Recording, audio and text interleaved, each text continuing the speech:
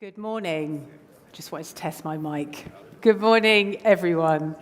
Welcome to day 2 of the Global Partnerships Conference. My name is Charlotte Pierre. I'll be the MC for today. I am the Foreign Office's Director of Africa, and I have the privilege to oversee the UK's relationships with a vibrant set of dynamic and exciting African countries. So we will get to it very quickly, but I thought I'd talk a little bit about what we heard yesterday and then trail what we're going to discuss today. So yesterday, I think the theme was very much about change. We talked about the bad stuff. So we are in perma-crisis. Our international architecture is stretched. It was designed for a different era, and it needs to change. Change is tough. We've been saying the same things for many, many years. A lot of us were at Paris, at Busan. We've all been there. We've all heard it. But what we really need to do now is deliver it. And we need drivers of change. We need leaders. We need to be the leaders as well. But part of that is also we need a sense of optimism. And also, as we heard from our fantastic poet laureate from the great city of Birmingham, it's a choice. So we do it or we don't. But we have agency and we must decide. So that was yesterday. That was about the what. Today we will discuss the how. We'll get into the detail of the cash. We'll get into the detail of innovation, knowledge, research. And importantly, we'll talk about community. We'll talk about delivering this change in an equal way and leaving no one behind. So that's my framing this morning. I think this is going to be an exciting day. And before we move to our first panel, just some bits of information about housekeeping. I won't do this, this, and this, but I think you all know where the exits are. I want to flag signing the Global Compact, which is just outside in the front. Please don't forget to do that. Fun fact, there are some conference cards. Please complete them, and there will be a prize draw at the end of the day. And it's no expense spared, care of the civil service. And also, at the end of the day, we will have a reception. So please join us so we can relax together, enjoy some food and drink, and network together. And also, if you would like interpretation, we have French and Arabic. Please do collect a headset from outside. So let's get to it. And we have an exciting first discussion today on mobilising finance. In a moment, I will invite the Right Honourable Baroness Chapman to set out the vision, the UK's vision for mobilising finance so that we can really deliver the transformation together. And afterwards, there will be a panel of senior figures chaired by Dr. Jose Viñals, the UN co-chair of the Global Investors for Sustainable Development Alliance. And with that, I will hand over to the Right Honourable Baroness Chapman. Thank you.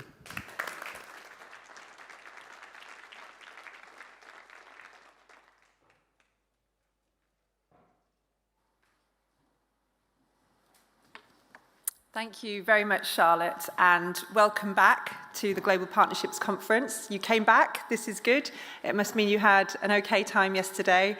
As Charlotte said, yesterday I found it an amazing day, had many wonderful conversations, and today is when we really get into it and work out how we are going to do some of the things that we talked about yesterday. I've just come this morning from the London Stock Exchange, where we launched a brilliant new finance hub with the World Bank Group. Every investor there and everyone in this room knows that there's finance out there and it's looking for a home, and the challenge is helping it to get flowing.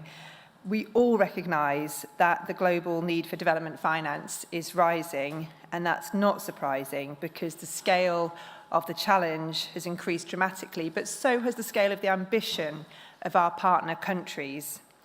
Rapidly growing populations require more investment in education, infrastructure, and other public services.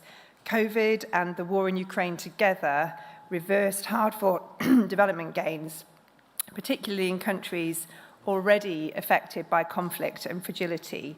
And the vast costs of climate change are hitting the poorest the hardest. The Iran crisis is compounding these challenges, with the effective closure of the Strait of Hormuz hitting fuel, food and fertilizer. And at the same time, public finances are under pressure everywhere, with less ODA available. So this is a really tough context, but it's pushing us to rethink how we do things, how we transform the global financial system to mobilize new sources of development finance at the scale that's needed. That is the problem that we really need to solve. So to do that, we need to harness strengths from inside and outside government, build modern partnerships and new coalitions, and share risks and accountability, because that's when scale becomes possible. We're already seeing progress in this direction. G20-led reforms to MDBs have unlocked more than $30 billion of additional finance each year, and this is being complemented by new financial innovations in areas like guarantees and hybrid capital. UK guarantees have generated $6 billion in new MDB lending for climate and development in Africa and Asia, plus an additional $5 billion to support Ukraine. And we're working with MDBs to strengthen their crisis response and scale pre-arranged finance so emergency funding can get to countries more quickly. Supporting greater ambition in how MDBs approach working in fragile states is vital. In more volatile, uncertain world, it's absolutely essential. But public funding is just never going to cut it. So we've got to focus on getting more private money flowing to developing countries. When the development gap is in its trillions and we're getting money, even with the work we're doing with MDBs, into countries in its billions, that we have to face up to the fact that we need to change the way we're working, and recognising the immense volumes of private held assets that could be directed towards investments in development under the right conditions is, I think, where many of us have now got to. The City of London is the preeminent centre for mobilising global development finance, and that's why the World Bank has chosen to expand their presence in London, helping to channel more investment to emerging markets and developing economies. Last year, the UK's Mobilist programme supported a landmark transaction in partnership with the IFC, packaging loans to companies in low and middle-income countries and selling them to investors via the London Stock Exchange. This draws in private sector capital, and it frees up the IFC's capital to make new investments. And we'll hear shortly from John Gandolfo, I do know your name, John, honestly, on how this has opened up new opportunities for a much broader pool of private capital. And we'll also hear from Hendrik Dutroy about the Emerging Markets and Developing Economies Investor Task Force, which is an industry-led initiative that I helped to convene. And honestly, it's one of the most exciting things in my life right now. It has got the potential to do a huge amount. We've got 1 year left. So let's see what we can do. Bringing together public and private partners, it's doing some great work to resolve the barriers to investment in emerging and developing markets. I'm pleased to make two announcements to support this agenda. First is a UK hybrid capital investment that will help the African Development Bank to unlock an additional $250 million to lend to African governments and businesses, which will increase the resources available for development finance. And we will be hearing from the amazing President Tar shortly on the impact that this is having. We will also deliver an 8-fold increase in the UK's shareholding in the Inter-American Bank's private sector arm, IDB Invest, to bolster private sector investment and growth in Latin America and the Caribbean. James Scriven will be speaking further about IDB Invest's work on this. And as part of its new 5-year strategy, British International Investment, the UK's development finance institution, is also scaling private capital. And Diana Layfield will talk us through BII's plans to invest over £1 billion through its new British Climate Partners initiative, aiming to unlock a further £3.5 billion from the private sector for Asia's climate transition. And really, thank you so much to BII for co-hosting this conference. But the capacity of financial systems within developing countries is also just as important. So I look forward to opening the domestic capital market session later, where we'll hear more on Global South's work to mobilise domestic pools of private capital and develop new domestic investor task forces as well.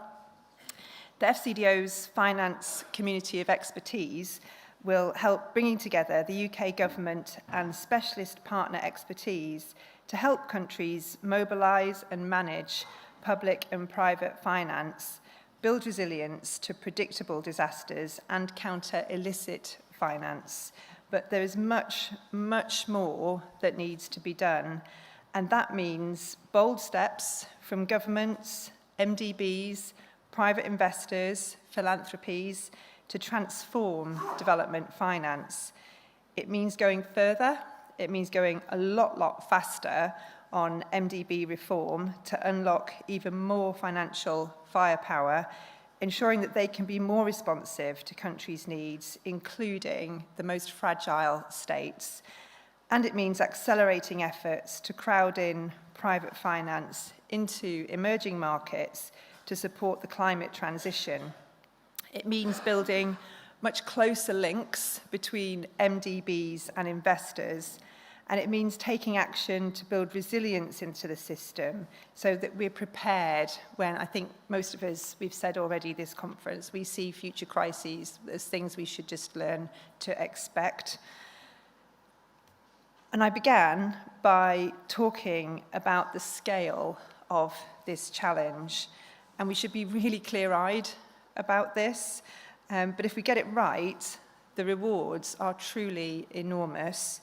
By strengthening the MDBs, tearing down the barriers to investment, building closer links with private investors, and accelerating investments into developing countries, we can build a bigger, better, fairer, and faster global financial system, one that supports growth, jobs, and prosperity for everyone. And I'm sorry I can't stay with you for the whole discussion. Trust me, I really would like to. I have to be at another session.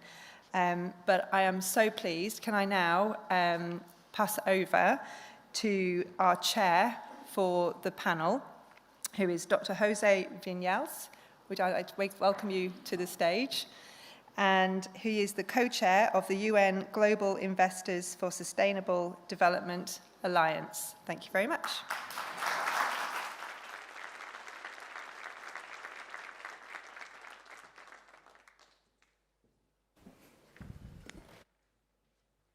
Thank you very much. Okay, thank you.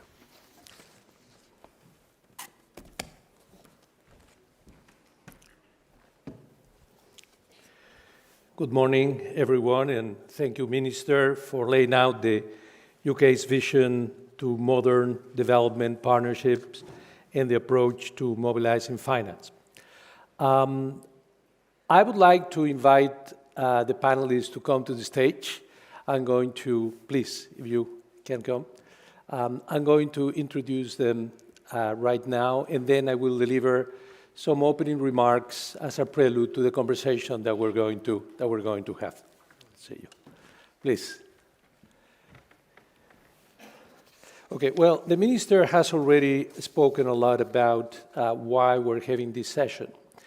And if I wanted to provide the headlines, what we need is a lot more collaboration and a lot more imagination.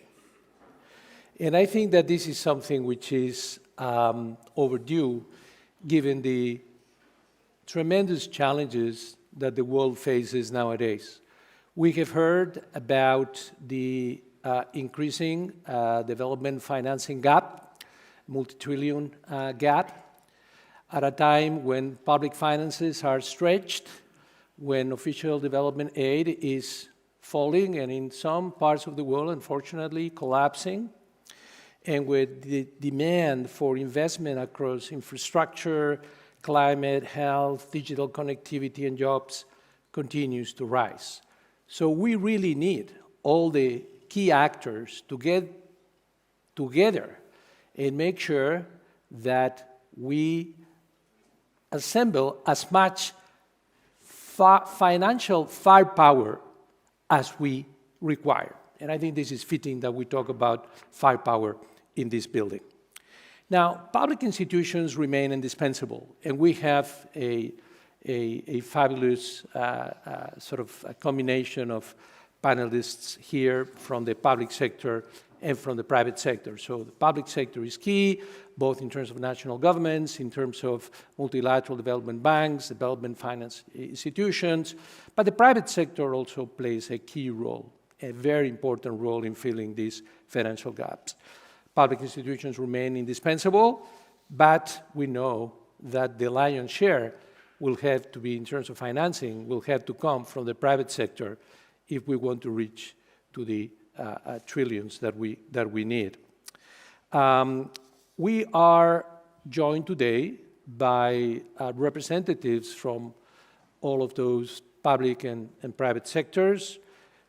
We have Sidi Ould Tah, the president of the African Development Bank, James Scriven from IDB Invest, which is the private sector arm of the Inter-American Development Bank, John Gandolfo, Vice President and Chief Financial Officer of the International Finance Corporation, Diana Layfield, Chair of BII, and last but certainly not least, Ashur Sarupen, Deputy Minister of Finance of the Republic of South Africa.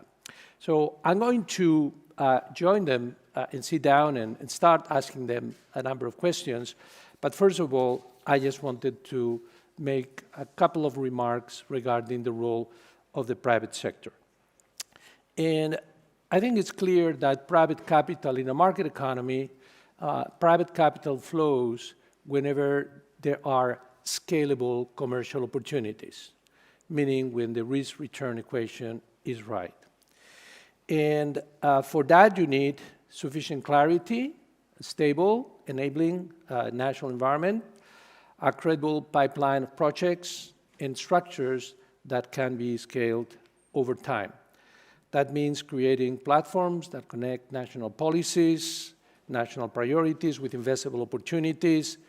And this is why country-led approaches, stronger public-private dialogue, and better alignment across governments, MDBs, DFIs, banks, donors, and institutional investors is so critical. Now, I would like to offer, to start a conversation, three remarks or issues which, from the point of view of the private sector, are important in any conversation regarding scaling up private capital. The first one has to do with financial regulation. And financial regulation is and should continue be designed to maintain financial stability. That is not negotiable. But I think it's also very important to consider regularly whether there are certain unintended consequences that could be sort of dealt with without undermining financial stability. And there may be some barriers to investing in emerging markets and developing economies and infrastructure investment which come from this financial regulation. This is something which is now the subject of scrutiny by a number of groups, including, for example, the 4P Eminent Persons Group. And the basic idea is just to make sure that prudential regulations reflect the real underlying risks of investing in, say, infrastructure projects in emerging markets and developing economies, and making sure that the risk parameters in regulation are aligned to actual risk rather than assumed or perceived risk, because perceived risk or assumed risk may not be the same as actual risk, and that would be a barrier to investment. A second issue, which is very important, centers around platforms. And it is most important to create scalable and interoperable blended finance platforms, like some of those which are being put in place now. They are pilots, they're small, but they're models that can be inspiring for future growth. And then there are two types of platforms that I think are particularly important. One is country platforms that take a programmatic approach to blended finance and which represent a form of partnership that mobilizes key partners from host governments, the private sector, MDBs, and donors to clarify and coordinate a set of national priorities and projects.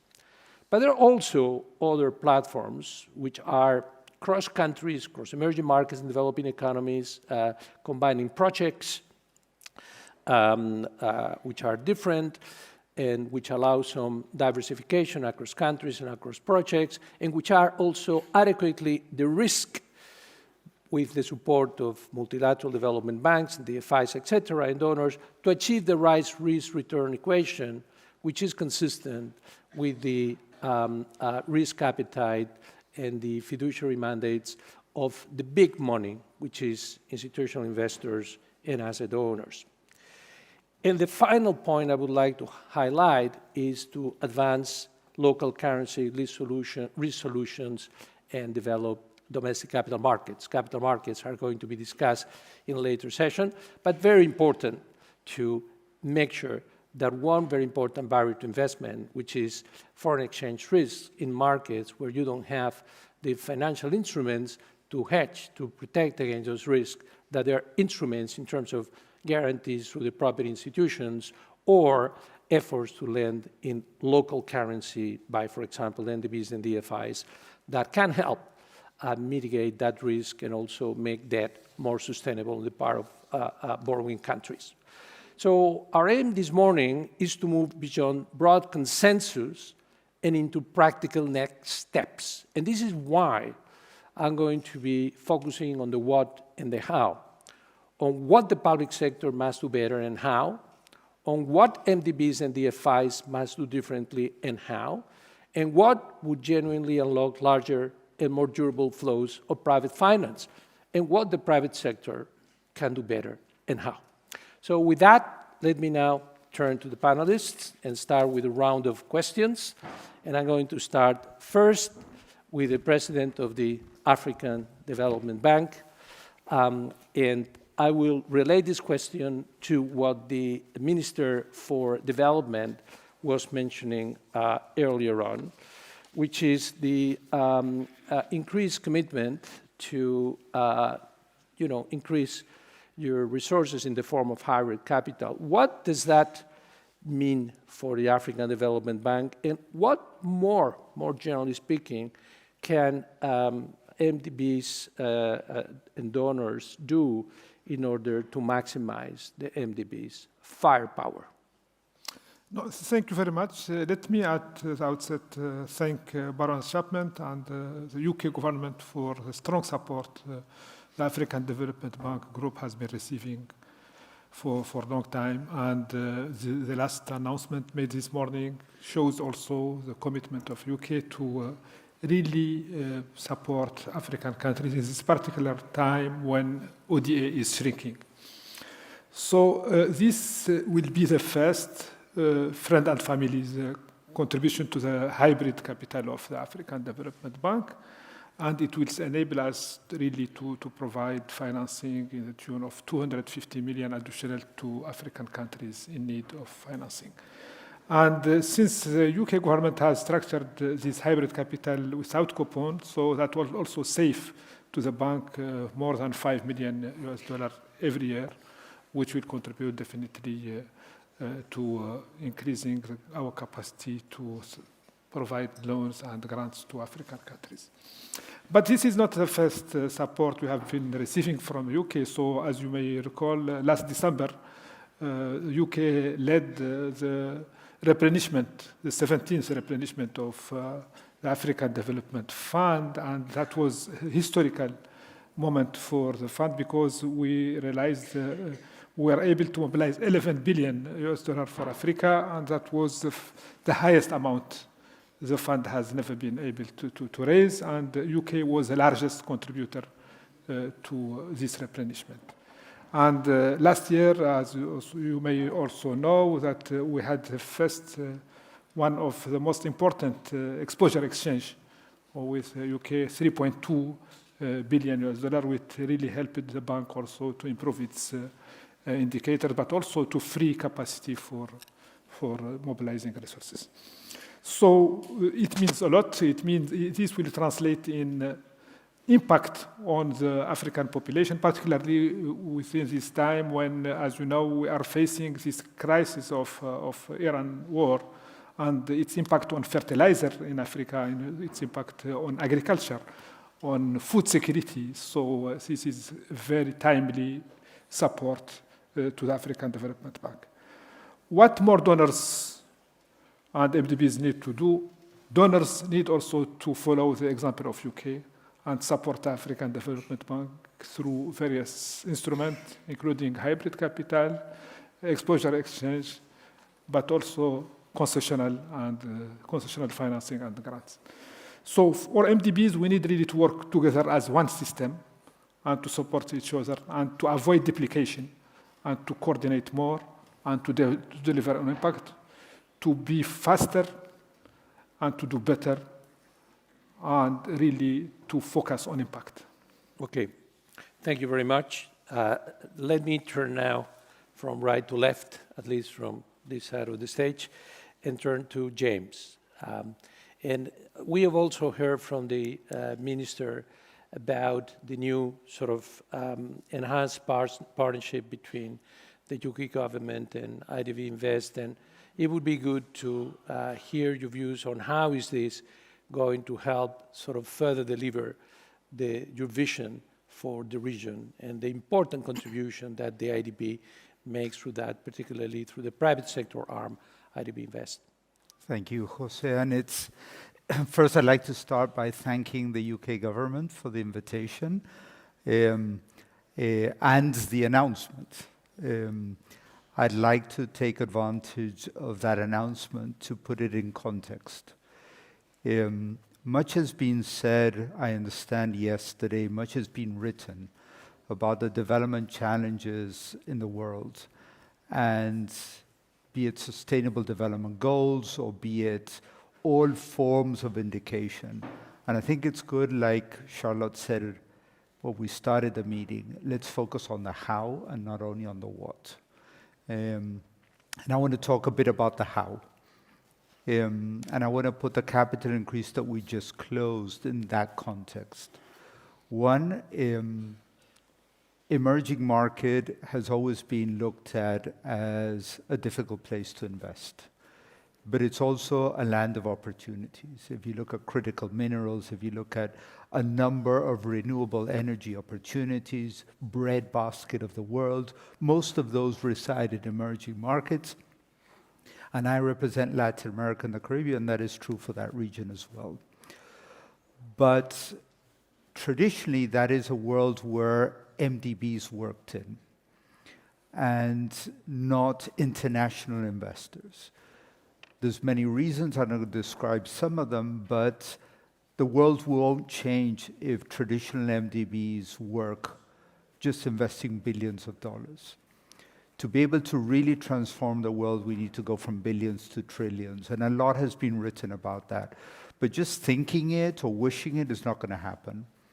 So what we looked in a few years ago is that the supply of assets was not meeting the demand of assets, and there was a gap there. The gap was, as you referred to, Jose, at the beginning, risk, either perceived or real risk. Those gaps were not getting together. So we presented to our shareholders an idea of how that gap could come together. And that meant for us taking a much different view on the world, a more riskier profile of investments. And we presented to our shareholders what could be the outcome of that? What would be the development goals? What would be the size of the institution, the impact of what we worked? And we showed them what was possible, but we also told them, this is what it's going to cost us. And we presented to the shareholders that we need to double the size of the institution. We had about $3.2 billion. We needed an additional $3.5 billion.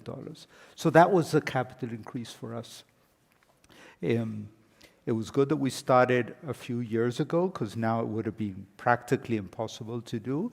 But we got 100% subscription, and what the Baroness referred to this morning is there were a number of shares left available by a few Europeans, and the UK decided to put an offer on the table for all those shares.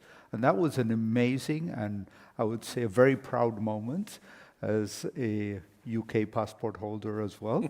But a very proud moment that we found that the UK is extremely interested in what we're doing. So maybe to sum up, we didn't go for a capital increase just to increase the size of our institution. We went because we wanted to take a much bolder risk approach to the business. As you probably heard, most multilaterals are transforming how institutions are operating, both on the public sector and on the private sector. The World Bank, I'm sure you're going to hear from John how the World Bank is going through. We're going through our same transformation. But the speed in which the private sector arms of the MDBs are growing is staggering. Yeah. We're becoming 50% of the IDB group. We were 0 10 years ago. Just to give an example. And also when we think about risk, we think about the broad range of risk. If you speak to investors over here, Madrid, wherever it is, sometimes it's credit risk, but many times it's regulatory risk, sovereign risk, local currency risk, construction risk. There are many forms of risk. And if you're a regulated entity, it's very difficult to solve those issues. But if you're a multilateral institution with a very long-term view, and you've got shareholders of governments, you can solve those issues. And that's the model that we're presenting. Okay, I think this is all extremely important. And by the way, just want to remind you that we have here in this panel 3 multilaterals represented, the IDB, the African Development Bank, and the IFC, which are really pushing the envelope in terms of 2 of the things we were talking about before, collaboration and imagination. The new ideas that have been put on how to collaborate with the private sector, how better engage and crowd in private capital, were just at the beginning of something that could be much bigger. So you're hearing it from their own representatives, what it is that they're doing. So all of this is extremely important. Now, let me go from the multilateral world now to the sort of development finance institutions and ask Diane about BII. In particular, your new 5-year strategy. How is that strategy going to help accelerate the delivery of the mobilization that you expect both from development and climate finance? Thank you, Jose. And the first thing I want to say is how important this topic is. I think and hope all of us in the room understand that no economies have been sustainably successful without real visibility of private enterprise and without private capital. I think we also know that looking at the world today, we're seeing an ever bigger gap in funding both for development and for climate finance. And we know the impact that the climate emergency has on areas of development as well. So we're seeing $1 trillion+ gaps here, and that has to be filled by private capital.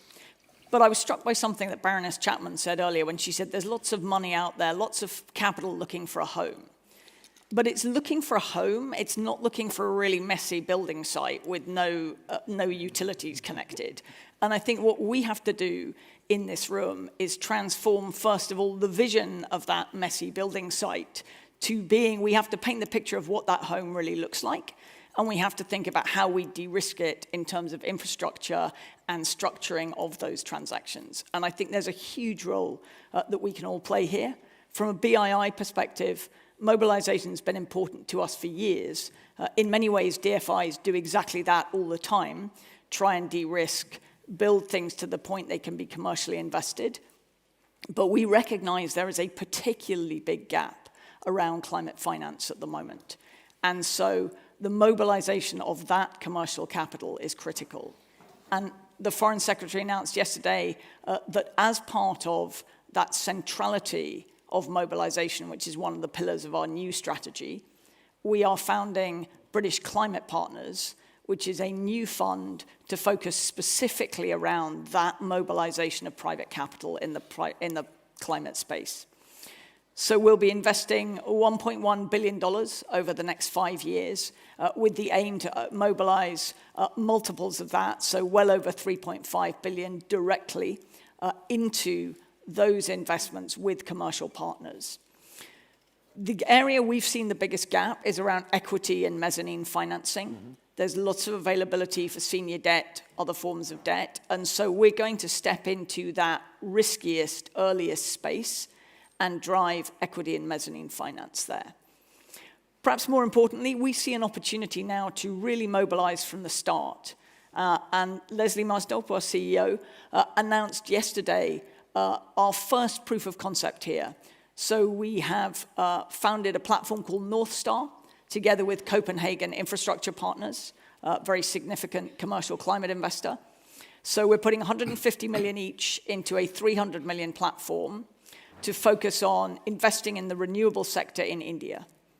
India is one of the world's top 3 emitters, and it has very aspirational goals. So it's looking to nearly double its renewables capability by 2030 and reach net zero by 2070, which from being the world's 3rd largest emitter focused on fossil fuels is really hard. They're seeing a well over $160 billion gap in funding in the short term, and that's what this vehicle is starting to focus on. So the initial focus will be on building 4 million megawatts of renewables and aiming to invest well over 4 million tons of carbon dioxide emissions. So we're really excited about both the proof of concept, the mobilization in our strategy, and being able to do this with commercial partners. The only thing I'd just add in closing is I think we need to think about holistic capital mobilization across the board. So it's essential for all of us to work together. We need to make sure we really are mobilizing that true commercial capital out there, internationally, but also locally. And the gap in many of these places has been how we mobilize local pension funds and local investors who've actually much more been focused on investing places like here than in the infrastructure that is needed in these areas. We've done some really interesting work with the Zambian pension fund. I just encourage you all to think about how we can mobilize locally at scale as well as internationally at scale. Okay, I think this is very important. I will highlight 2 things you've said. One is the importance of mobilizing from the start, and that initiative I think is critical. And the second, when you talk about sort of local investors, those investor bases are not very well developed in many countries, but that's something that is a process that needs to be fostered. And in fact, there is one advantage, which is that those investors are much better aware of the actual risks existing in these economies. And, thinking of my past experience at Standard Chartered, where the bank has been in so many emerging markets and developing economies for more than a century, sometimes 160, 170 years, there are many projects that we're able to finance because the local presence and knowledge gives you the understanding of the risks and how best to de-risk them. So you have the right assessment of the risks rather than having to sort of think from the outside, oh, maybe that's too much. But I think the local investors know them, but they need also the financial capabilities, and this is something that can also be developed over time through the promotion of local capital markets, and international banks can play a role also in fostering this local investment culture. Great. Let me now move to another multilateral, which is a IFC, and I want to turn to you, John. And the IFC is, it's like day and night compared to what it was a few years ago in terms of all the innovations that you have introduced and how you're playing with the originate to distribute model and other significant innovations to crowd in private investment. So it would be good to hear from you, what are you doing and what is next as well? Thank you very much, Jose, and thank you to the UK government for the invitation to this event and to my panelists. It's a great pleasure to be here today. You've heard a lot about the development finance gap. We heard it from Baroness Chapman. We heard it from Dr. Vinyals. And I think the MDB community has been working to help to close that finance gap. In the World Bank Group, it's central to what we're doing now. IFC, as the private sector arm of the World Bank Group, has had in its mandate and in its articles since its founding to mobilize private capital. And I think that it has accelerated just in the last couple of years. So in the last 5 years, IFC has mobilized 151 billion of private capital, and that's 62% of what the World Bank Group has generated in private capital. But IFC began in its mobilization of private capital primarily through B loans and a typical kind of syndication process. And over the years, that generated quite a bit of co-investing with primarily institutions like banks, but has over the last couple of years has expanded into fund managers like ILX and other kinds of partners that we've worked with. But we've now broadened significantly the products that we use. As was mentioned in some of the earlier remarks, we launched our emerging market securitization program last fall, our first true CLO in emerging markets. We're very proud that the UK government, through Mobilis, supported it. We've used significantly credit insurance with the insurance industry.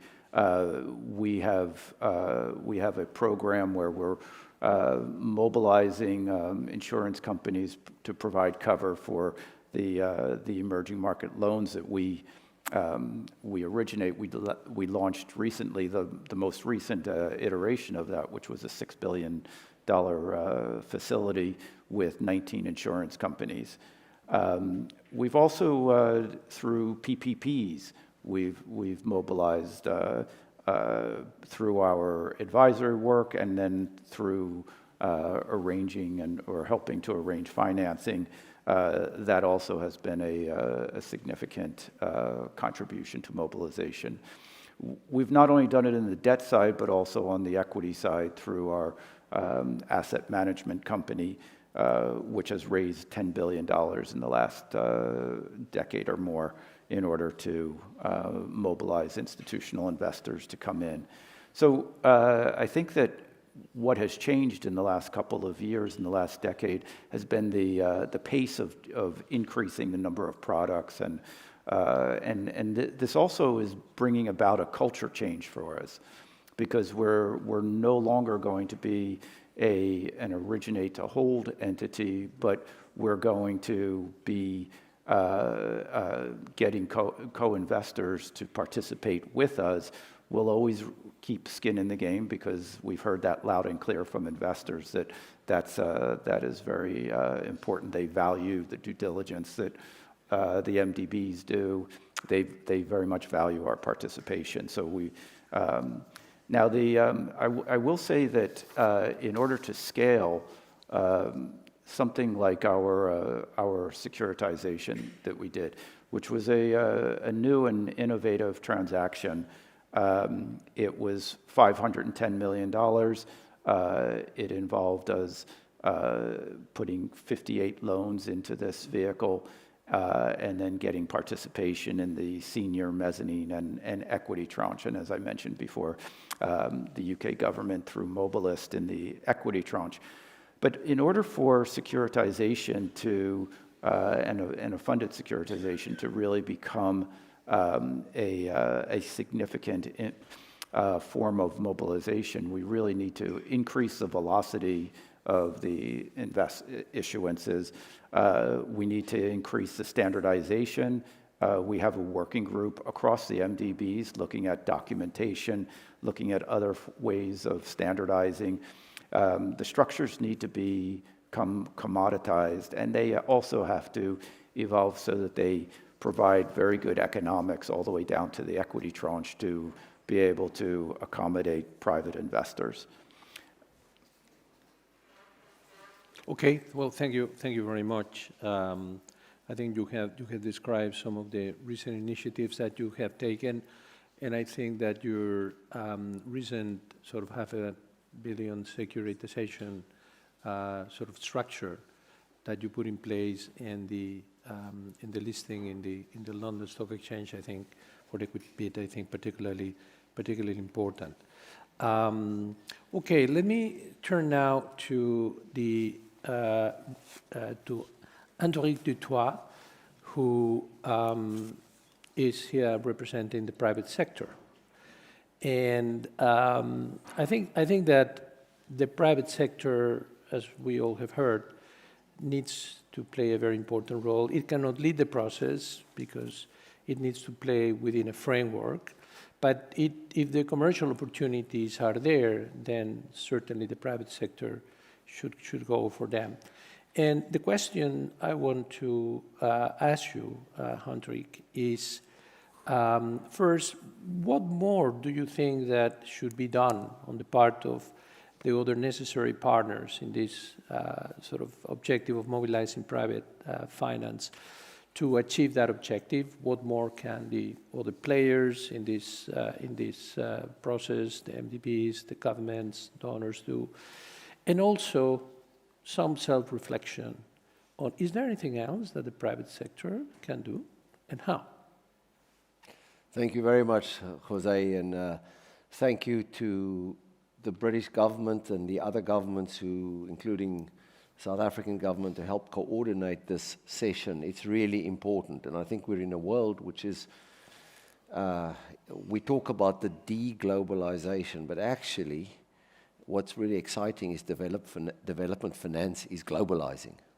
And is actually, there's much more, and I say that from my experience as a member of the Private Sector Investment Lab, which Ajay Banga set up when he became World Bank president. And from practical experience, it's just much more open. We're sitting on the same panels, we're in the same conferences, we used to be very separate. But if I may start with a complaint, it is very difficult as the private sector to work with all these wonderful, and by the way, I'm really delighted, Minister Sarapen, that our government didn't get their candidate in the African Development Bank and that Dr. Tao was chosen because he's already shaken that institution.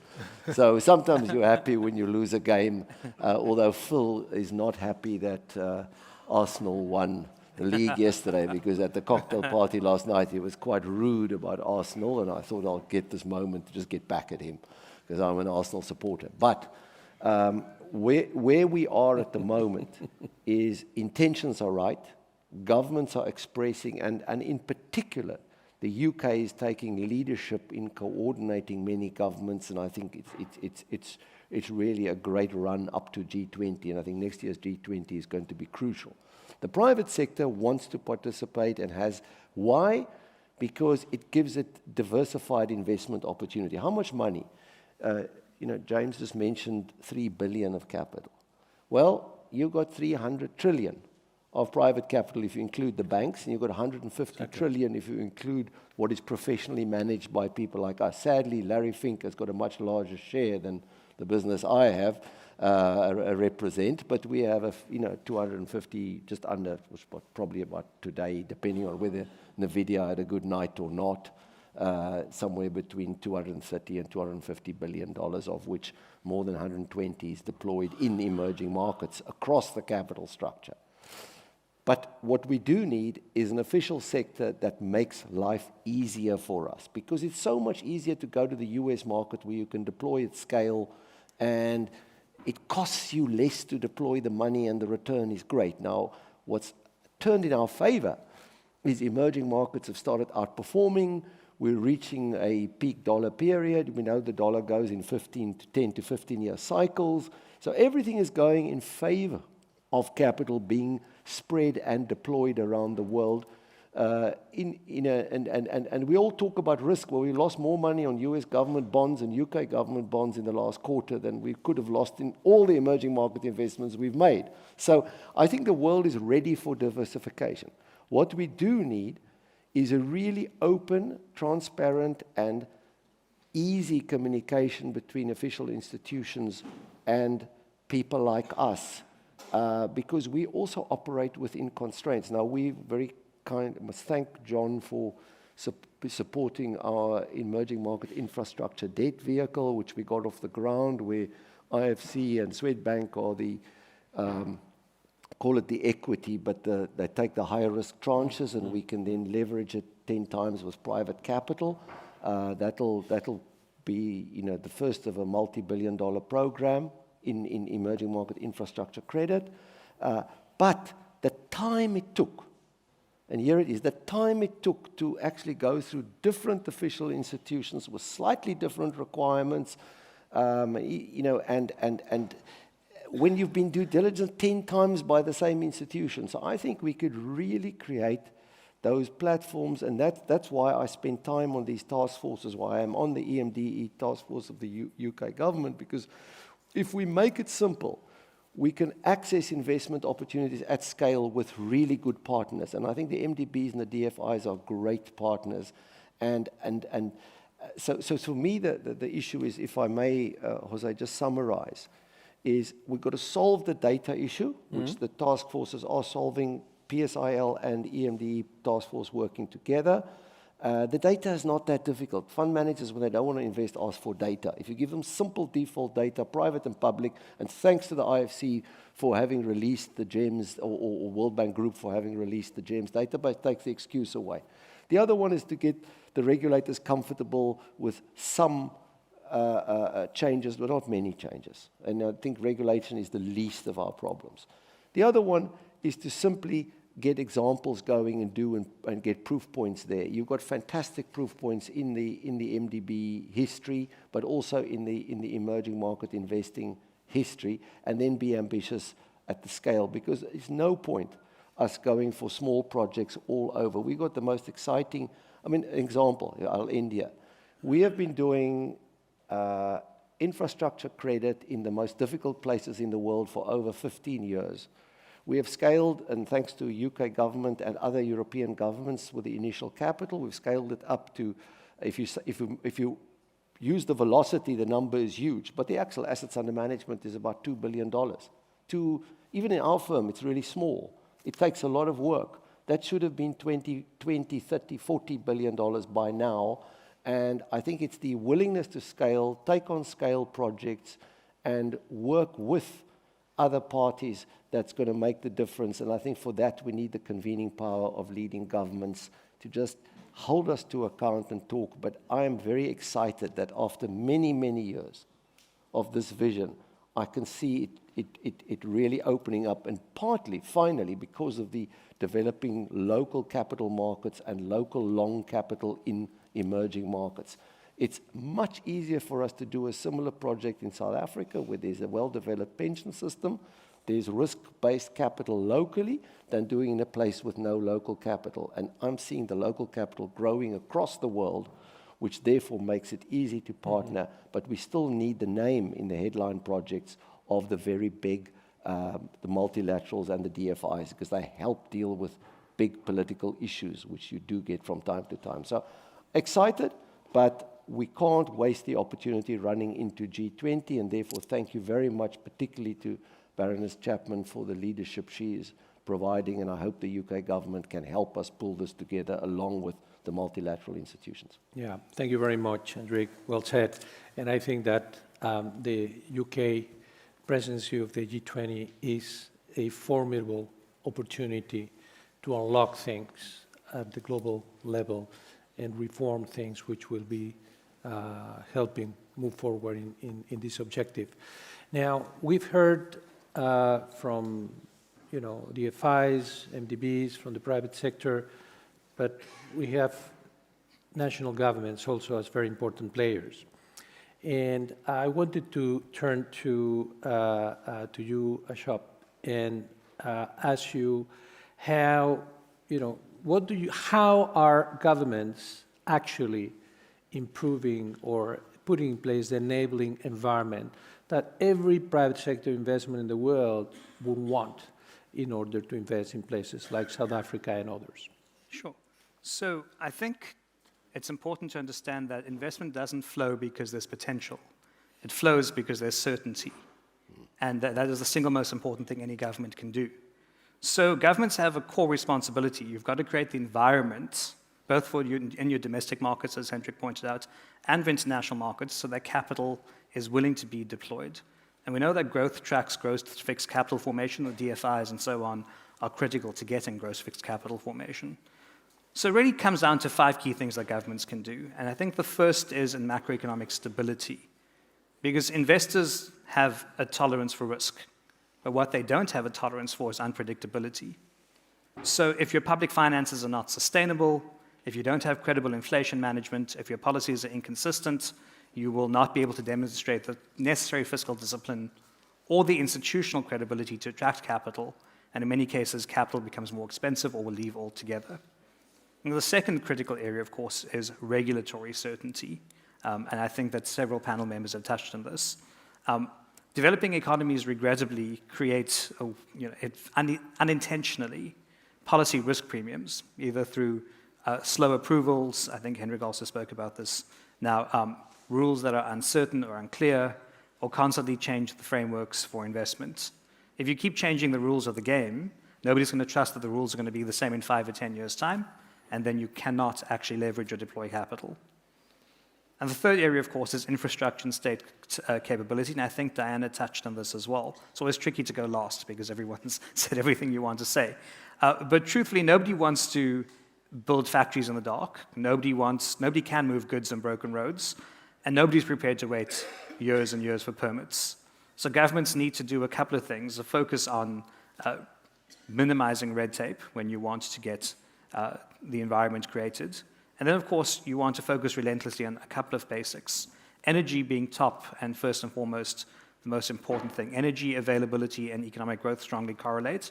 But if you look at most successful economies over the last 30 years, one of their key successes is in bringing down the real price of electricity over time, and that's critical to growth. Logistics and the ability to move goods and services within your country and into international markets are very important. Water, digital infrastructure, and of course, efficient public administration is very, very important in this space. The fourth one is, of course, the rule of law and governance issues. And the governments have a big responsibility here because corruption is not only moral, but it's also an economic issue.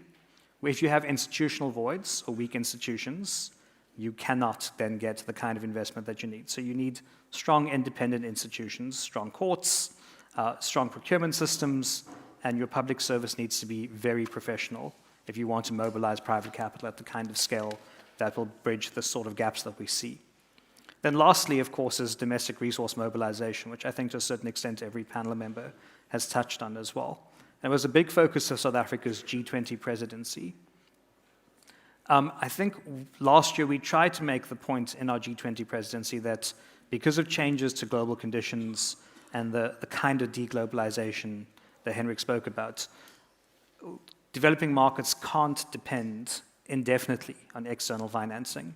And so we have a responsibility to strengthen our own capacity to encourage domestic savings and then to mobilize those savings, to improve our own tax administration and invest in our tax authorities and make sure that they're well run and clean, to develop and then deepen our capital markets to broaden financial inclusion, including things like simplified and cheap payment systems. And all of these things together create the kind of conditions for higher levels of domestic investment. Because ultimately, domestic resource mobilization is about building the capacity of the state as well as growing the economy together. Because, of course, this creates the right feedback loops. A growing economy expands a tax base, better governance improves compliance, and deeper financial markets allow pension funds, banks, and institutional investors to finance development locally rather than relying on external debt. So I think, in a nutshell, that is what governments can and should be doing. Okay, thank you very much. Well, we have 3 minutes left, and we have 6 panelists. So what I wanted now is to turn to you, and I'm going to go now in this order, and ask you to, in 20 seconds each, just if you want the audience to leave here with one key message, with one idea in terms of how the system can work better, what would that be? President. So for me, Africa has a huge potential, but is not attracting investment, particularly private sector capital. And to attract private sector capital, we are working with government to do reforms for an enabling business environment. But we need also to have a guarantee mechanism, first loss guarantee mechanism. And recently, we decided to scale up an existing vehicle in East Africa, which is ATD, owned by 24 African countries. And also some of the G7 member countries are also shareholders. It's investment grade. We want to scale it up to become the Pan-African guarantee mechanism, which will unlock not only the 4 trillion of African savings, which are not really financing our development, but also to bring capital from all over the world. So yesterday I was at the G7 finance minister meeting, and my ask was very simple. African countries and African institutions can provide paid-in capital, but we need a callable capital or a guarantee on callable capital to improve, to uplift the rating of this entity, which is already single A. We need it to be triple A. So we can really provide guarantees for investors. Okay. Thank you very much. John, one sentence. I think across the financial system, we need to develop scalable platforms. The MDBs have tremendous strength. The private sector financial institutions have tremendous strength. We need to get the recognition of the GEMS data and the risk characteristics of MDB-originated assets. Okay, sure. Yeah, so I'll try to stick to 20 seconds. The aim of development finance must be ultimately, and this is how every MDB should look at every project, ultimately to make itself less necessary over time. Because there's an ultimate goal here, and that is to build economies that have strong institutions, their own capital markets, and growing private sectors so that they can use domestic investment capacity to meet their challenges. Okay, thank you very much. There. 3 things. So alignment, as Henrik pointed out, we're too slow and we're too complicated. We need to align our terms and standards to make this a much healthier UX for normal people and investors. Second is data. We sit collectively on extraordinary data that can genuinely de-risk deals, assets, and entire economies. We don't standardize that well enough. We don't share it well enough. And it's something that Chris Woodruff has called out a lot in terms of.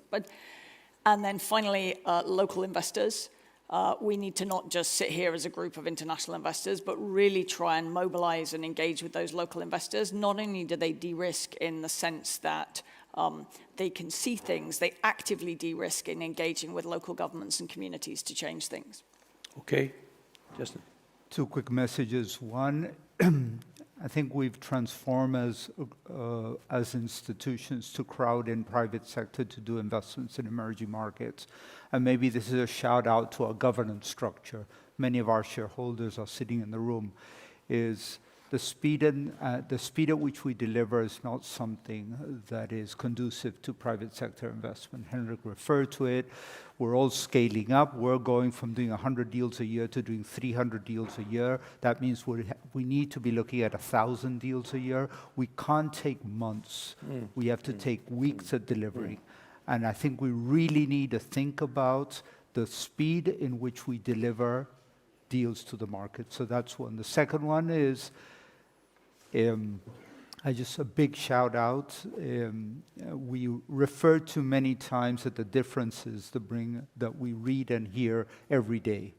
I think there are more things that bring us together, and our relationship with the UK has been amazing there. It's been a journey of 10 years when they became a shareholder. If you look at adaptation, if you look at the Caribbean, if you look at originate to distribute, originate to share, there are enormous common themes that the UK has recognized, and we work together, both as a shareholder, but also in contributions through the UK SIP. And it's been an amazing journey. I hope we have many more like the UK. Okay. Thank you very much. Hans-Wijk. Thank you very much. Two things. Bring open architecture into development finance and global infrastructure rebuild. We're not competing, we're actually collaborating. And then the 3 S's: simplify, speed up, and scale up. Those are the 3 things. Okay, thank you very much. So you have heard all these very interesting ideas and important ideas from the panelists. I think that the conclusions I personally get is it takes not 2, but many to tango. And you have here the main representatives. We also have donors who are not represented here, but also extremely important. We need innovation. Imagination must lead to innovative structures, and we have heard about a number of them.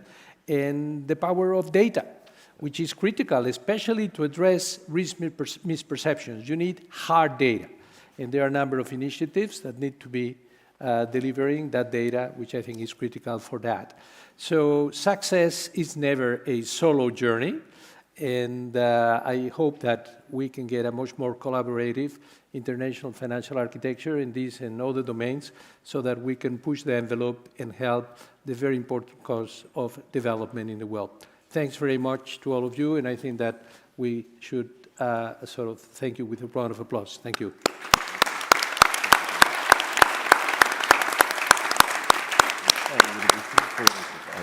Okay, thank you very much.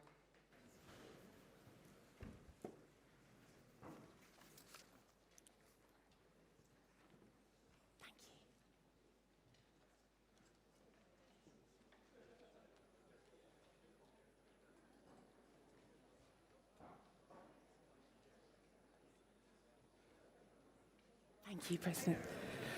Thank you very much to Dr. Vinyals and the illustrious panel we've just had. He essentially summarized that discussion, but as Africa Director, I was extremely excited to hear the showcasing of what we have in South Africa and also the African Development Bank. Colleagues, I think we are about to move to our second panel. So if I can ask you all if you would like to stay for the next session, which is about trailblazing the innovation partnership. So I'll just wait for everyone to settle and come together. And if I can call our next panel to come forward, please.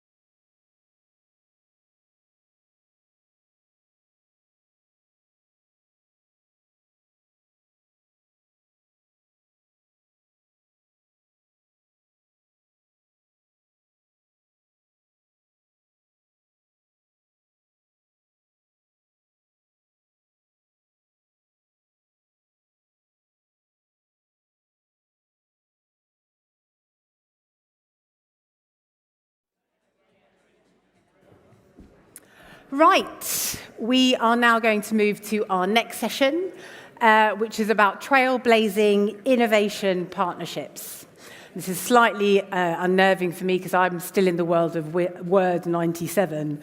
But this session is definitely going to give us some great examples of how the impact of science and technology in sectors like health, climate, humanitarian, is looking to go from collaboration to real clear impact and measurable results.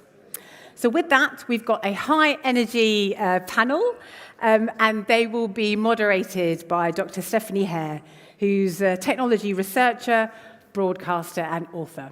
So I will now hand over to Stephanie. Thank you.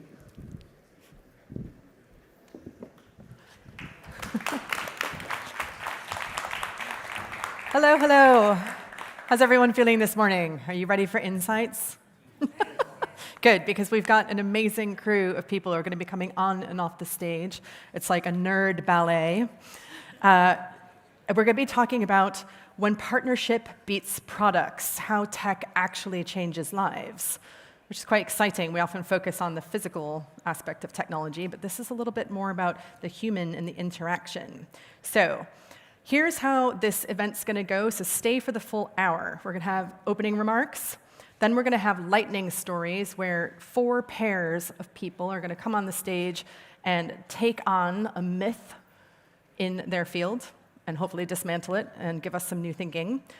When that's done, we're going to have a fireside chat with 2 experts, and then we will close and move on to the next panel. So it's going to be quick. It's going to be pacey. Have your pens ready to write down. Feel free to take photos, whatever you need to do. So our very first speaker, who's going to be talking about the opening provocation, what if the next breakthrough in global development comes not from a single invention, but from an unexpected partnership, which is a lovely, lovely provocation. This is Dr. Sidina Musa Njai. He's head of Alive Lab at Sheikh Hamadou Kane Digital University from Senegal. Please join me in welcoming him to the stage.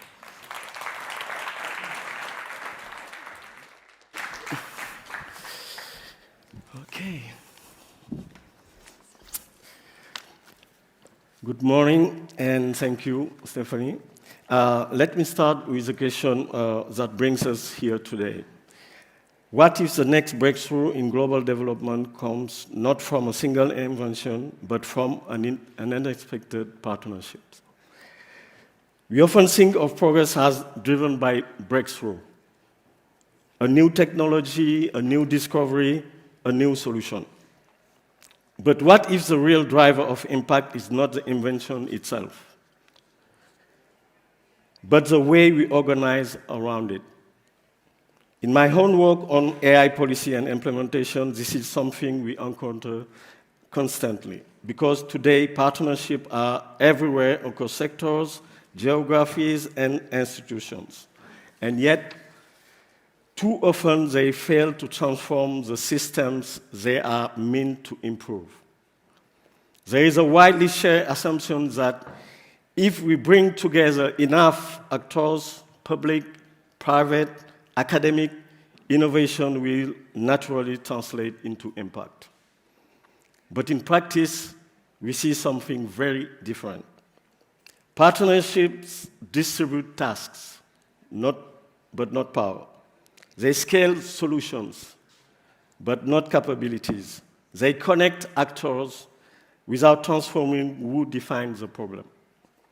So they deliver coordination, but not transformation. And this becomes critical in the age of artificial intelligence. Because AI is not just another technology, and like many technologies before it, it may appear neutral, but the pattern it reproduces are not. In reality, AI is an infrastructure that shapes knowledge, structures markets, and redistributes power. Unless partnerships are intentionally designed differently, AI will amplify existing asymmetries, which means partnerships are not neutral. Let me make this more concrete with 2 examples. The first is the Square Kilometre Array Observatory, hosted here in UK, one of the most ambitious scientific collaboration ever undertaken. What makes it transformative is not only the science. The technology exists. What makes the difference is how countries organize to build and use it together. Investments in local capacity, countries as knowledge producers, alignment between infrastructure, skills, and governance. In other words, it is not a project deployed in countries, it is a system co-built with them. Now, let me take you to a different context. Within the Alive Living Lab, we have been working on a project called Traditions, where we are directly confronted with these questions. Many traditional instruments and the knowledge to play them are at risk of disappearing in Senegal, as the last generation of master practitioners grows older.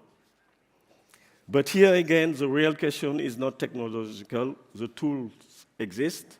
The question is who shapes how they are used and who benefits. Traditions is an attempt to redesign the partnership itself. In practice, there is not a single partnership, it is a system.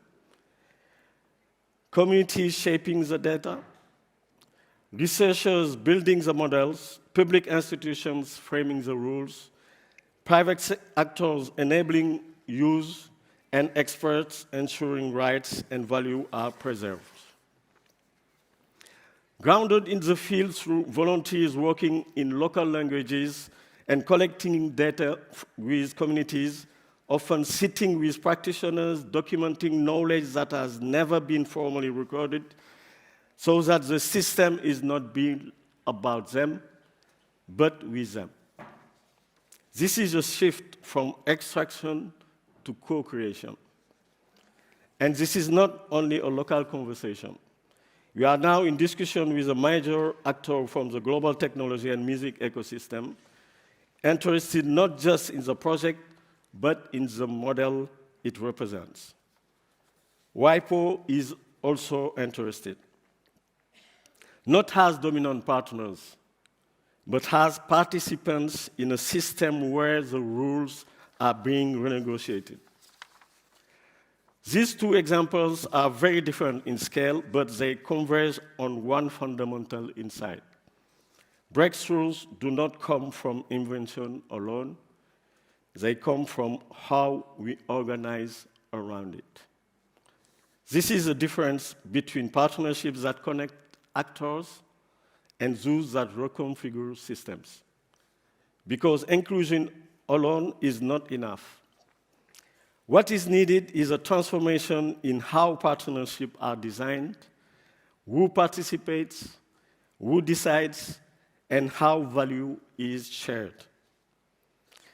From a global majority perspective, this is not theoretical.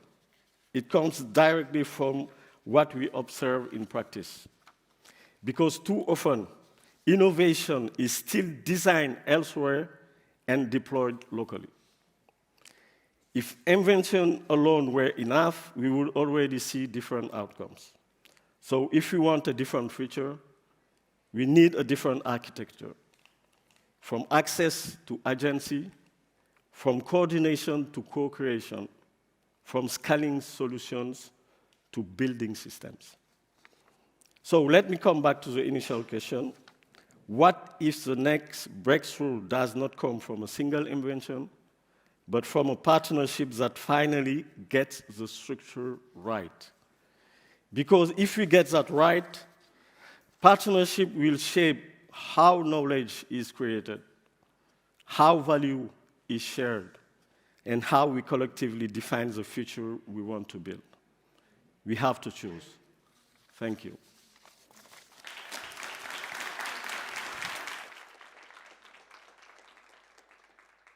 Thank you so much, Sedina. That was wonderful. We have many people here today that you're going to be seeing coming on and off the stage, but I would also like to acknowledge the fact that we have a secret artist in the room. And as we are talking a lot of words, this artist is hearing them and interpreting them visually. So I believe we can just pull up currently what we just heard, visualized. And we're going to do that throughout the entire session, and you'll have that as a takeaway that you can refer to if, like many of us here, myself included, you are more of a visual learner. It's a wonderful way. So I'd just like to say our artist is just behind the screen, so we can give them a shout out and say, woo, beautiful. Wonderful, wonderful. So let's see how he's going to keep up with the next session, which is the lightning stories, because here is where it's going to get extremely pacey. It's a little bit like jazz. We're going to have 4 pairs of experts coming up and tackling a theme. The themes are food security, clean energy, health, and education. So super relevant to all of us. The first provocation will be tackled by Brian Charleston of the Pirbright Institute, who I'd like to invite to come onto the stage now, accompanied by George Warimwe, who is professor of vaccinology at Oxford. So come on up, gents. And the provocation that they will tackle is tech solutions for food safety and security are only relevant for high-tech, well-resourced environments. You have 7 minutes. Go. Wow, okay, that's quite an ask. But food security and low resource settings, those are the things that I pick up. Because, and of course the third is a partnership. So I want to pick up first low resource. I'm from a low resource setting in Kenya. Well, not so resource now, low resource now, but I grew up with animals. And this is all about food security, this session. I grew up, having milk from cattle and eggs from our chickens. And whenever there was a disease, I could see the impact those diseases had on the animals. And this actually went to my plate, so to speak. And the other dimension to that is that many years after, when I decided to go to university, an animal that I really loved, a cow that we named Gatune, had to be sold so that I can go to university. And I would not have been where I am today as a professor of vaccinology in working on groundbreaking vaccines for human diseases if were not for that cow. And now understanding this context of the how animal health is really interlinked with our what we eat and livelihoods and education was really important for me to go into vaccines. And so when I decided to work on a new vaccine against a disease called Rift Valley fever, which affects both humans and animals, by the way, and the concept was to basically develop a single product that can be used in both humans and animals, I didn't know where to start. Until, of course, I met you, Brian, at Pirbright, working on all these fantastic technologies and understanding of the immunology in humans, to then be able to, we've had words about scaling and all that. And so talk us how you went through that. Absolutely, George. So, I'm at the Pirbright Institute, and we've been very fortunate to receive significant funding from the UK government to protect the UK from the incursion of foreign animal diseases, such as foot and mouth disease, etc. But that's a huge resource that we try and also deploy globally, where those diseases are not severe emergencies, but actually an everyday impact on the livelihood of people. And how do I understand how best to deploy those resources? And for me, for a number of examples, and particularly this one, it's speaking to people like George who actually know what's needed to control those diseases. And that's how the partnership grew, is that just an informal conversation, Rift Valley fever, it's not being controlled adequately. We need to find a solution. It's through George's input, all those words, the target product profile, what does that vaccine need to do, what does it need to look like? Without that local knowledge, without that local motivation, I can't get it in the UK, working on my own just by reading papers.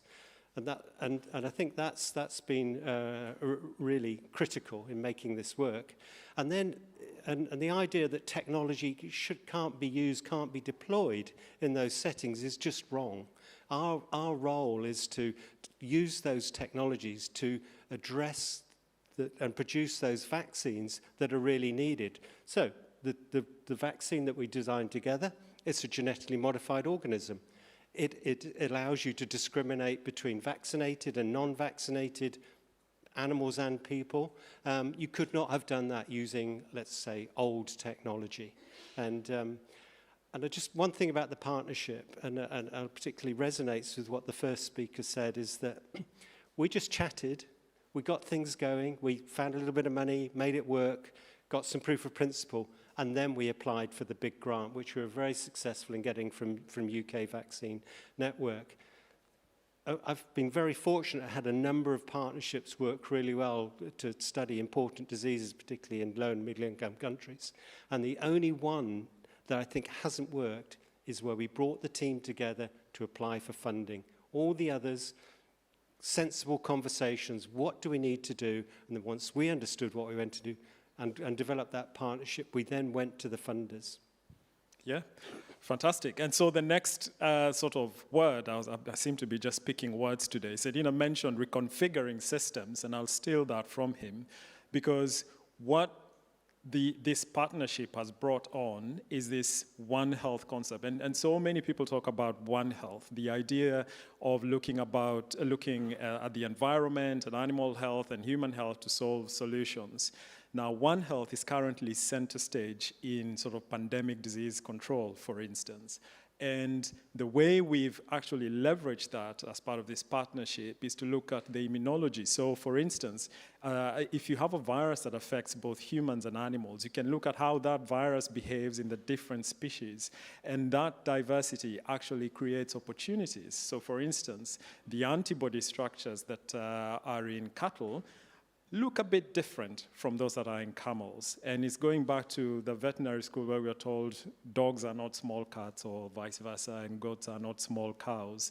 So there's diversity that you can get from all these partnerships. And those diversities, when you bring together these meaningful partnerships that are anchored in sort of actual contextual knowledge. So when you're thinking about skill, you also need to think about that single unit, which is the household level. Yeah, absolutely. You have to really bring it down to that. Otherwise, your strategy, when you're trying to reconfigure a whole system, will never have the impact that it intended.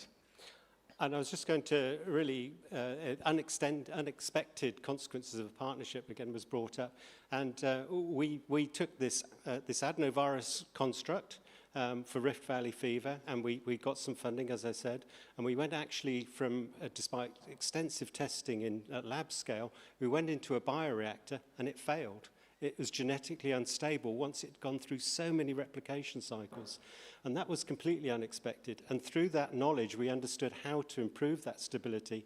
And that knowledge was used in some quite well-known adenovirus vectors that people will be aware of. So completely unexpected consequence of that partnership. Yeah. So whether tech can be used, I forget the question. It was so ridiculous that is, yeah. No, tech can be used everywhere because talent. So it's the other thing about what's the low resource. Talent is everywhere, opportunities are not. So that's what we need to improve on. We've got a red light.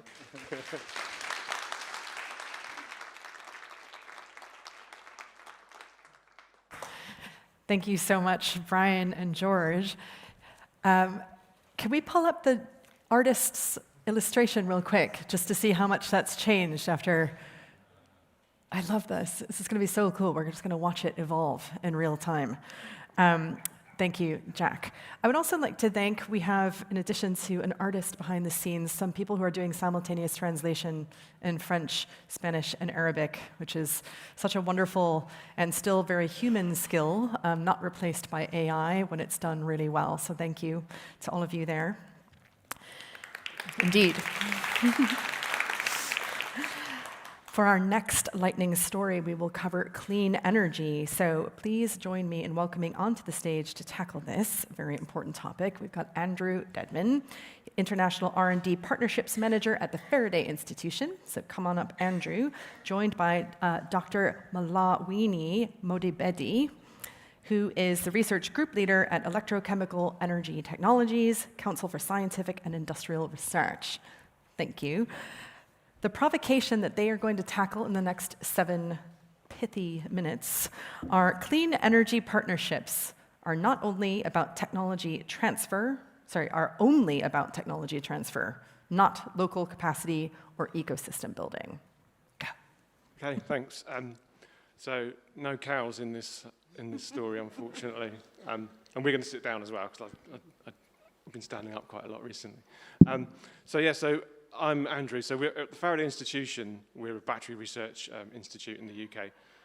We've really been looking at, as the clean energy transition has accelerated, there's become more and more constraint around supply chains, particularly from the Far East, and sourcing of batteries from one source or other. So there's a real need to look at diversifying those supply chains and looking at where local resources can be used to accelerate the development of alternative battery technologies. That's something that we're looking at in the UK. But you can't do that unless you have a local partner to help you really develop the technology together. And that's what we're going to talk about today. So looking at how we can develop a partnership to develop or demonstrate the possibility of developing battery cells from local resources. So that's what, from the UK's point of view, our perspective from this partnership was, and I'll hand over to Marley to get a view from the South African perspective. Thank you, Andrew, and good morning, everyone. My name is Malowane Modibeji from the CSR in South Africa.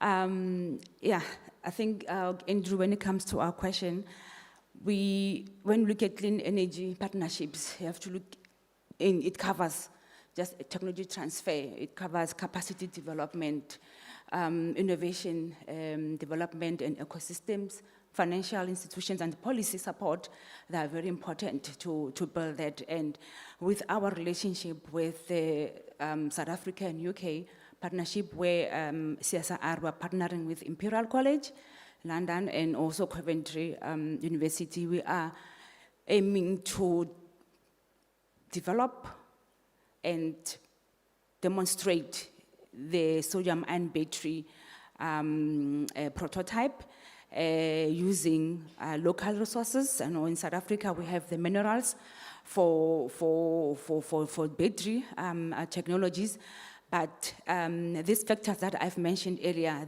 some of them are barriers for us to have the battery systems localized in the country. So, which is including the financing of that. So, if you have to build a plant, you need to invest a lot of money into building a plant.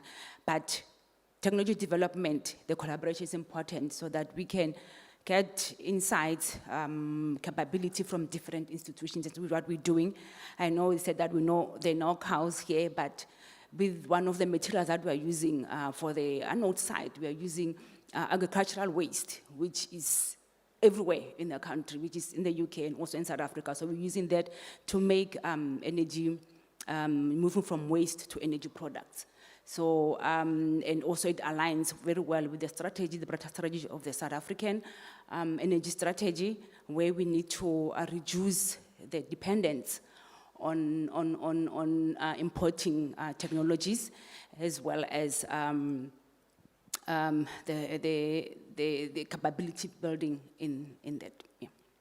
Yeah, and so the very important thing here is that we've partnered with Imperial College, who have expertise in one aspect of the battery development, and Coventry University, who are making the cells. But it was really important that we got partners from South Africa on board to develop the particular side of the battery, the anode side of the battery, where they have expertise in developing these materials from the biomass resources that are available within the country.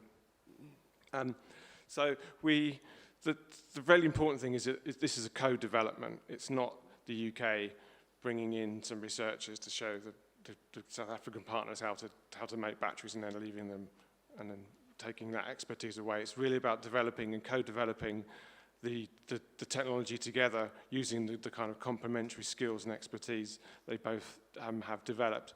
And we're really hoping that once we've demonstrated this potential using resources in South Africa, that we'll be able to then demonstrate that it's possible, and therefore other countries within within Africa who have these natural resources will be able to demonstrate that it's possible in South Africa, then why can't we do it elsewhere where there are other places that have these resources? Just with the right partnerships, partnering with the right people, and co-developing that technology together. So that's really what the overall goal of our program is, to help the countries to develop their own in-house capacity to hopefully develop battery cells in the future. Yeah, I think what is important is the commercialization of those, because once we demonstrate, we are a step closer to commercializing these systems. That will help to with the energy security, just to reduce, to have a sustainable energy resources and electricity. Yeah. And I think the other thing that I want to add was on the demonstration part, because we will be demonstrating this at including the communities. We are partnering with one of the special economic zones in South Africa, the Atlantis Special Economic Zone, where we will demonstrate these batteries at their zones, and that will also teach or show the communities how these batteries work, how can we get electricity, how did they support the grid, and so on. Yeah. Yeah, that's just fine. I've had a 1 minute flashed up in front of me, and it's a big clock as well. Yeah, it's the demonstration side. It's taking this out of the lab and actually developing it and showing you can demonstrate the technology in a product that's actually going to have an impact to people's lives. That's the really important part of this project, that we're hoping that will demonstrate that from lab to a demonstrator on the ground with the local communities. Okay. Thank you.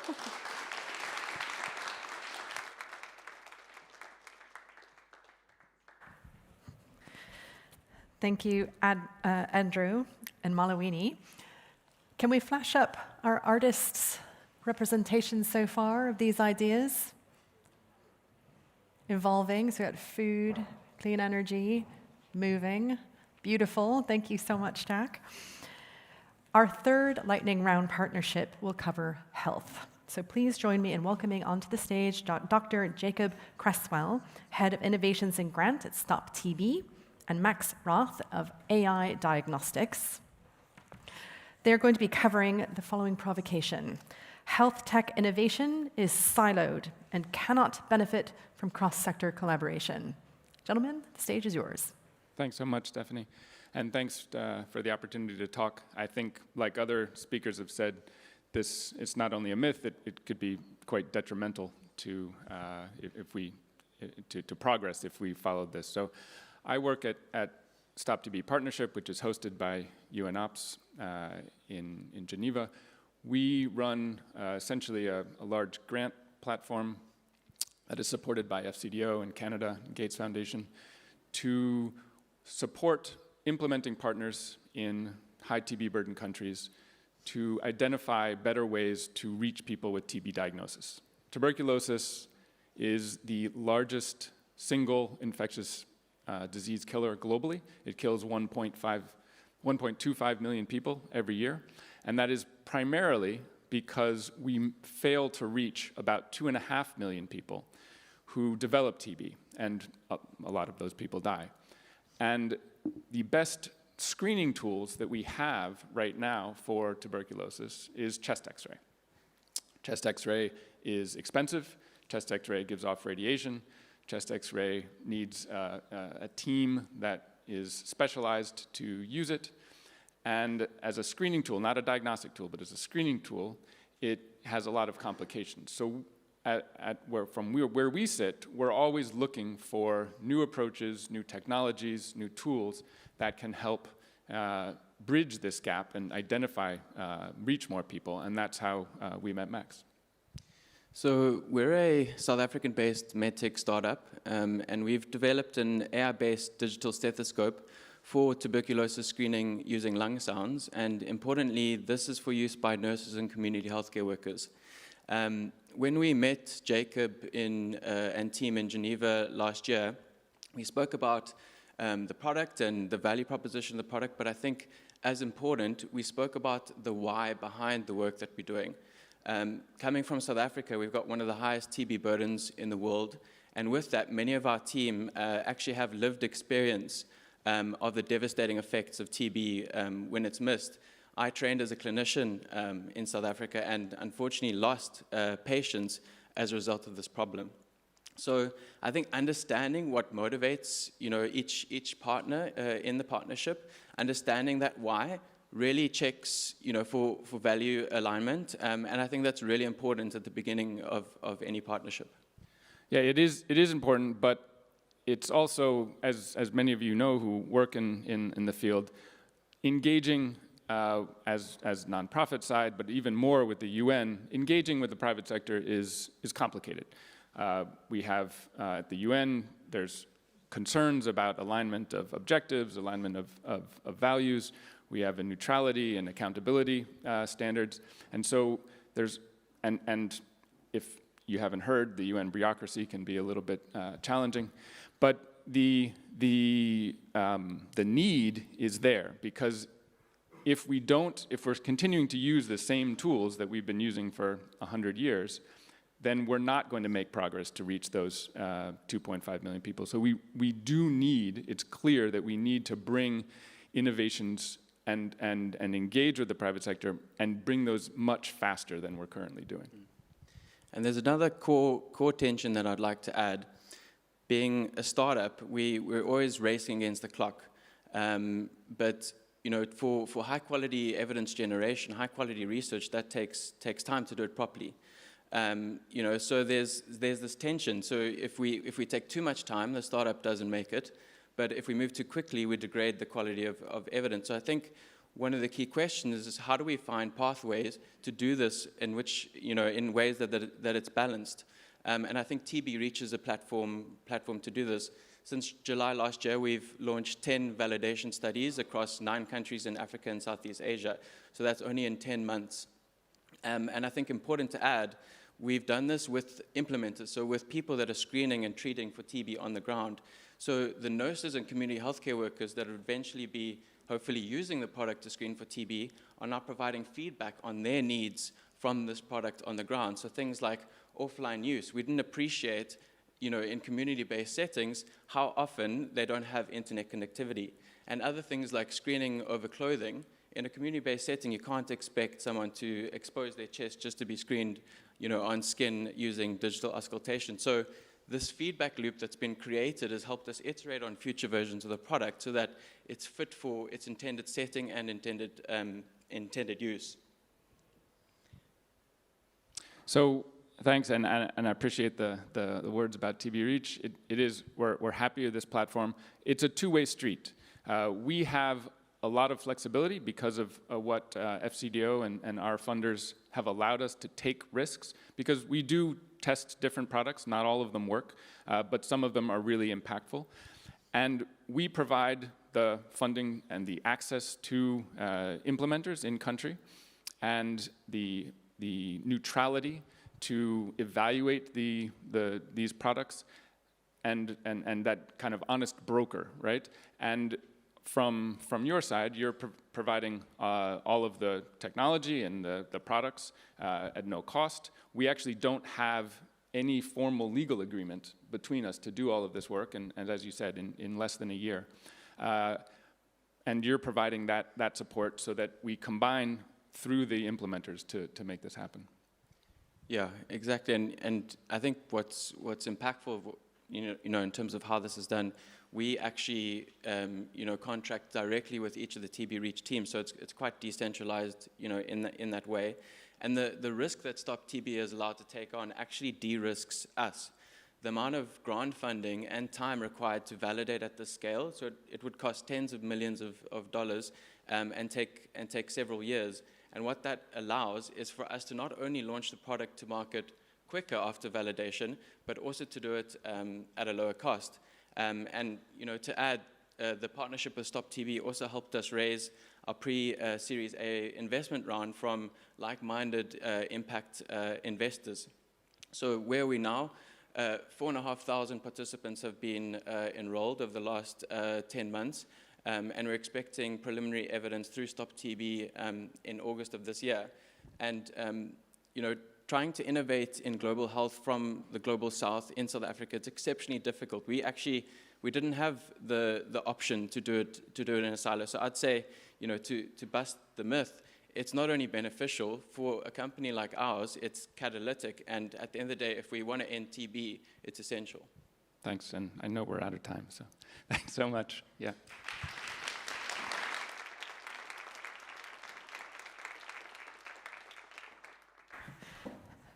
Thank you, Jacob and Max. That's brilliant. For our very last lightning round couple, we're going to be tackling education. So please join me in welcoming onto the stage Ben Piper, Director for Global Education at the Gates Foundation, and Dae-Young Lee, who's partner at Dahlberg. The provocation that they will tackle is, as AI gets better, it will inevitably improve learning outcomes everywhere. There you go. Good morning. I want to answer that question by giving you some stats. If you were going to be a worker in 2050, you might be born this year, 2026. And if you were born in 2026, you have a 92% chance of not being born in Europe, continental or otherwise, or in the US, North America. 92% of those born this year are not coming from the so-called rich world. I also just read a meta-analysis of AI and education, and 90% of the citations were from those same rich countries. So there's a fundamental mismatch on how we are understanding AI and where we're testing it and where the workers of tomorrow, the learners of tomorrow, are born. Dae-Young and I were racing on the tube to get here. We came from a very exciting presentation at the Google offices from Sierra Leone that did an RCT of an implementation of a Gemini guided learning program that showed substantial impacts. Quite exciting, but quite small scale. And I think one of the challenges we have is that we're pushing, as the Gates Foundation, other partners, to encourage these sorts of tests on the utilization of AI in the context we care about, Sub-Saharan Africa, South Asia. But the task is not only to test it, but also to think about scale. Because so often we get a good result at small scale, it struggles to scale, and vice versa. So it's in that context I'd love to hear from you, Dae-Young, about Gaila, a new effort that you're working on and working on together. Thanks so much, Ben. So first, I think, yes, there is enormous scale. You threw some numbers, so I'll throw you back some numbers. We recently did one of the largest studies understanding the use of AI in learning across 14,000 students, parents, and teachers across 10 states in India. And we found that over 20% of students aged 6 to 18 are already regularly using AI for learning. Nearly half the teachers are doing it for their work as well. And so AI, it's not a future that's about to come. Even in the remotest parts of our world, actually it is already here. But the question is, as Ben alluded to, so much of that, the evidence is just not there. And so what reaches our students and teachers, we have often no idea of what are the impacts, not only short-term, but perhaps more importantly, on the longer-term impacts on their cognitive development, for example. And so we think that there is a big need for really collating a lot more evidence. Ben, you gave a great stat that only 7% of all edtech solutions out there have any evidence, let alone rigorous evidence like RCTs this morning. And the challenge is that, we know some of these tools are highly engaging, some even addictive, but so few of them have shown to be effective in the learning outcomes that actually matter. And those that have been effective, given the token costs, some of the premium frontier models that are amazing, are just simply not affordable for the context that our children, too many of our children, find themselves in. And even if they are effective and scalable and all of that, we, again, don't really understand if it creates too much overdependence and so forth.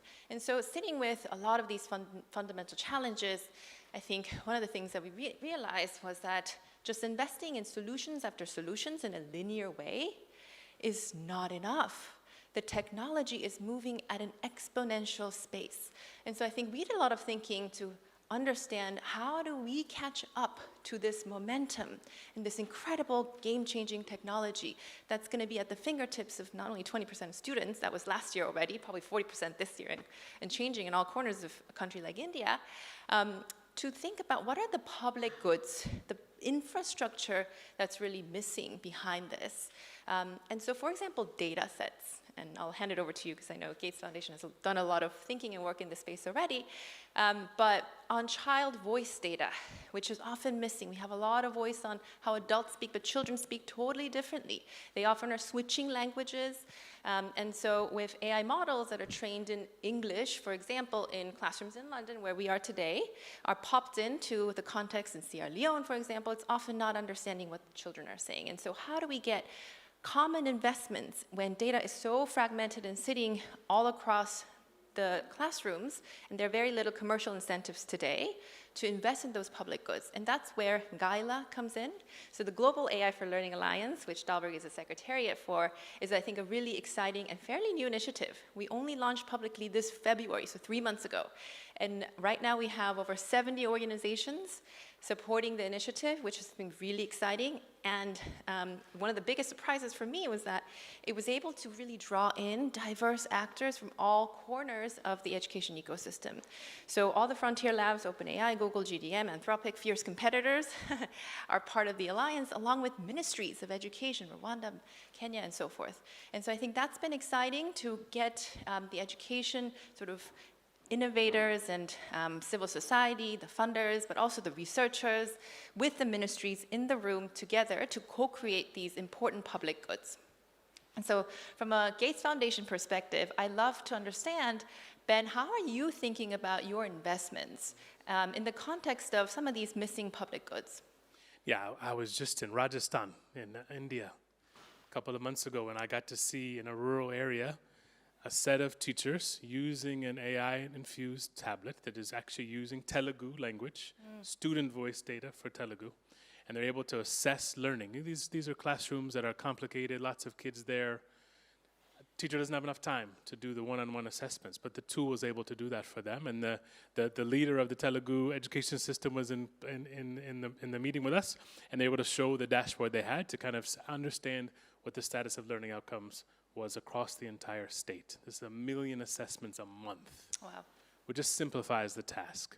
And so that sort of ability to have the best data sets which allow the system to better manage its instructional improvement. It's not just AI for AI's sake. It is AI to support the existing challenges that are there in Kenya, where I live, in Telangana, in Rajasthan, where I just was, and being able to improve outcomes at scale. Now, I will go back to you, Dayang. You can tell us in just a second kind of what do you think that this audience should do when it comes to education. But from our point of view, we really think that the power of AI is promising but not promised.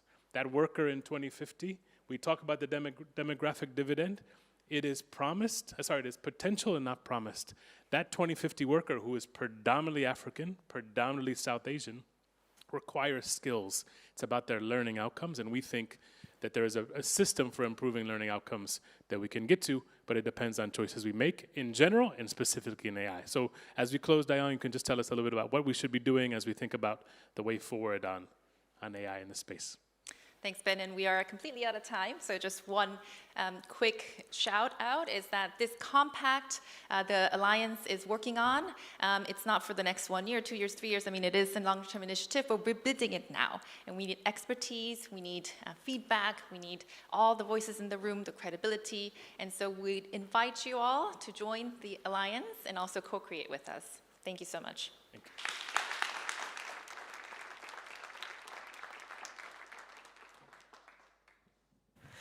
Thank you so much, Ben and Dayang. We are now going to switch rhythm in our lovely ballet. We've had the lightning rounds, and we're now coming to the fireside chat moment. So please join me in imagining a fire. Joining me for this conversation are Professor Catherine Holloway, UCL Global Disability Innovation Hub, and Jemima Kariuki, Chief Product Officer at MTN Uganda. So come on up. So where's the fire? Here. There's a fire. We're relaxed. We're just taking very, very easy questions that you can definitely answer in just a minute. For example, what is one thing that makes partnerships succeed across all sectors, all of them. All right. So I'll start. So I'm here representing the private sector. You know, we've not had conversations about the private sector, I think, from yesterday till today. Partnerships for us are really what makes us scale. So specifically for MTN, we have 300 million customers in Africa, largest telecommunication company. And essentially, we wouldn't have gotten there had it not been through partnership. So when you speak about MTN Mobile Money, which is the, I'd say, bank or fintech arm of the telecommunication company, I would say some of the products that we've been able to take to market wouldn't be possible without partnership. So specifically, we've been able to scale credit, giving customers their very first loan, a loan that they probably would never have gotten if they were working with the traditional banks. We've been able to introduce unit trust products, allowing customers to invest, you know, and we're talking about mass market here in Africa. And then things like insurance, so it's all through partnership. Partnership with insurance companies, partnership with banks, partnership with investment companies for us to then get these products to the customers. So it's everything about partnership. And what makes partnership successful is finding that synergy. So complementing your strengths. We are good at distribution as a telecommunication company, but we know that the banks come in with, obviously, their core competence, which is giving credit. The insurance company is giving insurance. So it's finding, you're complementing each other in what you're good at to be able to take these products to the customers. So it sounds like a real relationship. It's a perfect marriage. Catherine, where do you land on this?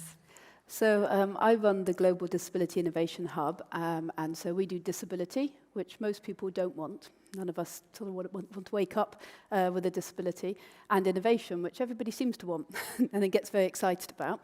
And so when we started GDI Hub, we came out of the London 2012 Olympics and Paralympics, and that was successful. It was the most successful games ever, and the most accessible games ever, because of partnerships. And those partnerships were deeply rooted in East London, actually, where we are now. It's deeply rooted in what do people need here, as well as what do people in Westminster need, as well as what does the rest of, for example, the International Paralympic Committee need.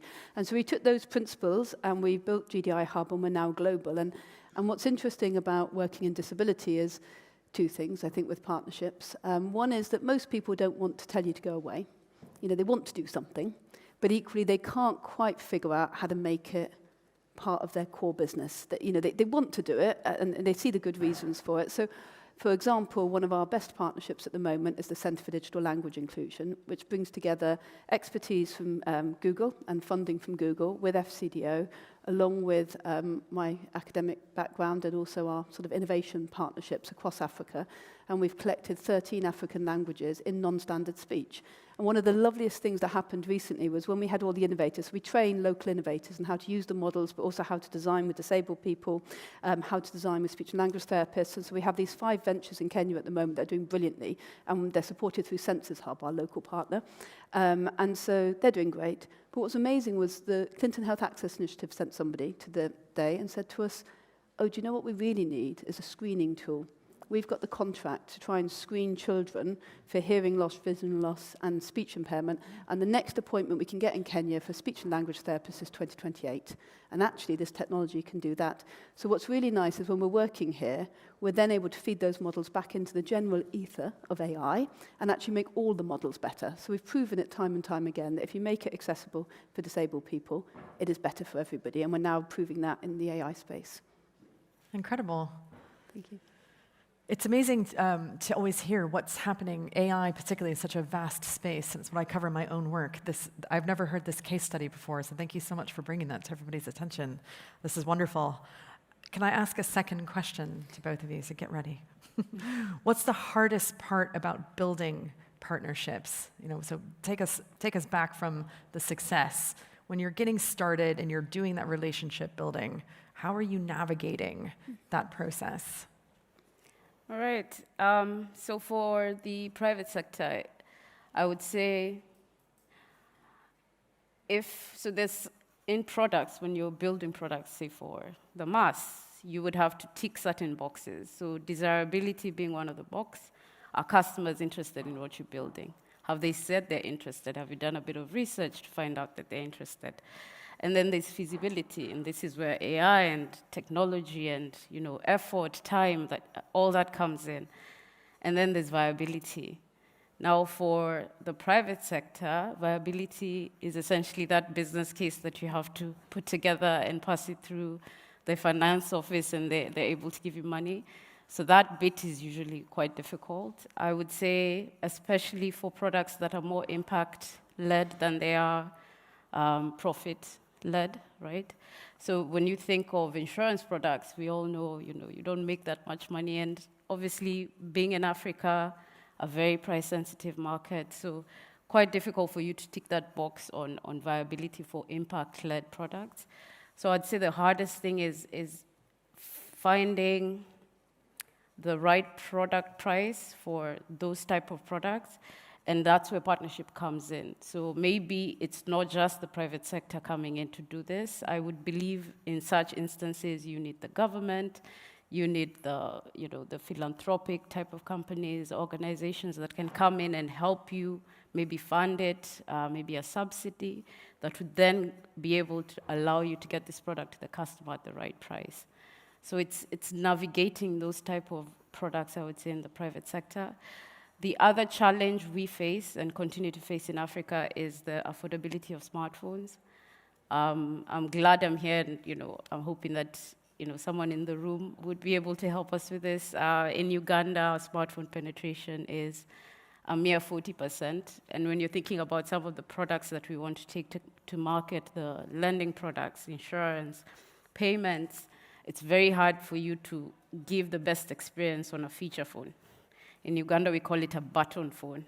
I don't know how many of you have seen one lately, but it's the tiny little phones. You can only access them through access the service through USSD, which times out. So it's a bit hard to onboard yourself. It's a bit hard to use. So very hard to actually give or offer financial inclusion to the last mile.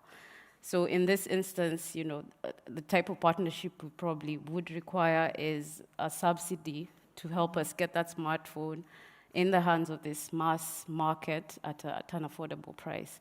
We've been able to do our research. We know that the sweet spot or the right price is something to the tune of about $20. That is what the customer can afford. Obviously, that's very little, right? So with conversations with the OEMs, device manufacturers, it's hard for them as well because we've got all these issues with the chips. There's a chip shortage, so it's quite hard to get this phone at that price point. And that's when we call for help, So in the partnership, it's not just us and the OEMs. If the governments can come in, if any funding partner, is willing to come in to get this phone at the right price to the customers, would be able to then scale products that obviously then include these customers financially. It sounds very, very delicate and great diplomacy being needed. Yeah. Catherine, from your perspective, how do you navigate that partnership building? Partnerships are built on trust, and when trust breaks down, it breaks, and it's very hard to repair. And it's very hard to build partnerships when power is imbalanced. And so it's, I'm always conscious of where we're coming from and where people are coming from, and what's the partnership of equivalence? How do we make sure we're learning from and learning, learning is going in both directions, innovation is going in both directions. And what is it that we together can't do by ourselves? So I always think, well, if I can do that here, we don't need to be in India or Nepal or Kenya or Ghana. But there are some, as a scientist and engineer, there are some really beautiful problems that actually, if we do come together, we really can solve. And I think that we tend to try and start partnerships with no money, and that's my general rule. Let's try and do something together. You must have some resource. We have some resource. What can we do that doesn't require us? It requires us to put a bit of energy into it. What can we do together? And that helps us test what each partner can bring to the partnership without needing massive amounts of injections of cash. And then we test something relatively small and then we scale. So I'm an academic, but we also have a not-for-profit, and that not-for-profit turns over about 5 million a year, employs 40 people globally. It's not nothing, but it's not massive by any stretch of the imagination. So we look to see who do we need. So we heard earlier that UN organizations can be cumbersome, universities can be cumbersome, but they also have a stability to them. And they have an ability to absorb things in hard times as well, whereas a startup doesn't. It needs runway, it needs cash, it needs something to deploy. And if you're trying to work with especially, say, disabled entrepreneurs in, Ghana, then they don't have 6 months sort of buffer, whereas the WHO sometimes can wait 6 months, or we at UCL can wait 6 months. So we can organise that. And so we tend to do something relatively small and then ramp up. And our thresholds are nothing to between 10 to 50 to 100 to 150, up to 1 million, and then try and hit the 10 million. And at 10 million, we can normally do something quite substantive, and we've built the collaboration to last. I love some of the phrases that you just used there, so, beautiful problems. Often we think of problems as kind of negative things, but there's something there for you. A beautiful problem almost sounds more like an opportunity. Yeah. I think it's exciting. There's a lot of strains, and everyone here has limited budget. I always laugh sometimes. I go to Google, and Google have limited budgets, Microsoft have limited, but everyone's got limited budgets. Governments have got limited budgets, and it's difficult to go in and sell disability innovation to a Minister for Health. It's much easier to sell, I don't know, like cancer recovery or a TB vaccine, because it's really easy to measure. Here's the number of people's lives saved. Here's the number of months saved, or DALYs or QALYs or whatever we want to use to measure it. But you try to measure giving somebody an assistive device on the phone, for example, and you've got cerebral palsy, and that means you're going to get an education, and that means you're going to be able to get a job, and that means your family is not dependent on you, and you scale that to 1.2 billion people, and it's a massive impact, but it's very diffuse, and everyone can look at a budget line and look at the cost, but they can't see the benefit, and our models aren't sophisticated enough to quantify that, whether it's the UK, Ghana, or Kenya, or India. So, you're trying to make these quite difficult arguments, and you need all the partners in the room, and sometimes you need to give away projects to bigger partners that can run with them, and sometimes you need to just keep working really hard till you win the argument. I'm sure everybody here in this room can relate and feels sympathy and solidarity. I wish that we had more time to carry on chatting, but alas, that's all the time we have for now. So please join me in thanking our lovely panelists.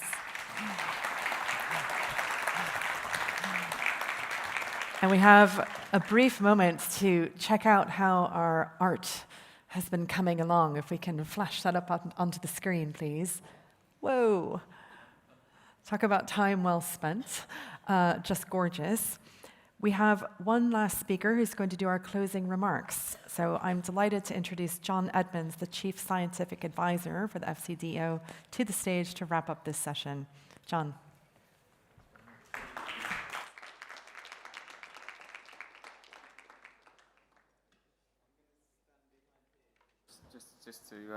Just so that everybody stood in a different place to give their talk. But okay, so how to summarize that? What a fascinating session. I certainly didn't know George's origin story with how he became a scientist. I had a weird one myself, but that's maybe for later. But it's been an amazing session, I think. It's been really fascinating. It's, I'm relatively new to this job, and it sort of just touches on why my job is so fascinating. As chief scientist at FCDO, FCDO's been funding all of that work to some extent, whether it's across education or whether it's across agricultural tech, or whether it's across clean energy and batteries, or whether it's across all kinds of other areas, and TB, of course, and health and so on. And I think one of the things that sort of strikes me is, we are standing now. We are existing within we're right in the midst of a revolution. So we are. We might not realize it, but we absolutely are. Scientific and technological advances changing every aspect of our lives very rapidly, including research. And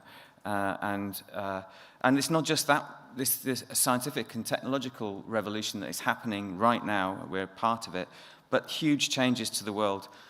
Ben mentioned the enormous changes in demography that are happening, so that the world will be absolutely fundamentally different in 20 or 30 years' time. Unimaginably different. It will also be unimaginably different because of climate change, as was hinted at, and the importance, therefore, of clean energy. And there are other major drivers.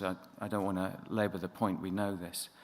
And so if we're in this revolution, revolutions are, ultimately they're going to change. They're going to change our world fundamentally, and this revolution is going to do that. But revolutions are not just exciting; they're also a bit dangerous.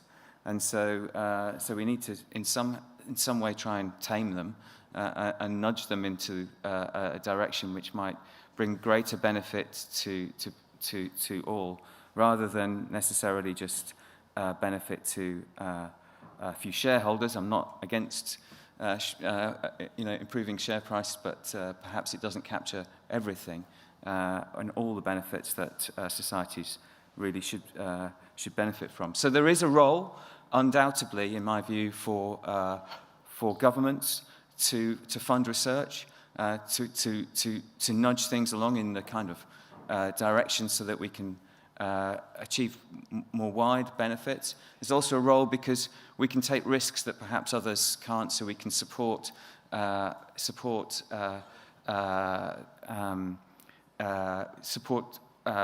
partners across difficult times and be there in the long term. So I think that undoubtedly there is a critical role for us, and I'm really proud that we do that here in the UK, that we take that approach, that we do take a long-term approach, and we support research so that we can improve our lives, the lives of people here in the UK, but across the world as well.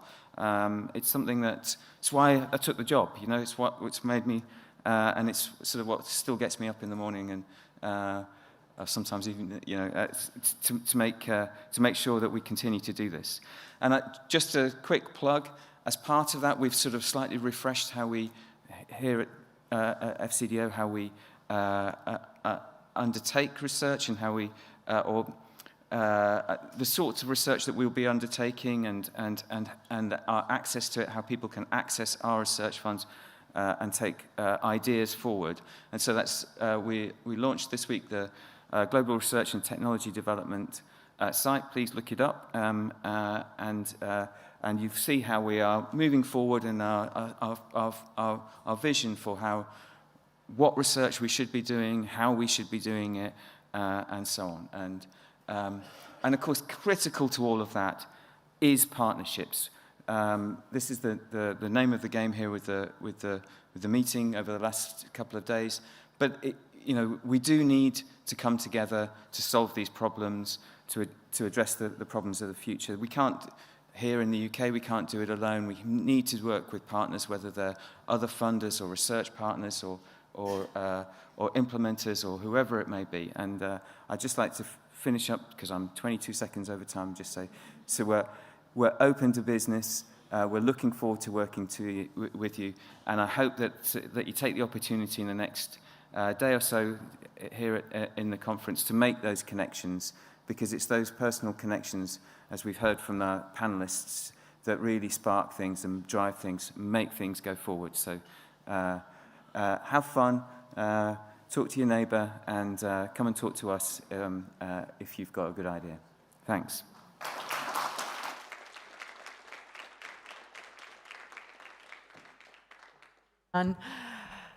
So this is just a very quick moment to say thank you, first to our lovely speakers who kept this pacey and interesting and full of insights, which I'm sure we've all learned a ton, to our lovely artist Jack behind the scenes who's captured all of this visually, to our simultaneous translators, merci beaucoup, muchas gracias, shukran, and to all of you for your engagement and participation. We've got another session coming along. We've got the MC coming back on stage to guide you through the timings for that. I hope you'll stick around. If you thought this was great, the next one's going to be even better. So come and stay. Thank you very much. Thank you, Dr. Hare. So stretch your legs. We're going to continue the conversation and really get into artificial intelligence in a few minutes. So stay close, but we're probably going to kick off in about 5 minutes. Thank you very much.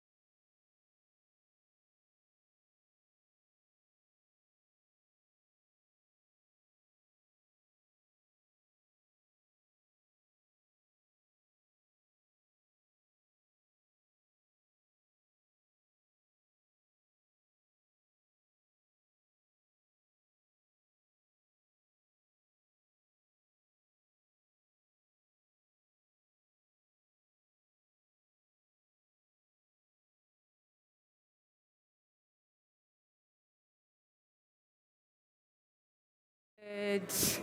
If I could ask colleagues to take a seat for our next session where we're continuing the conversation on technology. Thank you.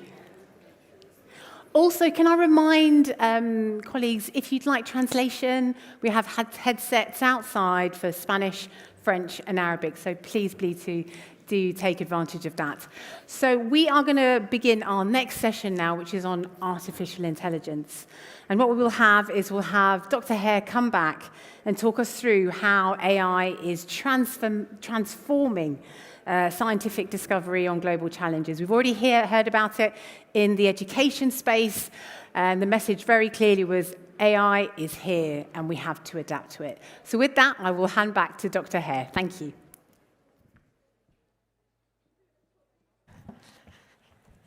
Hello, everyone. Are you ready? Yes. I've been told you what we're ready for.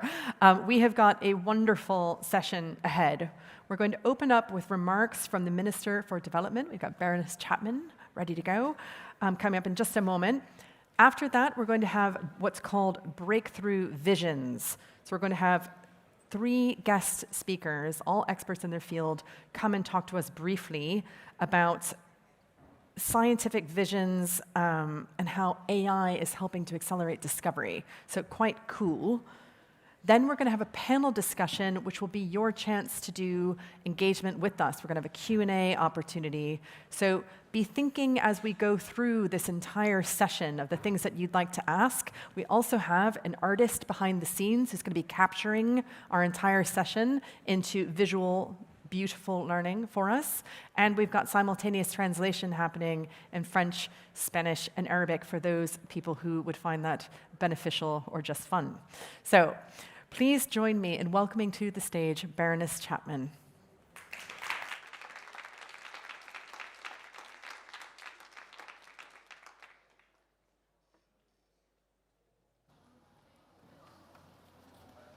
Hi, thanks, Stephanie, for that introduction. And just a few sort of short comments from me just to kick this all off, because it is such an important discussion, and you really need to hear from people who understand this far better than I do.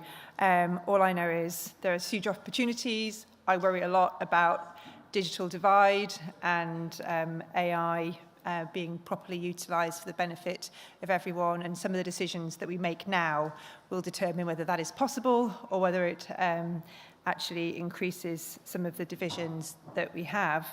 But we have heard how international development efforts are grappling with a real paradigm shift in aid, escalating interconnected global challenges and a revolution in technology. We urgently need new ideas, new solutions, new partnerships.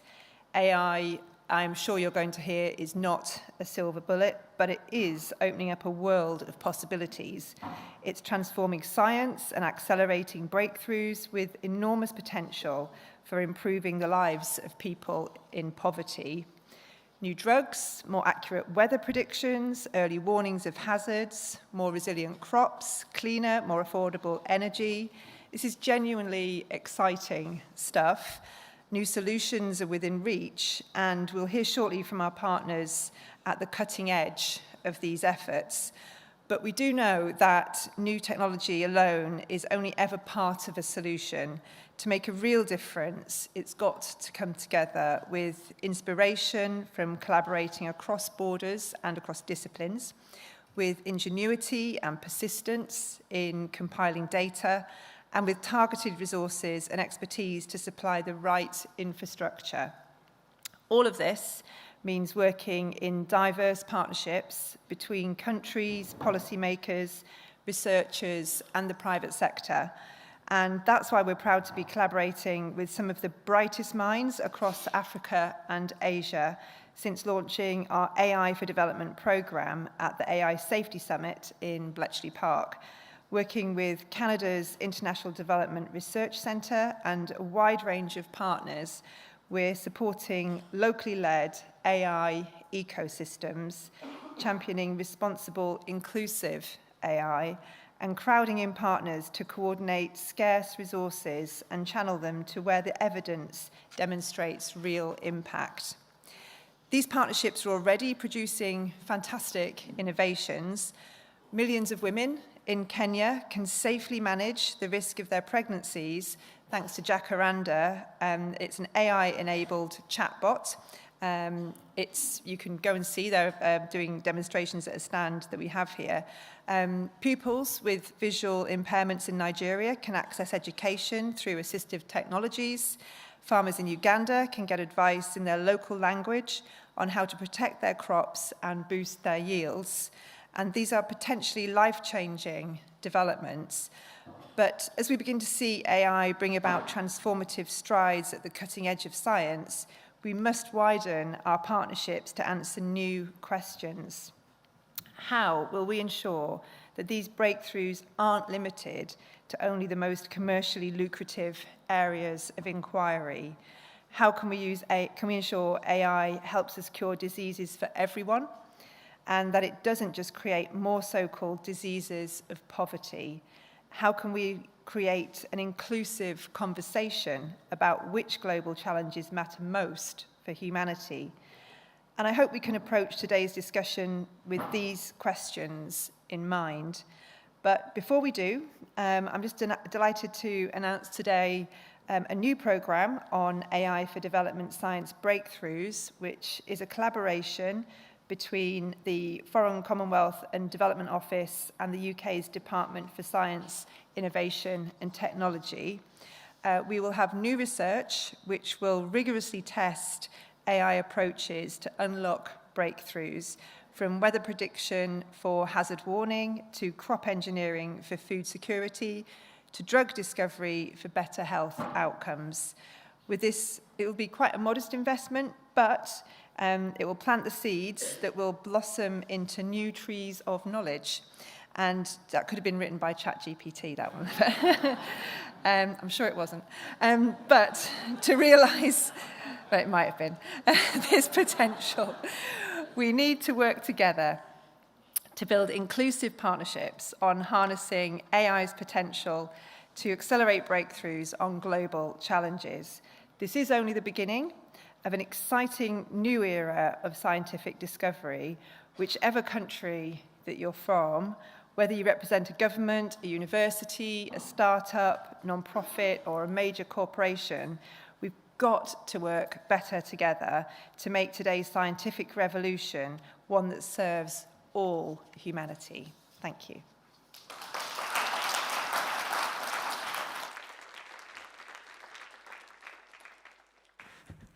Thank you so much, Bernice Chapman.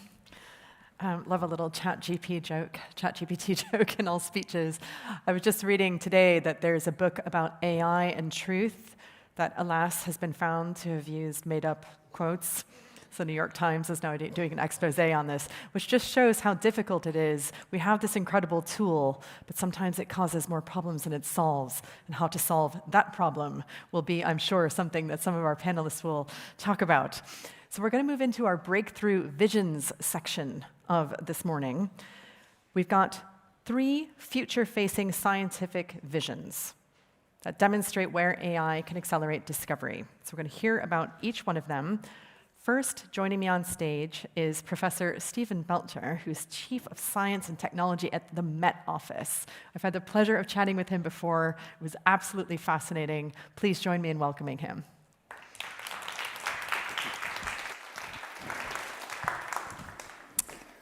Well, this is quite a daunting prospect to open up this session, but thank you so much for the opportunity. I think in John Edmund's opening remarks yesterday, he mentioned the El Niño. So let's just start there. So right now, in the Pacific, as we speak, the waters of the Pacific Ocean are warming up. And that's the start of what we call El Niño. I don't need to tell this audience about that. So El Niño affects the weather globally. So it's going to be the big weather story globally over the next year or so. It looks like it's going to be a significant event. So the Met Office forecasts are already showing it's growing faster than other events, so the 1997, the 2009, and the 2015 El Niños. So we're watching it really, really closely. And as I've already said, it's going to have widespread impacts. For example, drought in India, northeast Australia, and the Amazon. But actually, it tends to be a period when the Atlantic tropical cyclone season tends to be a bit quieter. So there are pros and cons. So how do we make these forecasts of an event like El Nino right now? Well, for the past 40 years, there's been a huge community of scientists, engineers, and technologists who've built what we call physics-based models of the atmosphere and oceans that simulate the motion of the air, the movement of the waters in the ocean, to predict forward in time both weather, longer-term events like El Nino, and then, of course, climate change and what the weather might look like in the future. And I would say that these models are amazingly good. By the way, if you're staying in the UK, it's looking like a great weekend, according to the Met Office app, just saying. In fact, I'll go further than that. I'll say that these models are amongst the greatest achievements of our time for science, technology, and engineering. We predict the future here, and we do it with some accuracy to a degree that many of us take it for granted now. There's a but. Of course there's a but. These models and these systems require huge supercomputers, so amongst the biggest supercomputers in the world. So it's an expensive endeavor to produce these forecasts, and certainly to produce these forecasts at the granularity that we need, both on the weather and the climate timescales, to react now to extreme events, but to plan for those future weather events in a changing climate. Furthermore, the size of our computers limits what we can do, and this is really important. We think we could do more. We could get better information on what climate change is going to look like around the world if we had bigger computers. But what we're seeing, another but, is that computers are becoming more expensive, the energy costs are becoming prohibitive, so we need something new. So what's new? Well, the clue's in the title of the session. It's AI, of course. So how can AI help in the problem that I've just outlined? Over the last 2 or 3 years, there's been an enormous revolution in my area where AI weather emulators are beginning to demonstrate skill in forecasting the weather out to 7 or 10 days, with a skill that's approaching the level of the physics-based models that I was just describing. And really the big benefit of these AI emulators is that they're very lightweight computationally. They're very cheap to run, and they don't need those huge supercomputers that the existing models need. So potentially this is a leapfrog technology for low and middle income countries, and indeed for all national Met services around the world to use these, frankly, to make better services. We're in early days. We're definitely in early days, and you can find out more from our Google DeepMind collaborators out in the foyer, or indeed the Met Office stand just outside.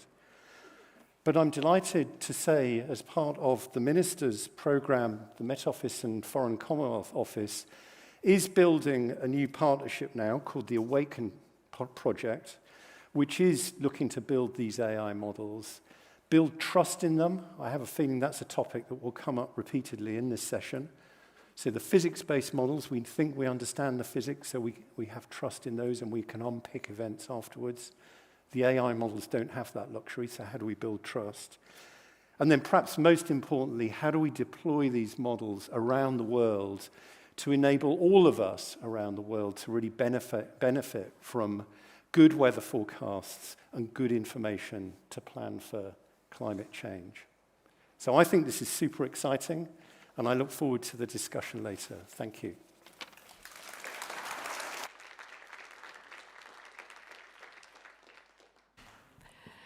Thank you so much, Stephen. This is the moment for me to highlight. There's going to be a QR code that's going to come up on screen, and this is how you can start sending in your questions. Please be more original than me in asking Professor Belcher what the weather is going to be like this weekend. Think bigger, people. This is your chance. So that's there. We'll make sure that pops up throughout the session.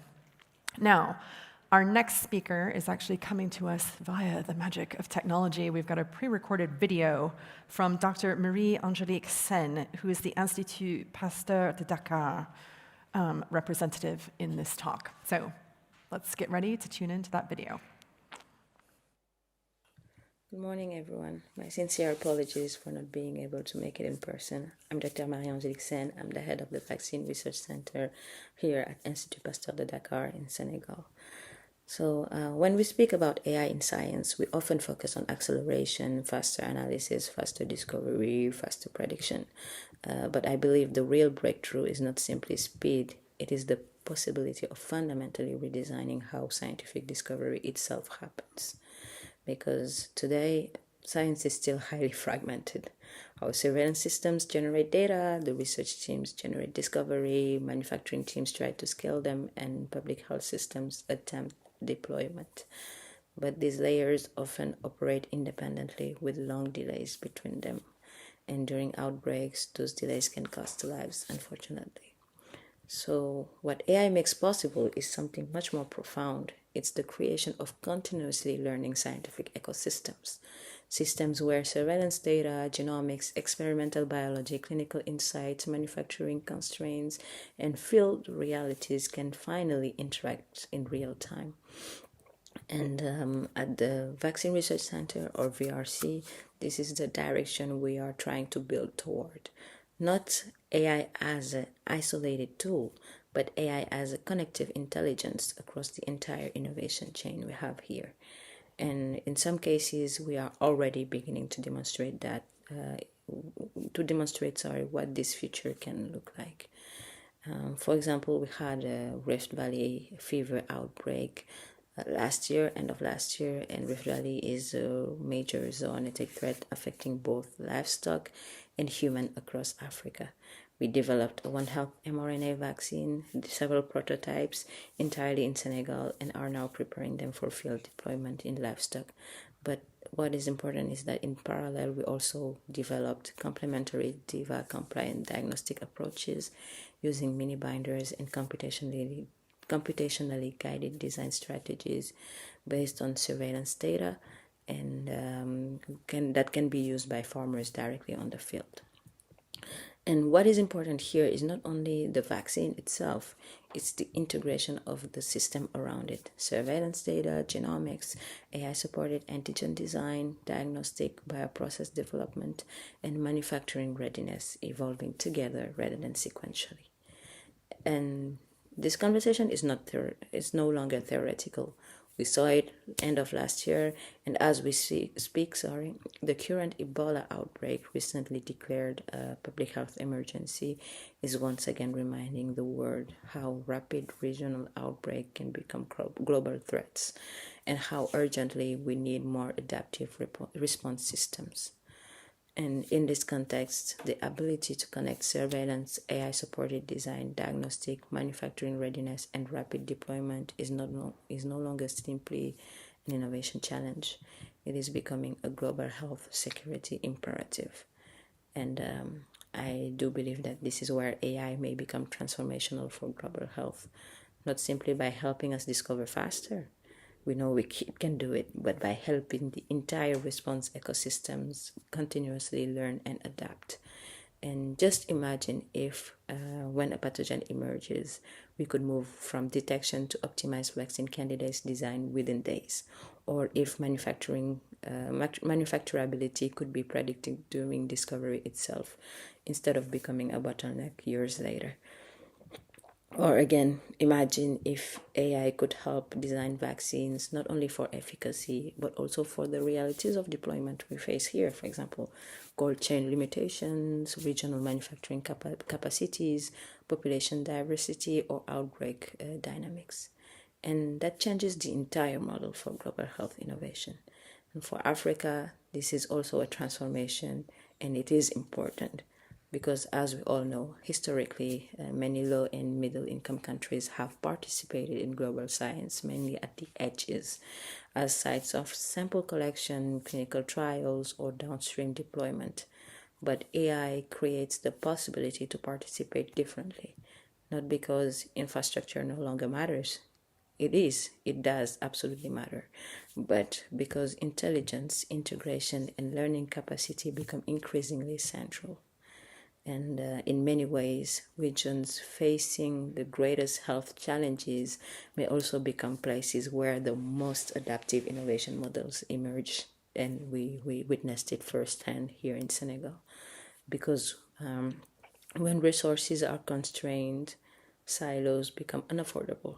We are forced to connect disciplines, to integrate surveillance with development, to also integrate research with manufacturing, discovery with real-world impact. And I believe that that is where some of the next scientific breakthrough may come from. But of course, this future is not guaranteed. The data sets being built, the models being trained, the partnerships being formed, and the governance systems being established today will really determine whether AI will become a scientific capability open to everyone or will it concentrate itself even further. And this is why equitable participation in AI-driven science is not secondary. It is central because ultimately the future question is not simply how powerful will AI become. The real question is who will have the capacity to shape scientific discovery in an AI era, and whether the next generation of scientific systems will finally become truly global. Thank you for your attention.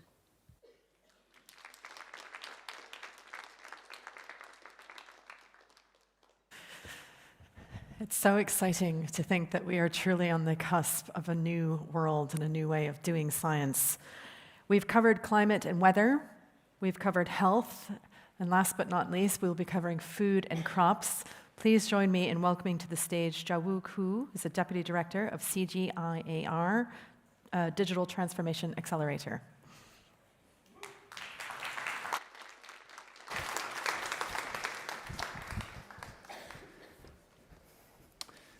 Okay, so this photo might look like also AI generated, but it isn't. Actually, it's a real photo.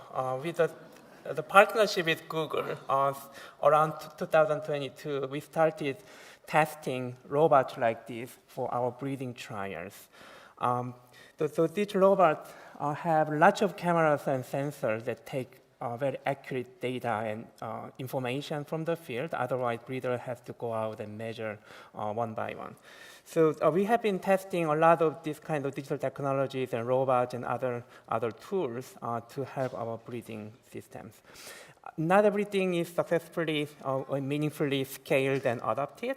Some of them are just too expensive. Some of them are too difficult to adapt into local conditions. But our effort has continued, and that led to making progress in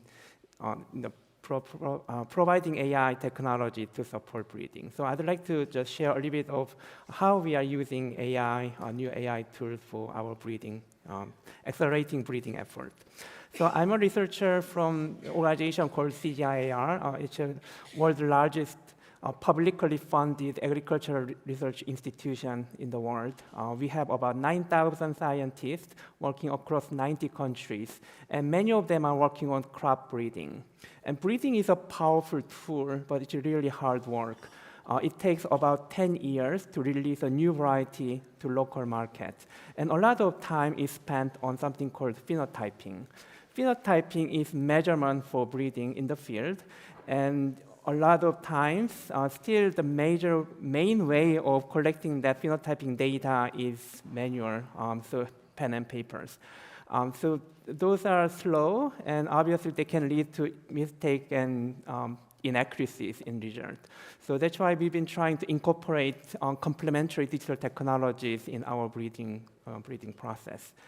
We have been using increasingly computer vision models a lot. So, like for example, images taken from drones and mobile phones and robots can be analyzed by AI so that breeding extracts, so the information breeders need can be automatically generated. And sometimes we also use large language models to communicate with farmers. So we need farmers' feedback on what kind of things they like or dislike from new varieties. And we now, we don't have to go through lengthy surveys with farmers. So we can ask them just in conversation in local language, and then we can analyze that data in AI so that we can get quantified feedback that we can feed into our breeding process. So all of these innovations are enabled through partnerships. So we are not AI engineers, but through the partnership with technical partners, we've been able to access state-of-the-art AI infrastructure. Through the new partnership with UK government enabled, we are also trying to use AI for predicting phenotype, just use out of genotypes, and that's also a new breakthrough area we are so excited about. We are also enabling a partnership for capacity building in local institutions, local breeding system, all those 90 countries where we are operating, the partnership with local institutions are really critical. We are trying to come up with common data platforms and standardized data so that we can advance together using AI tools. Just the last point I wanted to make is some new paradigm shift that we started seeing in this field. All of the examples I mentioned can be summarized as AI for breeding. But with a big caveat that our breeding system is optimized for human and not AI. So we started seeing sometimes AI can make mistakes when, for example, our plant density is so high that drone images cannot really tell how many crops are there, how many plants are there. So we started having this active discussion between AI researchers and breeders, how we might optimize or modify our breeding protocol so that AI can make measurement and analyze better. So we might be entering into AI, breeding for AI, as well as AI for breeding. So I think this can open up new interesting collaboration opportunities with AI systems, and it's becoming really interesting and exciting to see what we can do together to make this new scientific discovery and advanced. So it's a really exciting time to be working in this field, and we really appreciate the partnership that enable us to leverage the power of AI in breeding science. Yeah, thank you very much.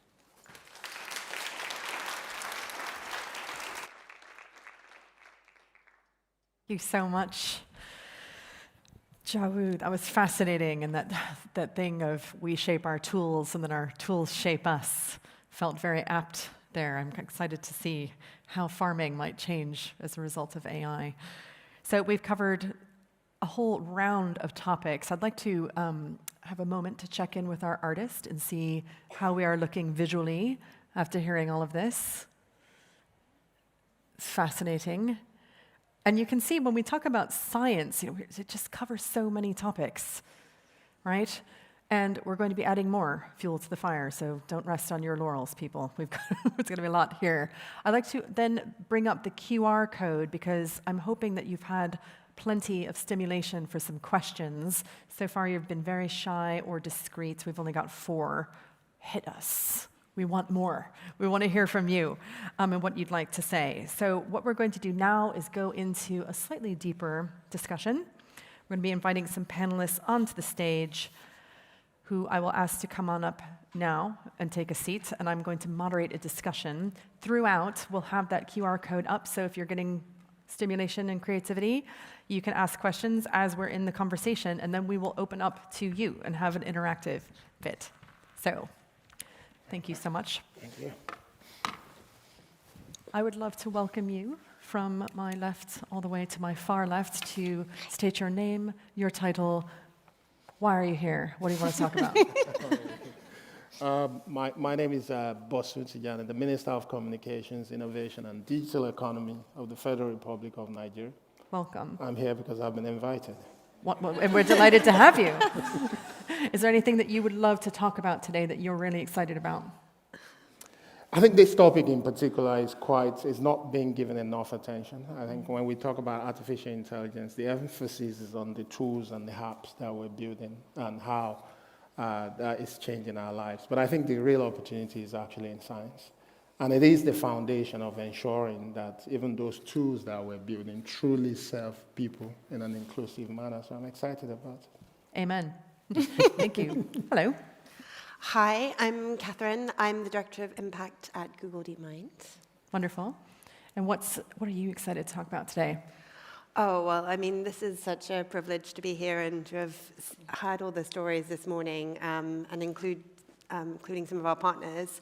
I think, though, one of the topics that I find most interesting at events like this is or two things. One is the people. The tools are meaningless without the people and the partnerships that make them work and test them and give us feedback. And the other is thinking strategically about how we can redress some of the structural inequities that exist in a lot of the data that trains AI models. That's something we think very deeply about.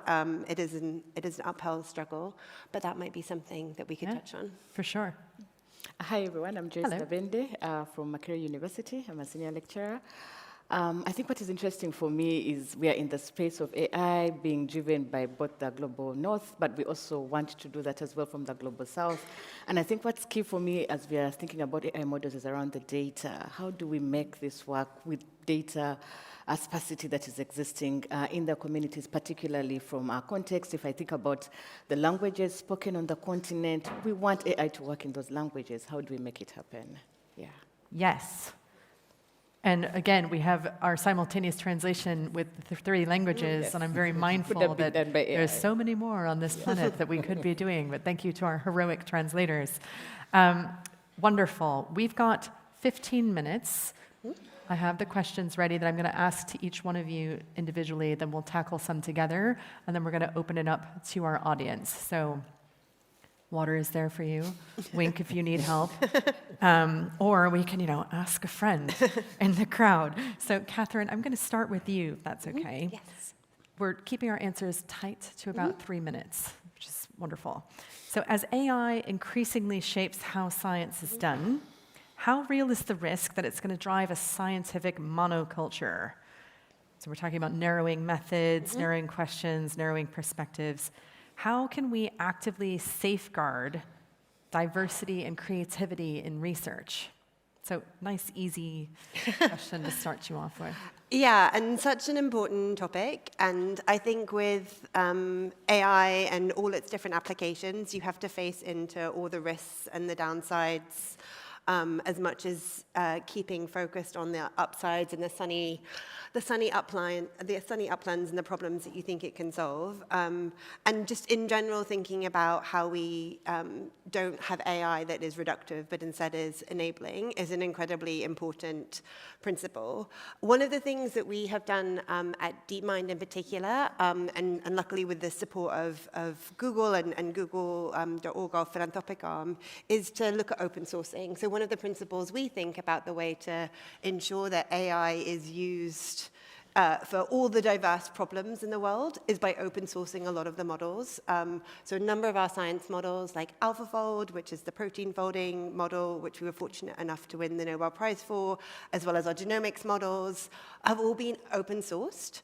And we're also trying to not only open source the models, but recognizing that computational skills are still far too scarce in the world, actually open source the data as well.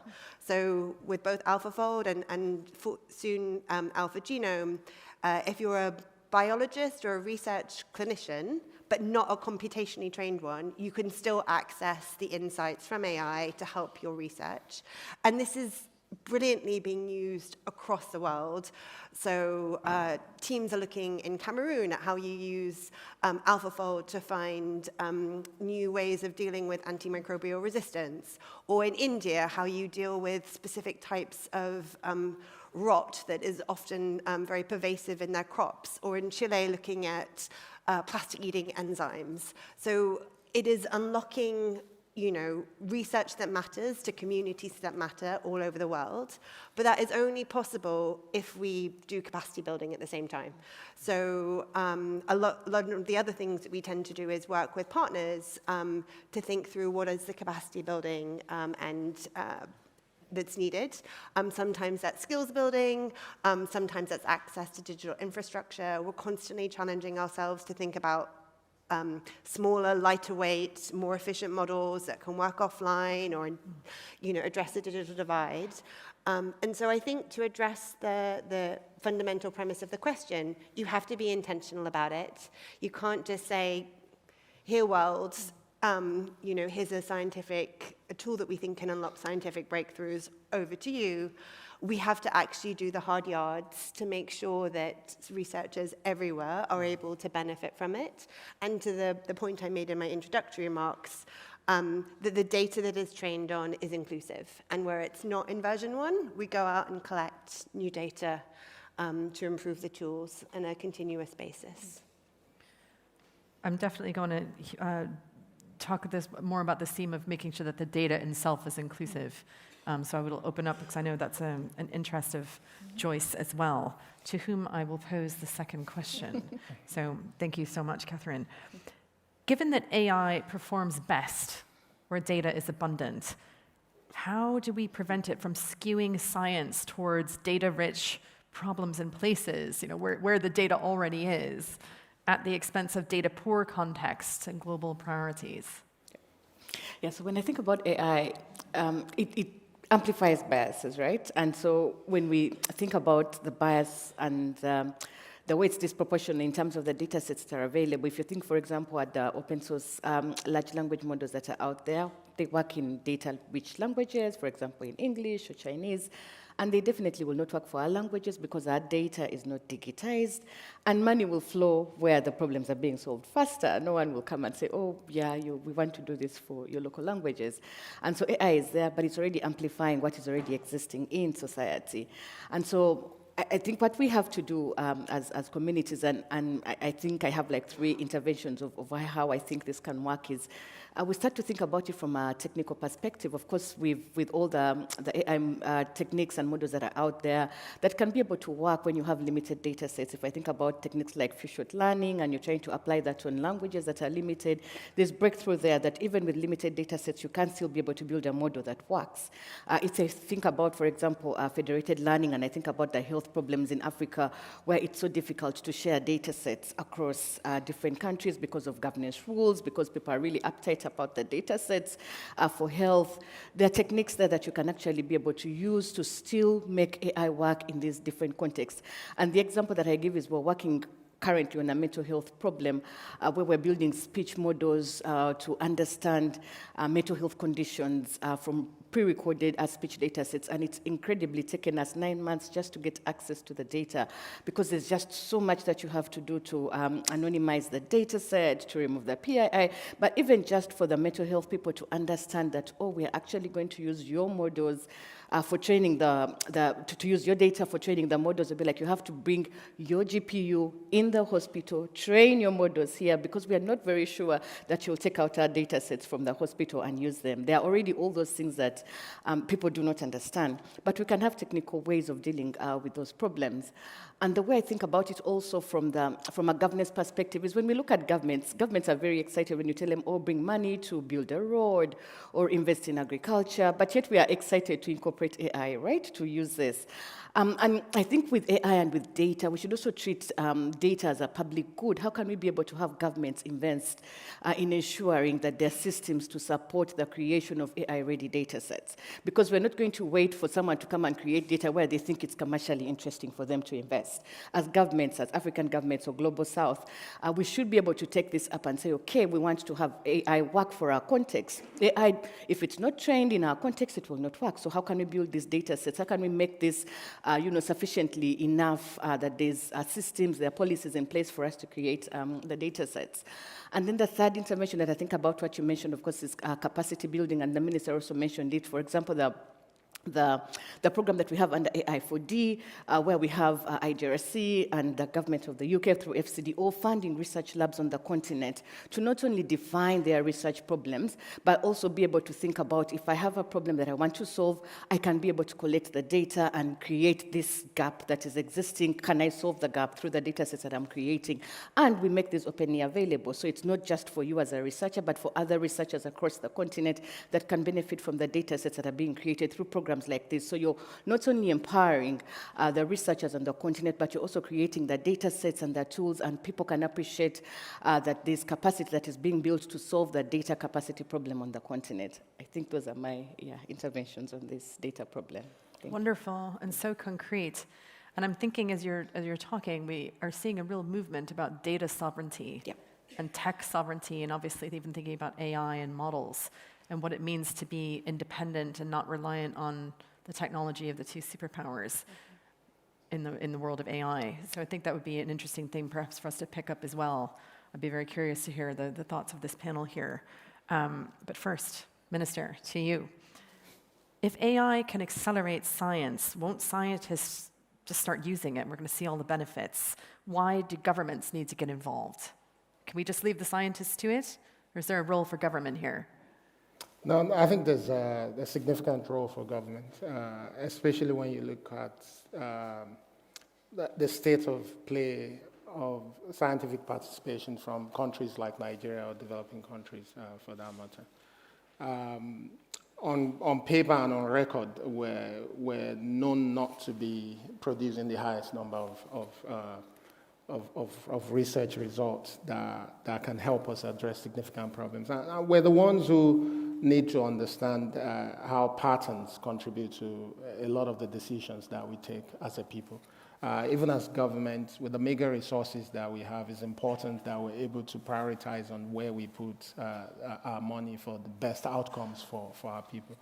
And the role of government is quite important. I always say when we talk about artificial intelligence, there's absolutely no nation in the world today that is leading in AI that government is not actively participating. Absolutely no country.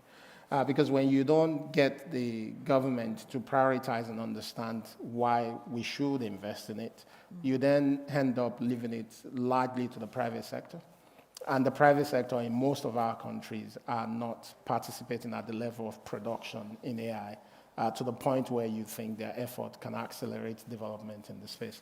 So government needs to invest in capacity. So capacity starting from ensuring that we actually have a pool of talent locally who understand how they should use it. Capacity also in terms of compute. If you want more scientists locally to be able to leverage AI, they will need physical compute resources that they need to be able to tap into. You also need government to put in more money into funding research projects as well that is actually focused on AI. And we saw that when we came, because we figured that the leading nations started off in AI with AI in science, actually. Most people don't talk about it, but also scientific breakthroughs in artificial intelligence is why we're here. So what Nigerian government did, which has been extremely productive, was we actually looked for all Nigerians in the world that are part of the top 1% in artificial intelligence. And these people, and we use AI for that as well. And these people became the center point of our AI strategy in Nigeria. We then went on from there. We funded about 55 research projects with local researchers and these foreign Nigerian researchers. I think we got about 30 publications from that, which then led us to invest in about $10 million into research clusters that are focused on AI, which is something that we've just launched with the World Bank. And you can already see the progress. When we came in about 3 years ago, Oxford Insights, they release annually some ranking on AI readiness by nation. I think Nigeria was rated 105.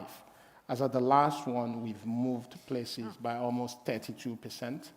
And this is because for us, it was clear that any progress we're going to make in AI should also involve our scientists, because they're the foundation. And we've seen some of the things they're researching, which we believe will now form the basis for some of the applications that people will build.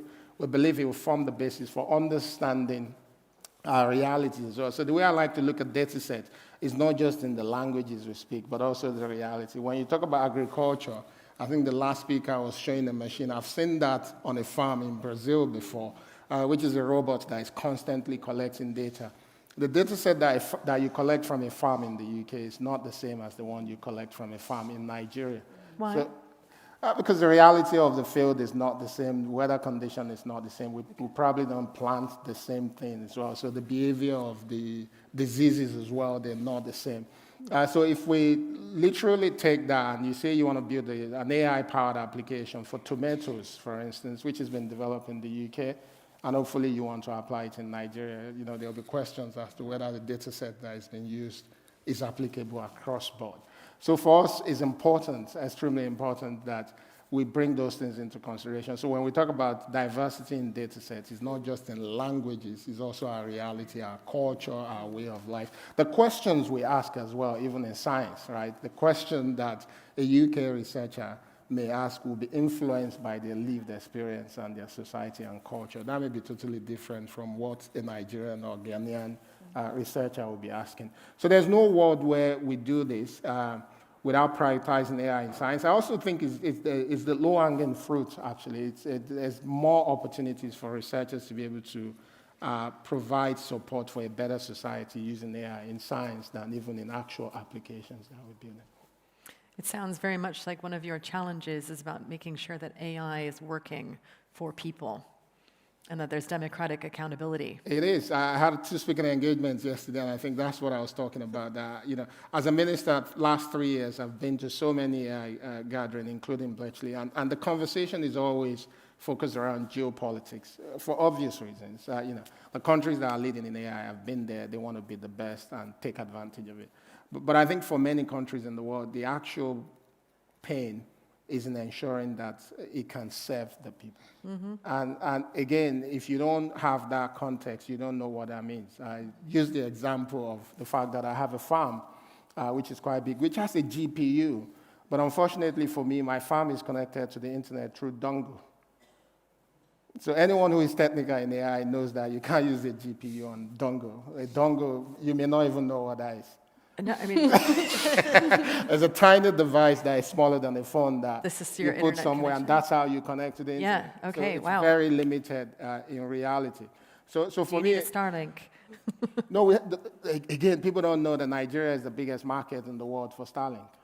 Is it? It is, yeah, because people want connectivity. And this is why, as a minister, looking at AI, my focus has been on what I've tagged the absorptive capacity. And anyone who is a scientist and you work in innovation adoption, you know what that means, which is what are the prerequisites and foundations that we must put in place for our people to be able to adopt AI.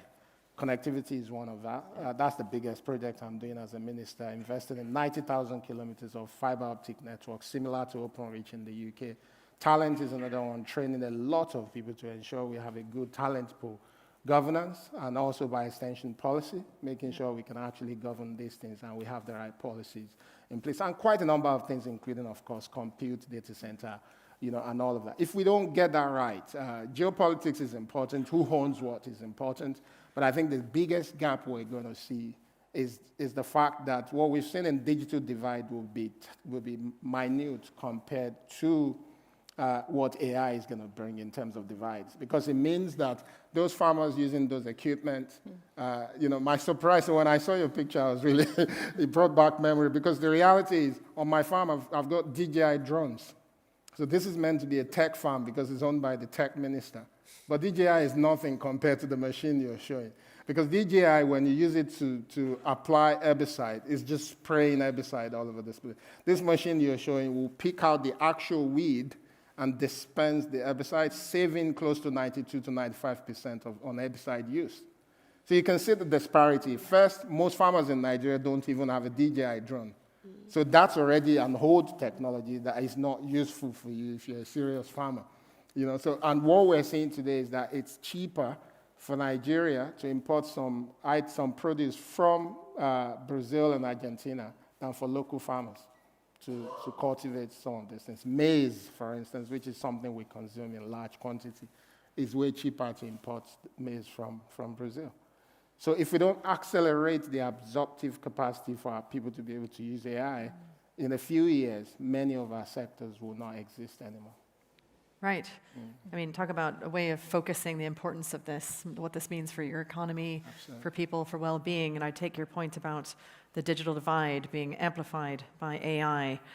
I just want to remind everybody, if we just put up the QR code one more time for people, you're going to have your moment in the sun, so to speak, and we'll be popping your questions up, but we've just got one last one, so don't panic while you're typing them in.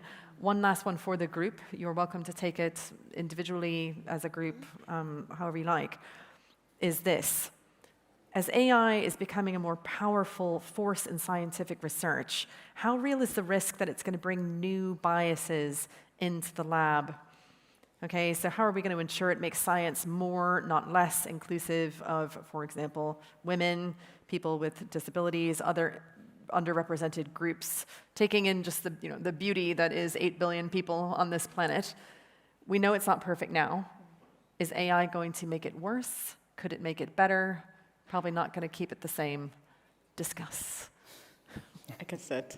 Yeah, I think we have to be intentional about it, right? Because we know that we're building, what we've mentioned, we're building AI for the community, for people. Which people are we building this AI to? The people are not the same. We have women, we have men, we have people who's, in the informal sector, we have people in the formal sector. So if you deploy an AI model and you want it to work across those populations, have you taken care of those populations? Have you evaluated fairness of these models before you start to deploy them? Have you thought about the context where these models are going to be deployed? And I think these are things that we've been talking about over and over again, that if we have an AI model coming in and it provides, for example, insurance claims for the population that's unemployed and it is wrong and it's an AI model and the government is pushing to deploy this, then I think we're getting it wrong. Because this is something that we've been talking about, that we know that we should do before we start to deploy these models, right? So I think, yes, it will be able to help, but I think we have ways to mitigate the amplifying, the way the biases can be amplified. Of course, it can't be 100% eliminated because the contexts are different. If I think about language, and sorry to mention language because it's kind of like close to my heart, that yes, we cannot solve AI to make sure that it touches all the different languages, for example, in Africa, because it's practically impossible to have the data, to have it speak. But to a certain proportion, we can make strides to get there. We can make strides to ensure that when we have a technology speaking a language that the farmer understands, that we have taken care of the dialects, of the accents, because we know this is how we speak, and that's why the local context is important. If you build an AI model and you understand the local context, and the local researchers are involved, and they know the context where the AI model is going to be deployed, these are things that you take care of, not at the end when you're deploying the model, at the beginning, as you're collecting the data sets, as you're testing out the model, as you're co-designing it with the community. I think intentionally, as you walk the path and the gap, as you try to build and deploy the AI systems, that these are things that you think about, and they can try to be mitigated to a greater extent. Yeah. Thank you. So, yes, but it requires focus and patience.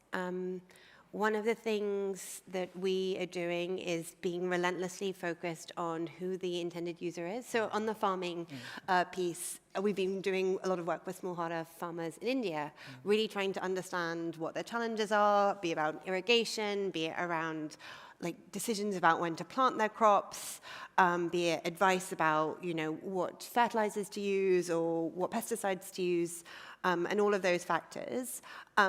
But we have to understand who the users are, meet them, understand how they currently use technology today.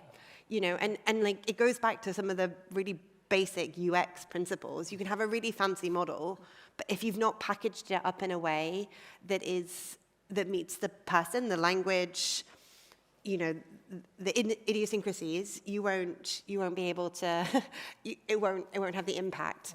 And so I think the critical thing, and certainly sitting in a large lab like mine, is we have to work in partnership with local people to do the last mile.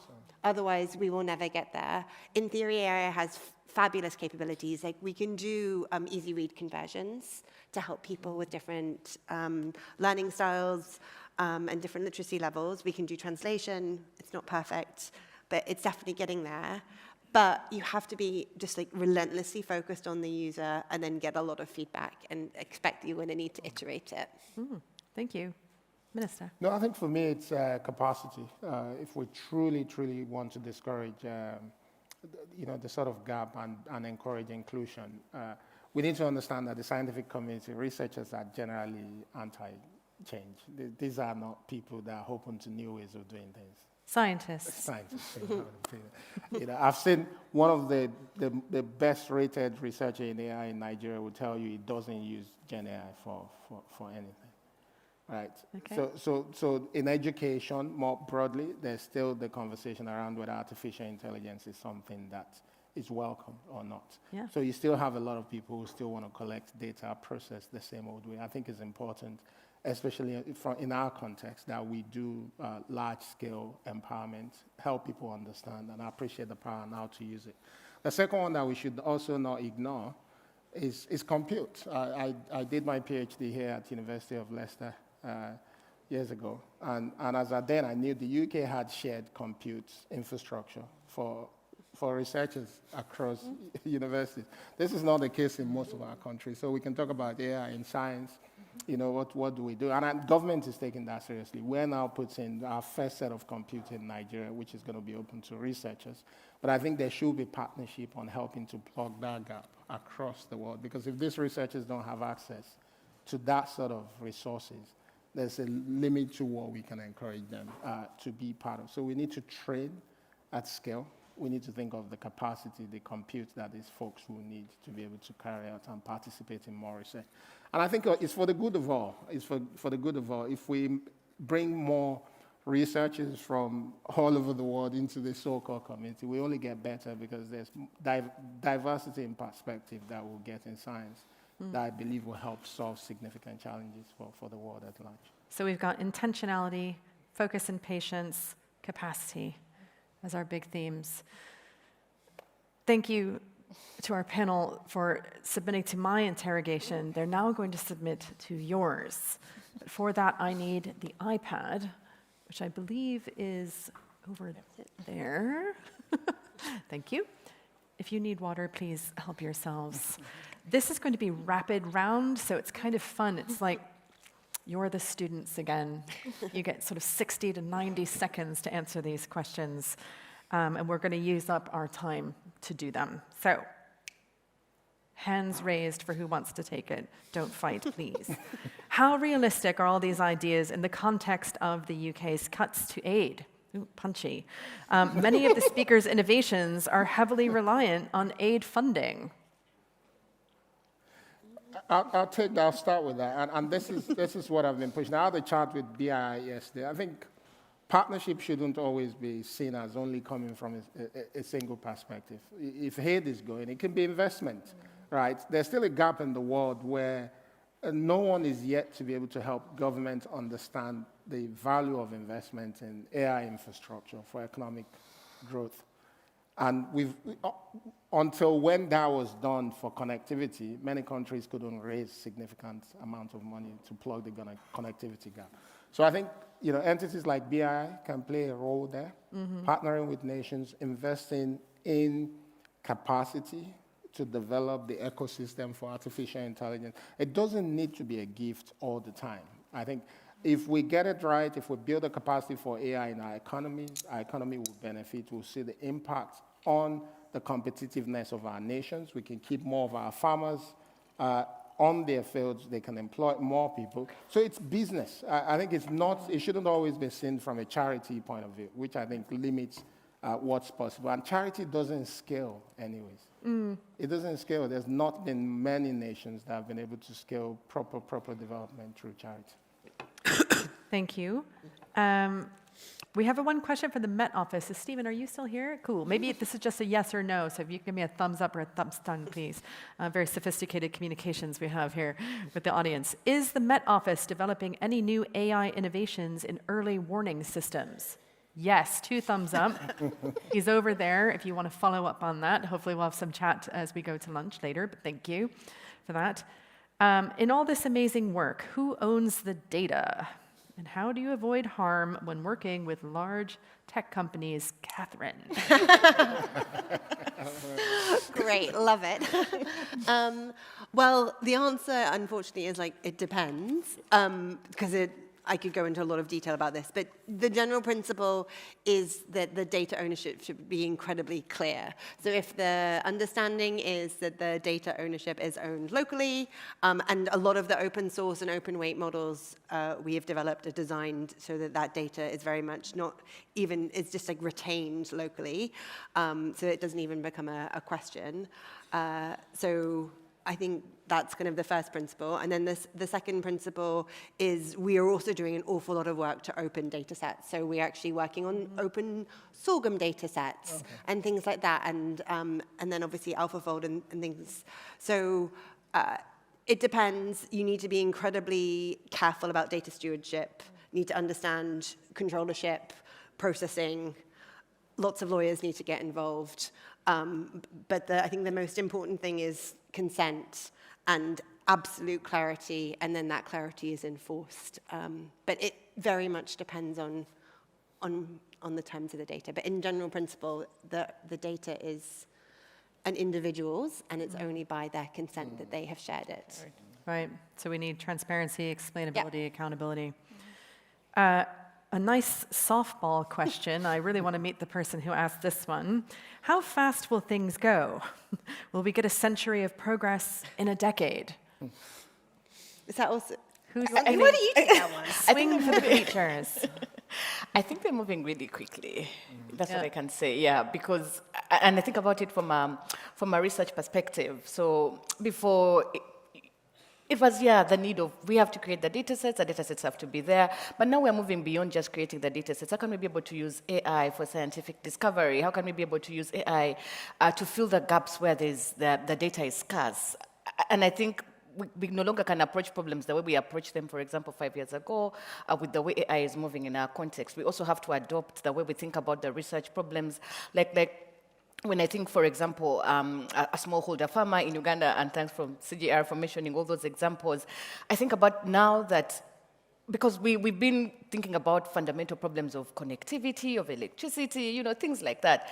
But right now, the way AI is moving really quickly, I think there are ways for us to think beyond what is happening in our context. If all these fundamental problems of electricity, connectivity remain, we still want AI to work because it's moving really quickly. So we talked about, for example, building offline, lightweight models that can be deployed. Like, it helps us to also think, how do we do the kind of work that we do? We can't do it the way we were doing it because it's moving really quickly. We have to innovate, but still work with the context that we have. Yeah, yes.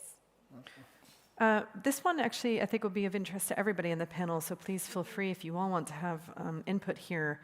How do we protect against AI inequality? So we talk about AI innovation, and it's all really wonderful, but are we going to create a new form of inequality here?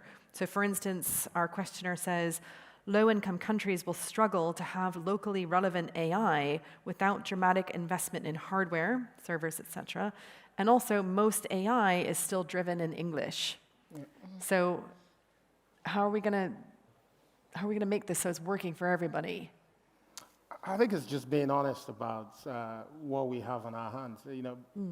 Previous technologies, I think, were more, we could talk about technology adoption, digital adoption, but now it's digital capabilities.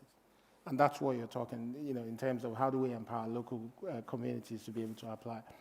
Most things that we can apply AI to will be context-driven. And if you don't have the capacity for people locally to do that across the world, the inequality is going to be wide.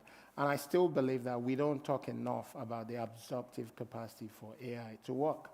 The absorptive capacity for AI to work. What do you mean by that? That's what I've been saying all morning. If the connectivity is not there, if a farm still has to connect through a dongle, there's nothing that farmer can use. Right. Okay. Can do, to make AI work. If the farmer that will still use the most basic AI tool on their phone, who can't speak, not understand English, and they want their language, and AI still can't truly understand the accents in which they're speaking to, it won't work. So I think those things are extremely important. The inequality is one thing that we're sure to produce from the emergence of AI. To stop that, there's significant investment that will need to go into helping to bridge the gaps. Well, on this theme of the cost of investment being so big, how big is the challenge of the costs of compute, and what's being done to tackle this? Does anyone here have any money insights into this, any investment? Because we are seeing eye-watering sums just in the United States and China alone. Are we expecting to see every country able to replicate this or even be in this, or are they just being shut out by the price of table stakes? I think when you ignore access to the chips, the cost, I don't believe, is the challenge. We're spending $2 billion to build 90,000 kilometers of fiber optic network in Nigeria. If I'm allowed to invest $2 billion in compute, that will go far for Nigeria. But no country in Africa will take the decision to put $2 billion into compute at the minute, because there's no clear economic justification for why you should be spending that. What about the private sector coming in and saying we want to build a big AI data center in Uganda, Nigeria, somewhere, right? Because we're getting there's a lot of pushback about AI data centers being built in the US, in this country, because of energy and water resources, and also people just not wanting them in their neighborhood. Are we going to be seeing similar concerns playing out, or will people view them as a development asset? I think we'll probably get similar pushbacks. For example, around electricity use, it's already constrained. That most of the African countries are not connected. The entire population is not connected, for example, to electricity. I think it's a delicate conversation because you want, on one hand, to make sure that you have your governments investing in compute, in the data centers, because that's the way AI is going to be adopted, right? And the acceleration can go fast if you have the building blocks in place. But on the other hand, you have this existing reality that you've had over the years around electricity, around infrastructure, and you have to balance this out. And I think it's a question that we can, keep talking about and seeing how to balance these two delicate worlds. Yeah. Can I just add a couple of remarks? So the first is, I think it's an imperative on all of the labs to be constantly challenging themselves to make their models as lightweight, efficient, as kind of, minimum users of compute and energy. Like, that's just being good, responsible citizens. And as I said, it's something that we spend a lot of time thinking about. We also are investing a lot of time in thinking about how AI can make energy grids more efficient, how we can help with more accurate predictions of energy output of renewables, help, again, support some of the renewable investment into energy. So it's something that a lot of people's, many hundreds of people's time and attention is spent on. How to do this, how to do it well, how to do it responsibly, how to do it sustainably. So I think that's just as I said, an imperative on all of us. And then I want to circle back to your point about kind of language and kind of the digital divide. So Gemini is available in 190 languages. We still have a long way to go in terms of, accents and some of the different dialects. But we are working on it very actively. And the other thing we're trying to do as well is to recognize that, I'm very privileged. I had a very good education. I'm very literate. Reading and writing doesn't come naturally to everyone. So how do we, again, meet people where they are, think about voice, video, and even offline communities who may have a phone, can they ring up, a service? There's actually a project in Nigeria that we're working on with a third sector organization there about how people could ring to get advice. So I think we just have to continue, be responsive, adaptive, and it goes back to the focus of kind of doing the right things for the right people, and that's all the people, not just our shareholders. Yeah. Yes. Listen, inevitably I must deliver both good news and bad news. The bad news is that time is up, and we have had so many wonderful questions from you that I want to see if we can find a way to get them answered for you, but it will have to be offline, so just stay tuned on that. The good news is you're going to be free to go to lunch. So I'm going to confine my ending remarks to, we've had a lot of ideas here. Can we please pull up the wonderful artwork that I know has been generated behind the scenes that will help to capture just the wealth of ideas that have been exchanged here, tips, etc. We've had wonderful panelists throughout this session. Please join me in thanking them, and thanks to all of you for your engagement. Thank you. It was wonderful. Shall we?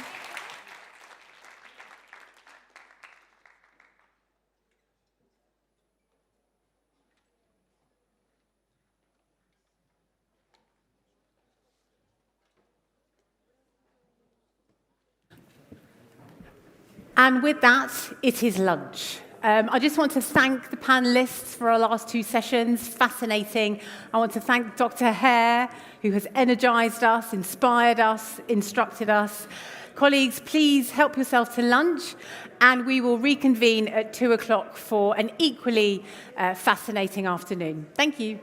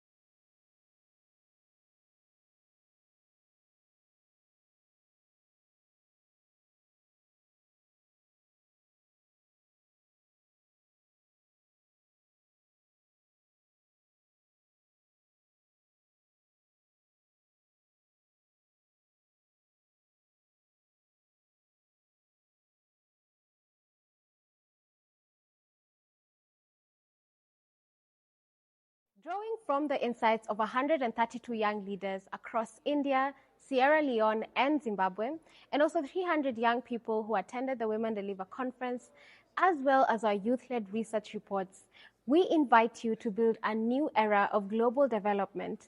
And this is an era that's grounded in mutual respect and shared expertise. Here are the top 5 recommendations that we have for decision makers that are convening at the Global Partnerships Conference in London. Number 1 is to recognize youths as active decision makers and co-creators, and to just harness community expertise in order to ensure that every project is rooted in local reality. Stop treating us as passive beneficiaries or as symbolic guests.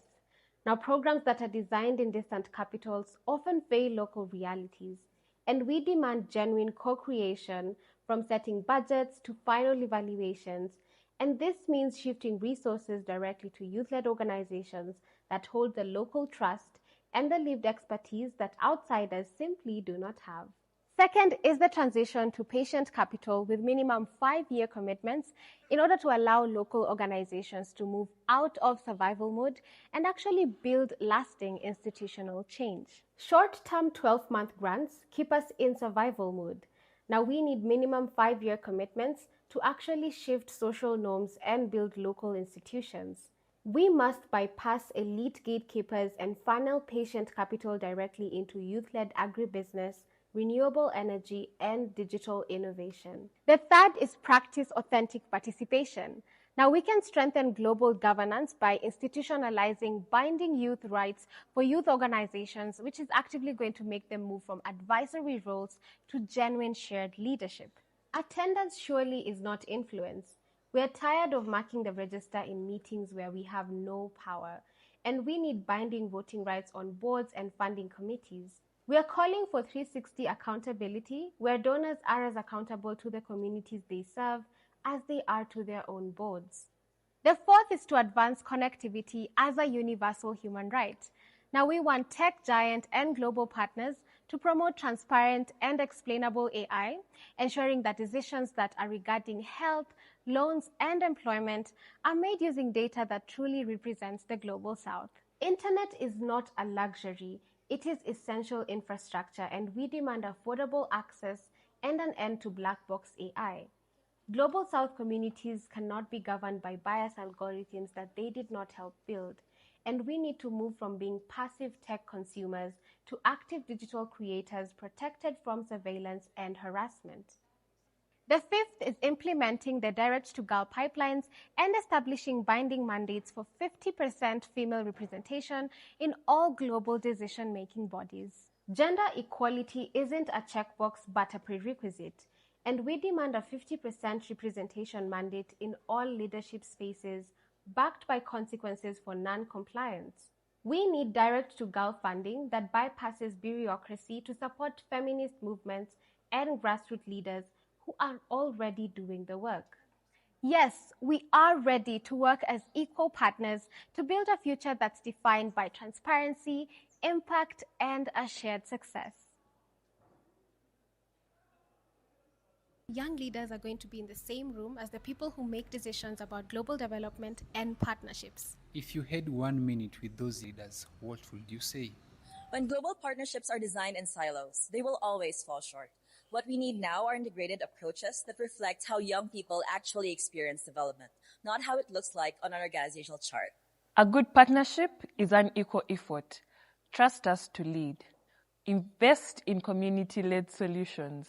We can achieve more when we work together and support each other. Building funding mechanisms that are flexible, accessible, and based on trust.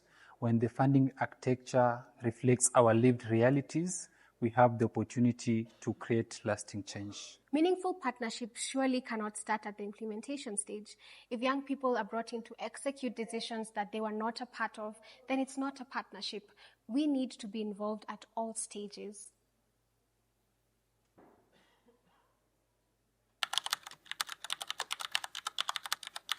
Red tape, funding, power, control, development, collaboration, investment, power, funding, innovation, empowerment, financial resources, youth funding, opportunities, devolution.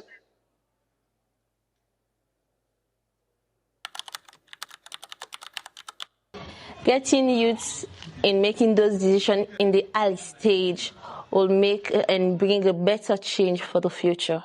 The reform system for partnership that will most empower the next generation for me, I think, is flexible funding.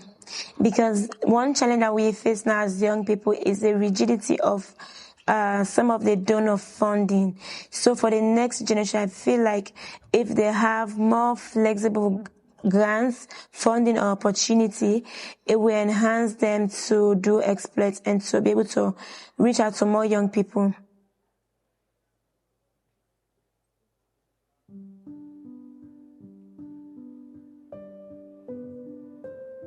There needs to be investment in education and skilling both.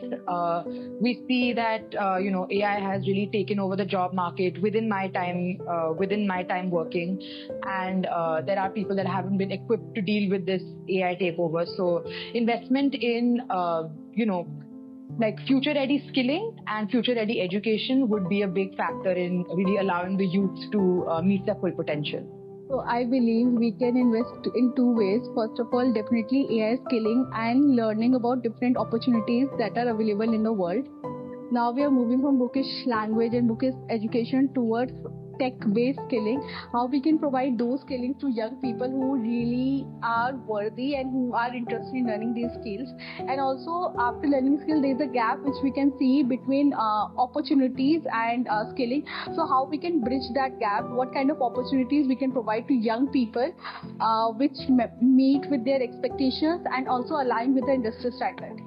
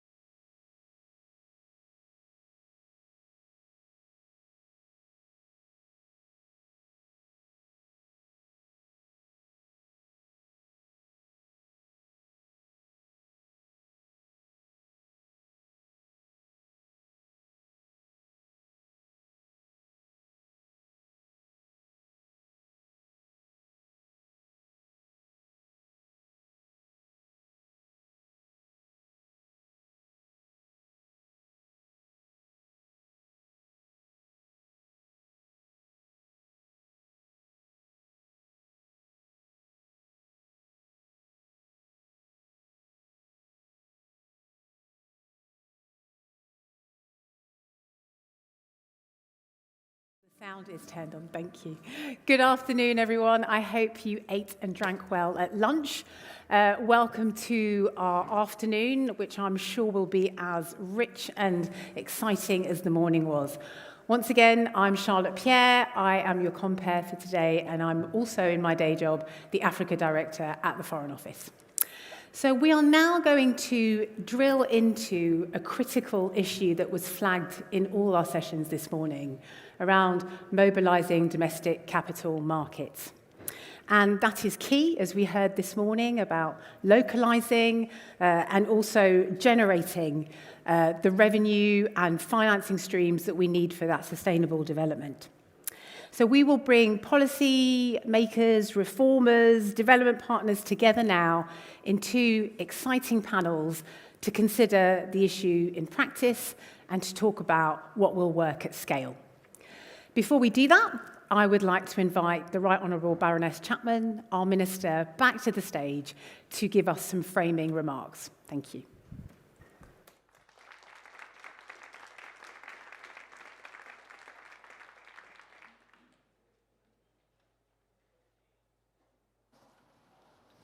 Thanks, Charlotte. And yes, I do hope that you've enjoyed the fantastic catering that we've got here, and you've all had a really good lunch. But warm welcome to this session on domestic capital markets. I should just begin by saying a few thank yous, and that is to colleagues across government, to our development and private sector partners, and to everyone who's helped to bring this session together. And a particular thank you to our panellists, including His Excellency Taiwo Oyedele, Minister of Finance at the Federal Republic of Nigeria, EBRD President Adil Reno Basso, and senior finance leaders for joining us to share practical lessons. We've just come from a discussion on fiscal resilience, where we heard again how constrained public and global finance mean governments cannot do any of this alone.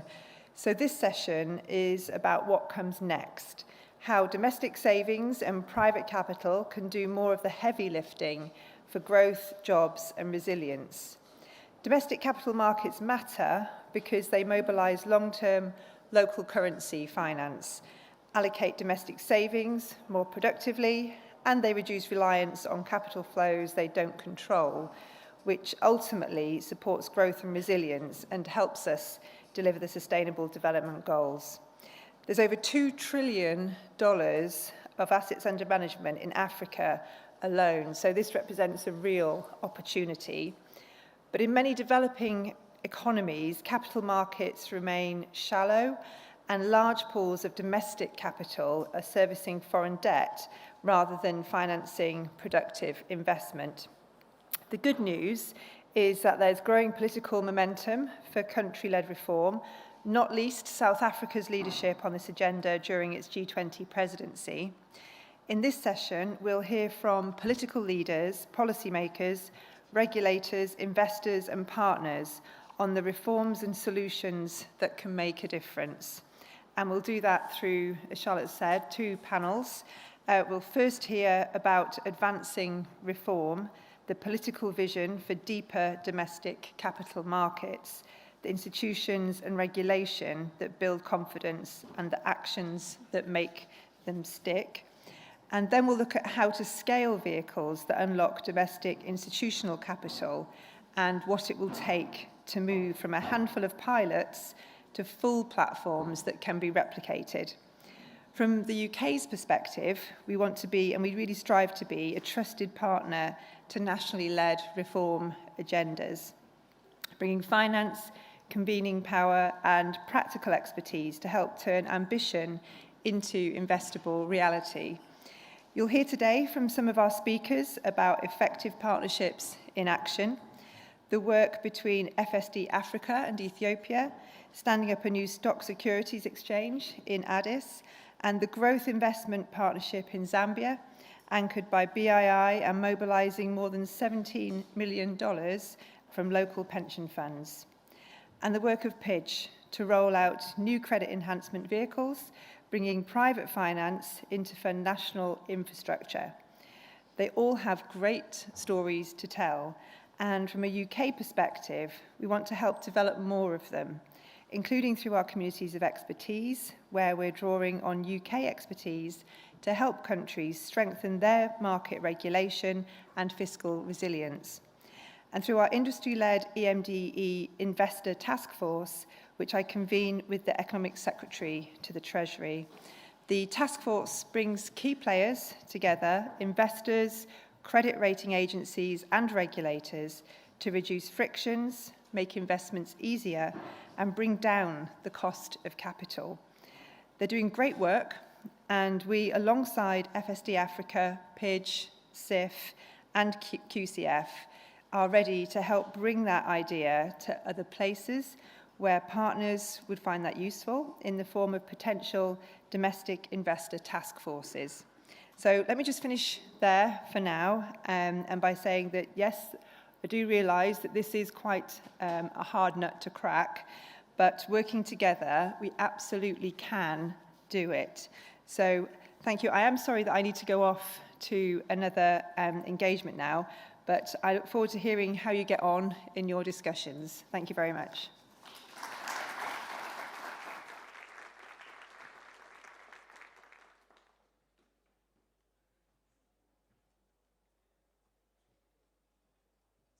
Thank you, Minister. So let's kick off up with our panels. I'd like to invite Mark Napier to the stage, please. Mark.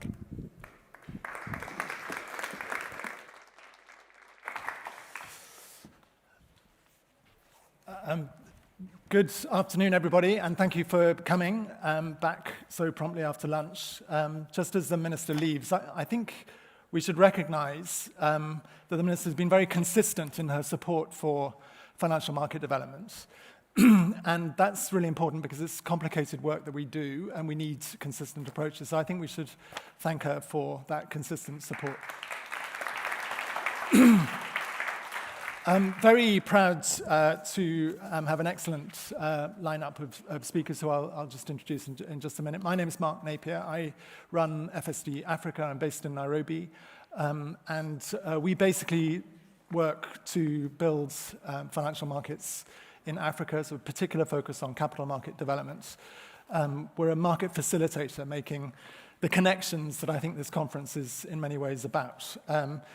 So the UK has been an anchor partner for us over many, many years, but we're fortunate now to have some great support from a number of the world's leading philanthropies, CIF, Quadrature.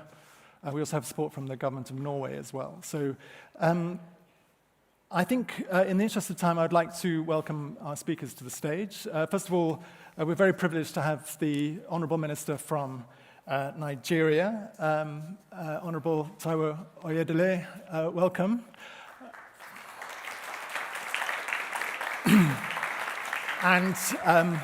And we also have the Director General from the Ethiopian Capital Market Authority, a very good friend of FSD Africa, Hannah Tahelku.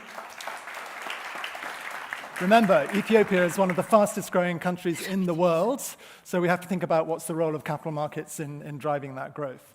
And by no means least, but last, Odile Renaud-Basso, the president of EBRD. And EBRD, as you all know, is making a big strategic push into sub-Saharan Africa, and so talking to her about the state of capital market development in sub-Saharan Africa is going to be one of the themes. But Minister, may I start with you, and welcome again. Thank you. Thank you very much indeed for joining us. I mean, Nigeria is going through very profound reforms right now on macroeconomic and on its fiscal program. So how are these reforms beginning to build or strengthen investor confidence in Nigeria? And how do you see those reforms sort of building a stronger foundation for capital markets in the country? Yes, indeed. Thank you very much, and it's a pleasure to be here. We have gone through this reform journey, particularly in the past 3 years, in a manner that is quite deliberate, and in which we have very clear focus as to what the outcome should be. We think it's a long-term play, and Reforms, when it has to do with the capital market, has to start with you understanding the problems, using data, but more importantly, context. We've tried as much as possible to co-create those policies with the stakeholders, including investors, institutionals, private, and while we continue to stay open to feedback, because we know it won't be perfect. And I think we're seeing the results. The Nigerian capital market has returned year to date over 60% in USD terms. Last year was about 52%.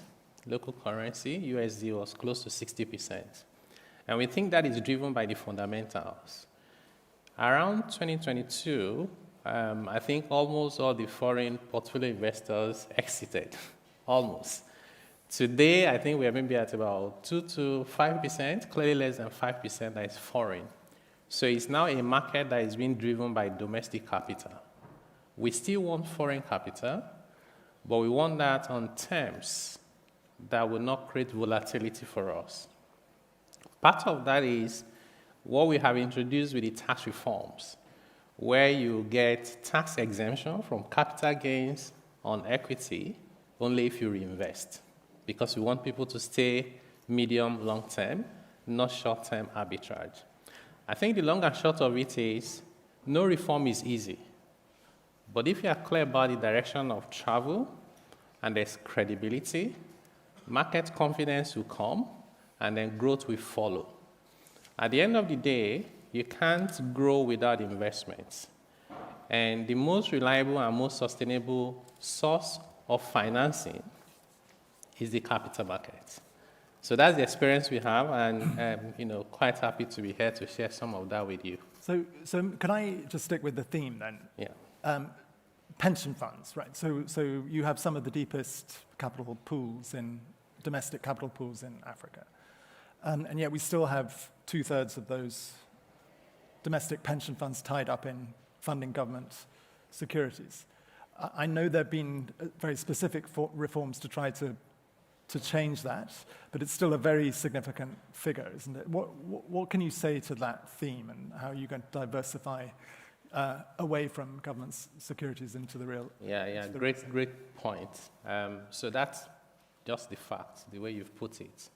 But we also are mindful that when it comes to funds like pension funds, you have to be careful you're not taking excessive risk. Because at the end of the day, it's not just about the returns, it's about the risk-adjusted returns.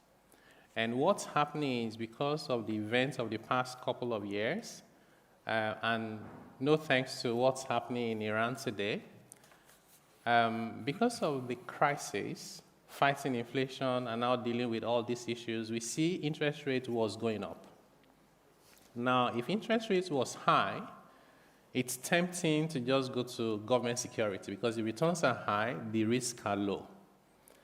Now, what we see, that's why I said it's a medium to long-term play, is that as interest rates begin to moderate, and as we create alternative investable assets, you won't need to tell the pension fund guys to know that they need to move. And in the interim, we have seen an adjustment to the rules, giving more headroom for pension funds to invest in, say, equity. Many of us in the room will be familiar with Dangote Refinery. They're going to IPO at some point very soon. And just last week, the pension regulator says it's okay for pension funds to invest in that security. So I think we're making progress. It will be gradual, but clearly the direction of travel is clear. And that's to mobilize long-term funds, including pension fund, beyond government securities investments. And I'm going to ask you a similar question, Hannah, as well, in just a minute around digitalization. But Minister, maybe just your recent regulatory reform, the Investments in Securities Act, had a big digitalization theme. Do you want to say something about how you see the role of digital assets in mobilizing capital for investment? Yeah, absolutely. Did you know that the amount that Nigerians, mostly young people, it's a very young country, less than 19% average age, the amount of investment they made last year in virtual currency was more than the size of the capital market. Now, this was easy for them because it's on tech, it's on mobile phone. And these guys are not investing $1 million. It's $200, $150. And so what we're trying to say is, why don't we attract them to the capital market? Make it easier to invest in the capital market than it is to buy crypto. Because they'll make more gains. They get exemptions. By the way, retail investors get full exemption on capital gains. In the capital market, they don't on virtual currency. So we're using technology to be able to attract that demography. The average age of investors in the capital market is over 50 for a young population. So we think that there's no way we can make deepening the market, growing the market, sustainable without technology. So that's why it's reflecting significantly in our strategy and the new law we just enacted. Yeah, very interesting. Very interesting to bring demography into all of that. And demography is another factor for Ethiopia, right? DG Hannah, the newest capital market in Africa, you've had the opportunity to build a capital market pretty much from scratch. Take us through that journey, and what were the main sort of building blocks on that journey, and how do you feel you've done? Good afternoon. Thank you for having me here, Mark. I mean, we're very much honored to be here. As you've said, we are the newest regulator on the block, so we're very happy to be here to share our smallest experience, but we are very proud of that experience as well. I'd say the journey of the development of capital market in Ethiopia is a journey of faith, a journey of collaboration, and a journey of leapfrogging. So in the past 3.5 years, we were fortunate enough to accomplish a lot of things at once. But of course, through the support and collaboration with many partners like the UK government, through FSTO and FST Africa as well. I mean, in terms of achievement, of course, the primary achievement is for us to be on the right journey to establish a credible, trusted, and capable regulator, the Ethiopian Capital Market Authority. That, backed by meticulously benchmarked and that aligns with international standard regulation, is kind of the very start of the things we've done, and that kind of brings about the other follow-up steps and milestones that we were able to accomplish. So we tried a lot of things to make sure that this regulator is independent, capable, and trusted, not only amongst our local investors, but across the globe and across the continent. Of course, in terms of collaboration, Minister, we've been very closely working with our peers in the region in Eastern Africa, but of course across the continent. So Nigeria has been one of the greatest support we have. So we have a lot of exchanges in terms of whenever we're writing our regulation to make sure that it feels like home. People's investors, intermediaries, and institutions see our regulations. We want them to feel like they are at home, that they are very familiar with the writings and the process of our capital markets in Ethiopia. So we were able to do that. Of course, the second most important thing would be to introduce disclosure and transparency, not only in the capital market space in Ethiopia, but across the business environment. So even if Ethiopia is a very big country, one of the fastest growing economies in the continent, there was usually a lack of proactive and effective communications to investors outside of Ethiopia. Even sometimes, most information were not available for investors within the country. So we wanted to establish a system for companies that are coming to the capital market and who would be in the future coming to the capital market to establish that disclosure and transparency measures that actually transforms the economy. And now we're moving both sovereign communications and company level communications. So because of that, we have technological tools that kind of support that endeavor. We have infrastructures in place, about Ethiopian Securities Exchange. I'd like to thank the minister mentioning Ethiopia yesterday and this morning as a highlight of their global collaboration. So the exchange, the clearing, and our settlement system are entirely fully automated and technology-based. Of course, we are very much open to innovation, and we are open to learn from the world. We have also, even if they are few in number and in sectors, We have trusted and capable intermediaries and market participants. But most importantly, the traction from our own people, whether it's from retail investors or institutional investors, has been quite, we're having quite a traction. So especially amongst the youth, they are trying to understand the role of capital market in driving private sector participation in the country. So they're trying to find a place on this entire journey for them to contribute to the exercise. So we are very, very closely working with the youth. We're providing trainings. For us, financial awareness is not only about the liquidity, right? So it's the first guard for investor protection. So the investors are the ones that are protecting themselves if they are fully equipped with at least the basics of investment. And then the regulator and the law enforcement comes really, really later in this discussion. So financial awareness has been a tool, one, to investor protection, two, for making sure that there is enough participation in the market as well. So we've been fortunate enough to witness a lot of milestones in a very short period of time. Fantastic. I'll come back to you on some of those themes in a minute. Odile, may I come to you? So big push into sub-Saharan Africa. Congratulations with that. I'm sure we're all very happy about that.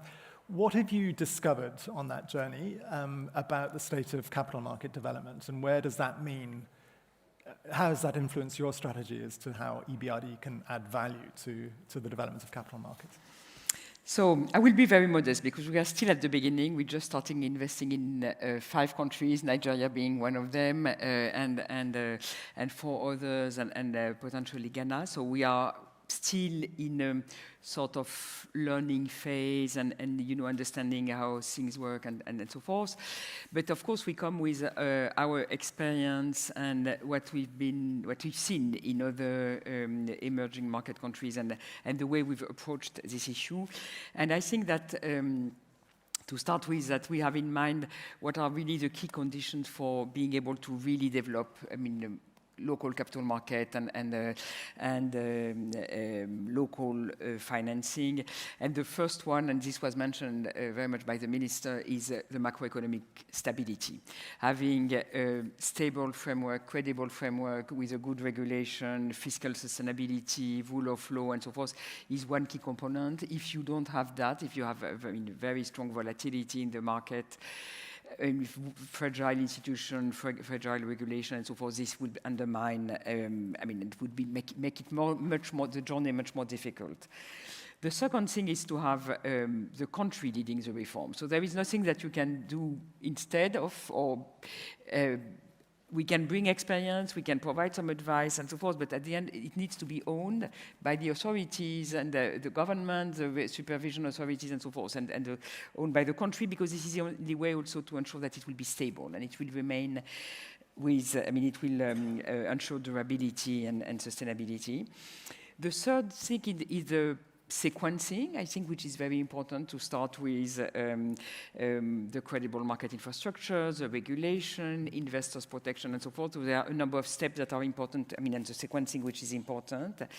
And the fourth thing is that I think that, and it's true in particular in African countries, that developing the financing in local currency is absolutely key for the growth agenda, for the quality of the transmission of the monetary policy, and for investors' confidence. So that's an objective that we really try to develop.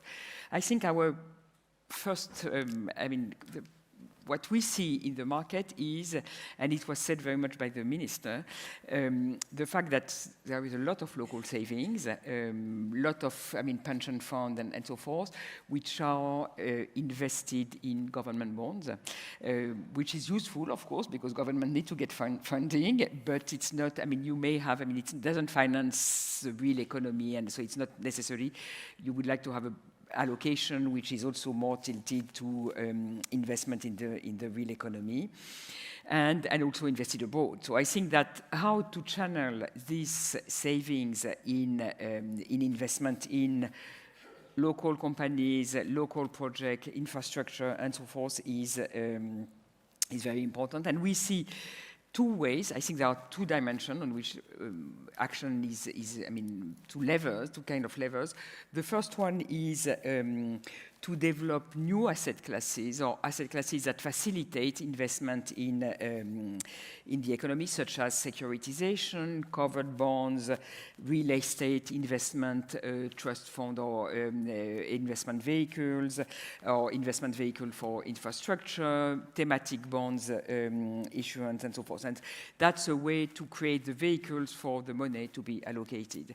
The other dimension, which is also very important, is to work on the pipeline of bankable opportunities and to work with issuers to ensure that they are ready to issue, that they have the transparency, the governance, the data, and so forth that are needed to have to issue on the market. So all the work on corporate governance, the disclosure standards, efficient issuance processes, and so forth. All this is I mean, a key component of the equation. And just to illustrate, because we are new in Sub-Saharan Africa, but we've been working in North Africa now in more than 10 years. And in Egypt, for example, we have developed we have supported the launch of a secondary market for government securities so as to enhance the liquidity and the trading on government securities, increasing the trading volumes, and helping with the development of sovereign yield curves, which is important for hedging, for issuing in local currency, and so forth. So that's more, I mean, and the second thing which I've been doing and which have been also quite effective is restructuring the Egyptian exchange for SME growth market. So a segment of SMEs with high growth potential and which would not go to the market, would not issue for equity or debt. And we really restored the confidence in the market, triggered a number of issuance, and the market was completely dead. We managed to bring new IPOs from high-growing SMEs in the market, and this was complemented with something which is we were subsidizing. Also, we were covering up to 75% of the SME listing fees, which is very interventionist for EBRD. But I think this was really a way to create an incentive for issuers to go to the market and test it. So, I mean, these are examples, but I think it shows that, I mean, in each country you need to find what are the levers and where you can be impactful depending on, the needs, the local potential for issuance, and so forth. Could I just ask you back to the local currency point? Because EBRD has been quite progressive in the way it's sort of tried to build pools of local currency and use pools of local. Could you say something about that and whether that's where you are on that journey? So, indeed, we've already, since long seen that as a key element to facilitate investment, to facilitate the development of the private sector, and also contribute to the local market, capital market development. And we see, there are different dimensions in what we do. The first one, which is probably the most unique among MDBs, is the fact that we use our balance sheet to finance ourselves in local currency and to be able to lend in local currency without having back-to-back hedging. But really, we have a pool of liquidity, which, depend on our prospective lending and so forth. We try to match, but it's more, and we manage the liquidity as a pool on our balance sheet, and it's the Treasury doing that, which is very different and I think much more effective than back-to-back hedging for each project. So that's the approach, and this is combined with a very active involvement of our Treasury teams with central banks and local, capital market authorities in order to find the levers to develop the money market, the derivative market, and so forth. So in each country, when there is interest from an appetite from the authorities, we have put in place, for example, a number, money market groups in order to bring together the regulators, the government, the central bank, and so forth, to define what the strategy in order to develop money market locally, derivative capacities, and so forth. And that's proven. I mean, it's not a magic solution, but it step by step really has been very successful in some countries. It requires the commitment. I mean, I remember, lengthy and repetitive discussion with the Moroccan authorities on the derivative law, which took several years to get approved by the Conseil d'État and then being approved in Parliament. But so a lot of work, very precise work on the regulation and so forth, but then it can unlock a lot of potential. And basically today, 30% of our projects are financed in local currency. Okay. Hannah, can I come back to you? So what Adil was saying earlier was about the need to create different products for the local investors to invest in different conduits, really, to capture the capital that's there. Can you talk about how you've created the space in Ethiopia for those kinds of products, for different kinds of product? Because it's a new market, right? For sure. In terms of priority and sequencing, I'm glad the President has mentioned that we are trying to balance. I know it's a very delicate kind of balance, and somehow it looks like it's counterintuitive in itself. So even if you have to balance between sequencing and leapfrogging, right? So we have to have innovative products and new products to different sets of investors, and of course adhering to some sort of context we have and we operate in. So for us, somehow formalizing our existing equity market is one of the priorities we have, but also introducing new products to the existing investors within Ethiopia, and that speaks to the need of global investors, whether they are focusing on return or whether they are focusing on impact or any other outcomes they are looking into their investment. So apart from equities, we are working to introduce a few products.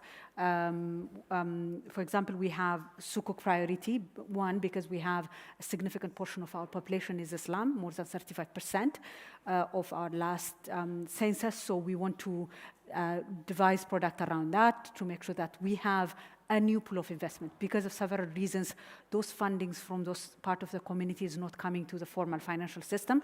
So we are trying to build a trusted route to take that money sitting outside of the formal economy to come into investment, and then that population to benefit from this investment vehicle. So that's one. The other one is, of course, sustainability product, whether it's green products or gender or any sustainability-linked products are also a priority in Ethiopia. One, because it aligns with our national development priorities.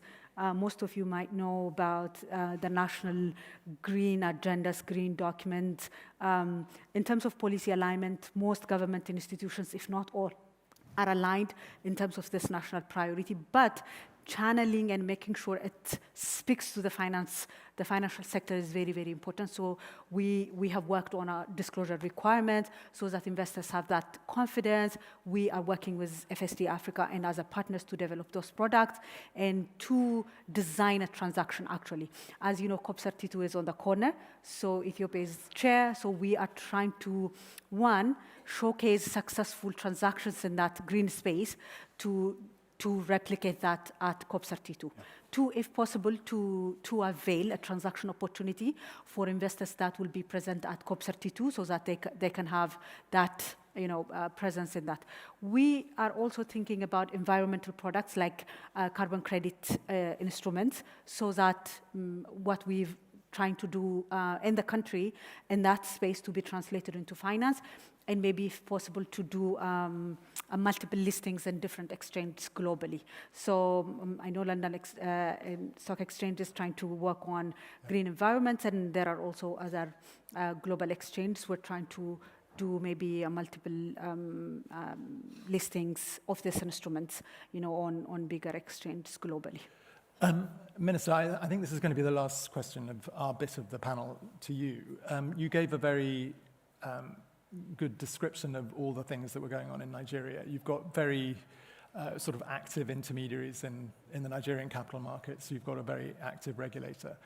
The UK has been considering how to support capital market development further in countries like yours through some kind of task force mechanism to sort of intensify capital market development, as it were. What do you think of that idea? Is it needed? What would you kind of say by way of advice or guidance on that? Thank you very much. I think, you always have nothing to lose but potentially everything to gain when you have everyone at the table.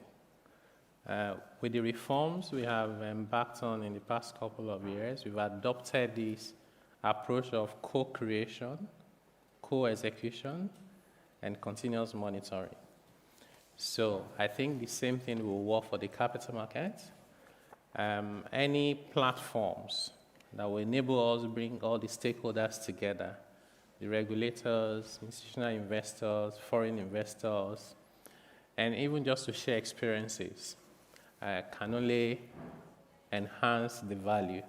So I will welcome that, maybe not even just that, I will promote that as well. Yes, so count me in. Okay, well listen, thank you very much. Thank you to all our panelists. It's been very rich. There's been good discussions about the consultative nature of capital market development, fascinating insights about youth and demography and how we build capital markets for the future that is relevant for this very young population. And then all sorts of good comments about the need for new products and a creative approach to capital market development. Capital markets don't just happen, they have to be made, and it's complicated work. So thank you very much indeed, and I'll hand over to the next sub-panel. Thank you very much. Thank you very much. Thank you, very good.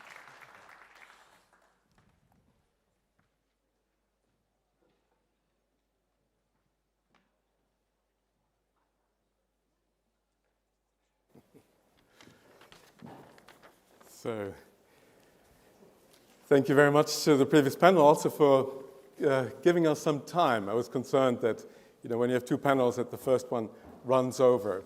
I'm Hans-Peter Lankes. I'm Managing Director and Deputy Chief Executive at ODI Global, a global affairs think tank. And please have a seat. And on this, in this previous panel, we took sort of a look at at capital market development in a broader sense, the importance of capital markets, the policies that support capital markets, effective ways, effective approaches to partnerships. It's useful to look at capital markets as sort of the place where long-term savings meet assets, revenue-generating assets, and then look at what connects these two sides. And it's sort of the plumbing of these capital markets is what we're going to be looking at more closely now. So what is the financial plumbing that is proving effective at helping those flows along? What are the vehicles that we have now experience with that have proven effective? What about scalability of such vehicles, about replicability across countries? What about the role of domestic investors and foreign partners in that? So for that, we have a wonderful panel that has already come on stage. We have Chinua Azubike, who is the Chief Executive Officer of InfraCredit Nigeria and beyond. We have Mukwandi Chibesakunda, who is the Chief Executive Officer of the Zambia National Commercial Bank, but also a key part of this new UK partnership idea around setting up, what's it called? The GIPs. You will tell us a little bit more about that. Mm-hmm.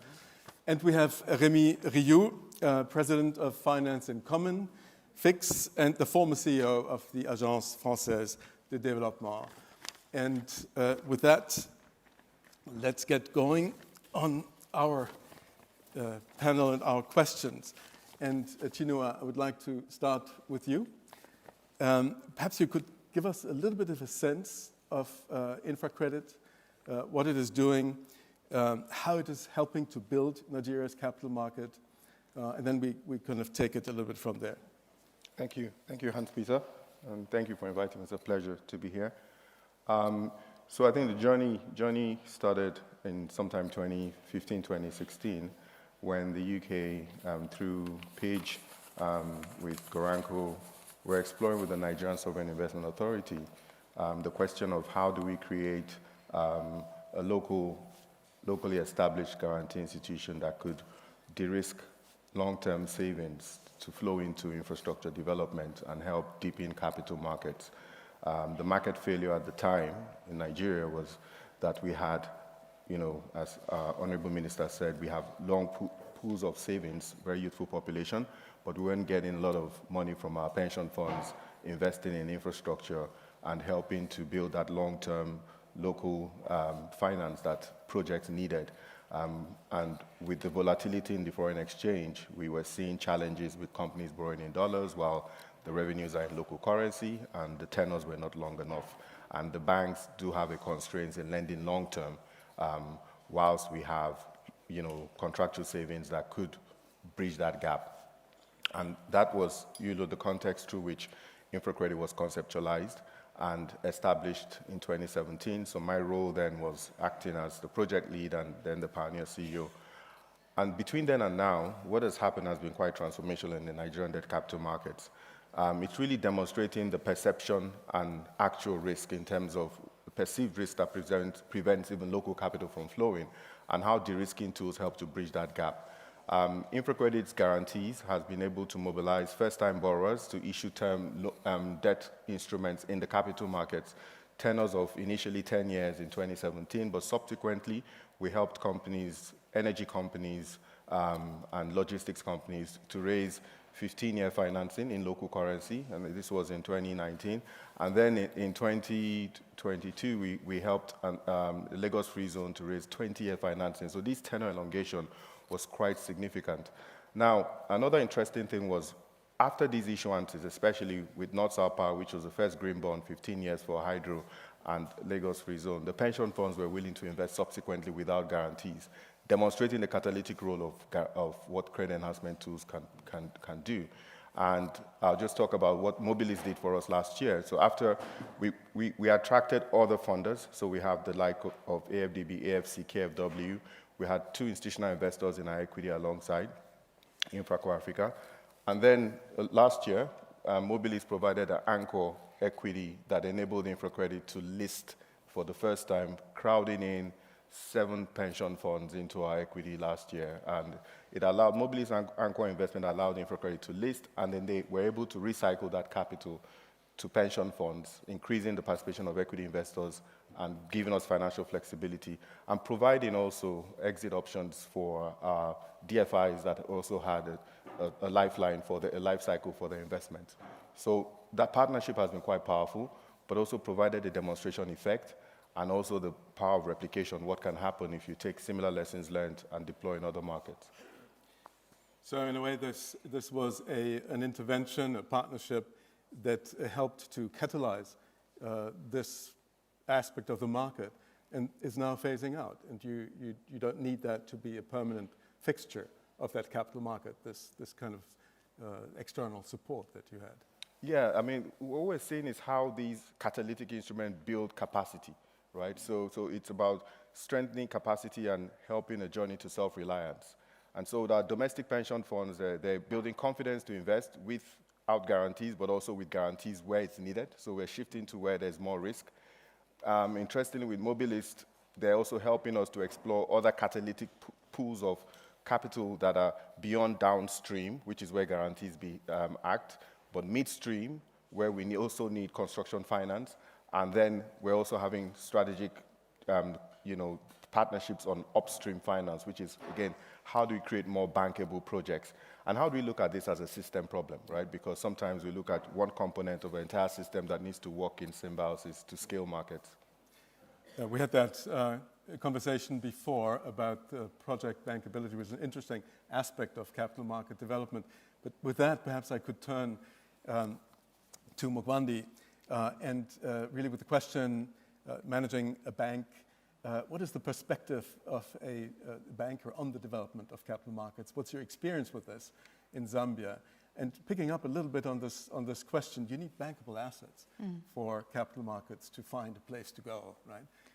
So in terms of context, just to look at Africa and its uniqueness, Africa has 20% of the world's population.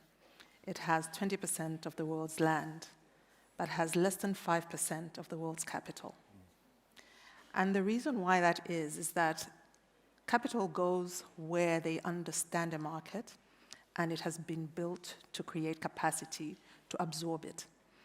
What we have not sufficiently done in Africa is build that capacity.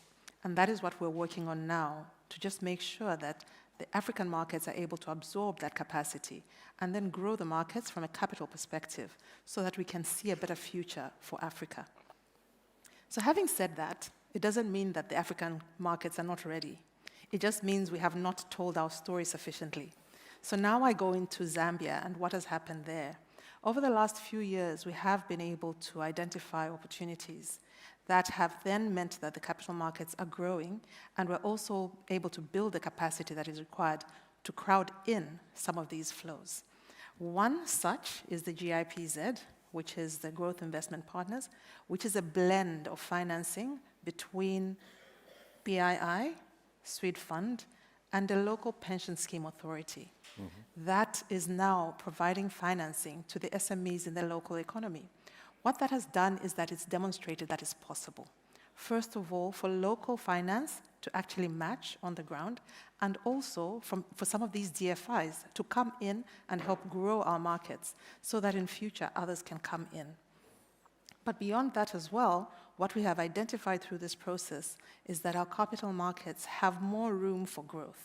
And so as Zanaco, for example, the largest commercial bank in Zambia, we have now put together a plan to have the first sustainability bond in our market. So what is clear now is that this is a partnership. It's not a gift to Africa.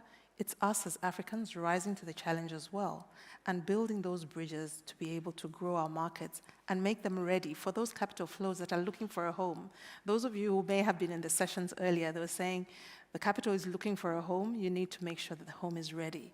So Africa needs to prepare for that and prepare that home for those capital flows and to grow our capital markets. And we believe that the time is now. Okay. Thank you. That I think gave us a really good and hopeful direction here.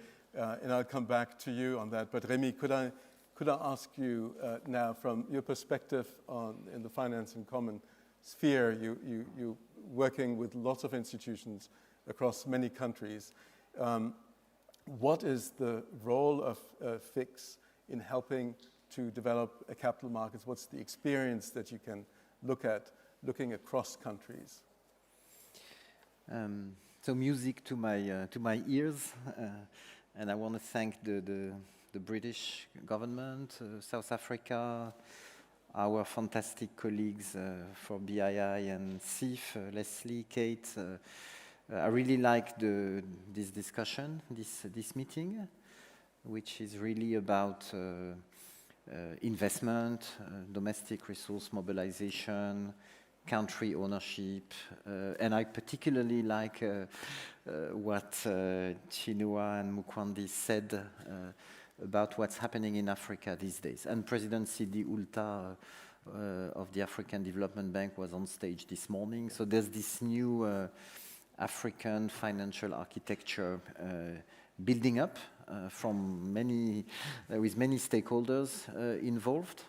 And I think that's particularly promising and important considering the purpose of this meeting here in London. And what I like also in this discussion is that both of you, you are bringing the voice of, I think, the missing pieces in this discussion between government, multilateral institution and markets. And these missing pieces, I would even say missing continent, because it's so vast. It's the public development banks, the public financial institution. Can be specialized, like infra credit, but there's also a development bank in Nigeria. There's a Nigeria mortgage refinance company. So there's a lot of segments in the market where you need a public component. It's not against private. It's really to help unlock the full potential of markets. And so we need, and that's really the starting point of so fix finance in common, the system, to invite and consider the role of local actors, because there would be no domestic resource mobilization without domestic institutions.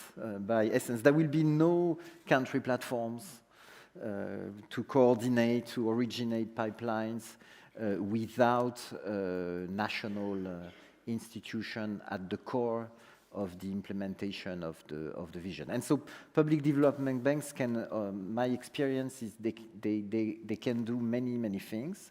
So of course the easiest way to mobilize private capital is to use the liability side of your balance sheet, so issue bonds.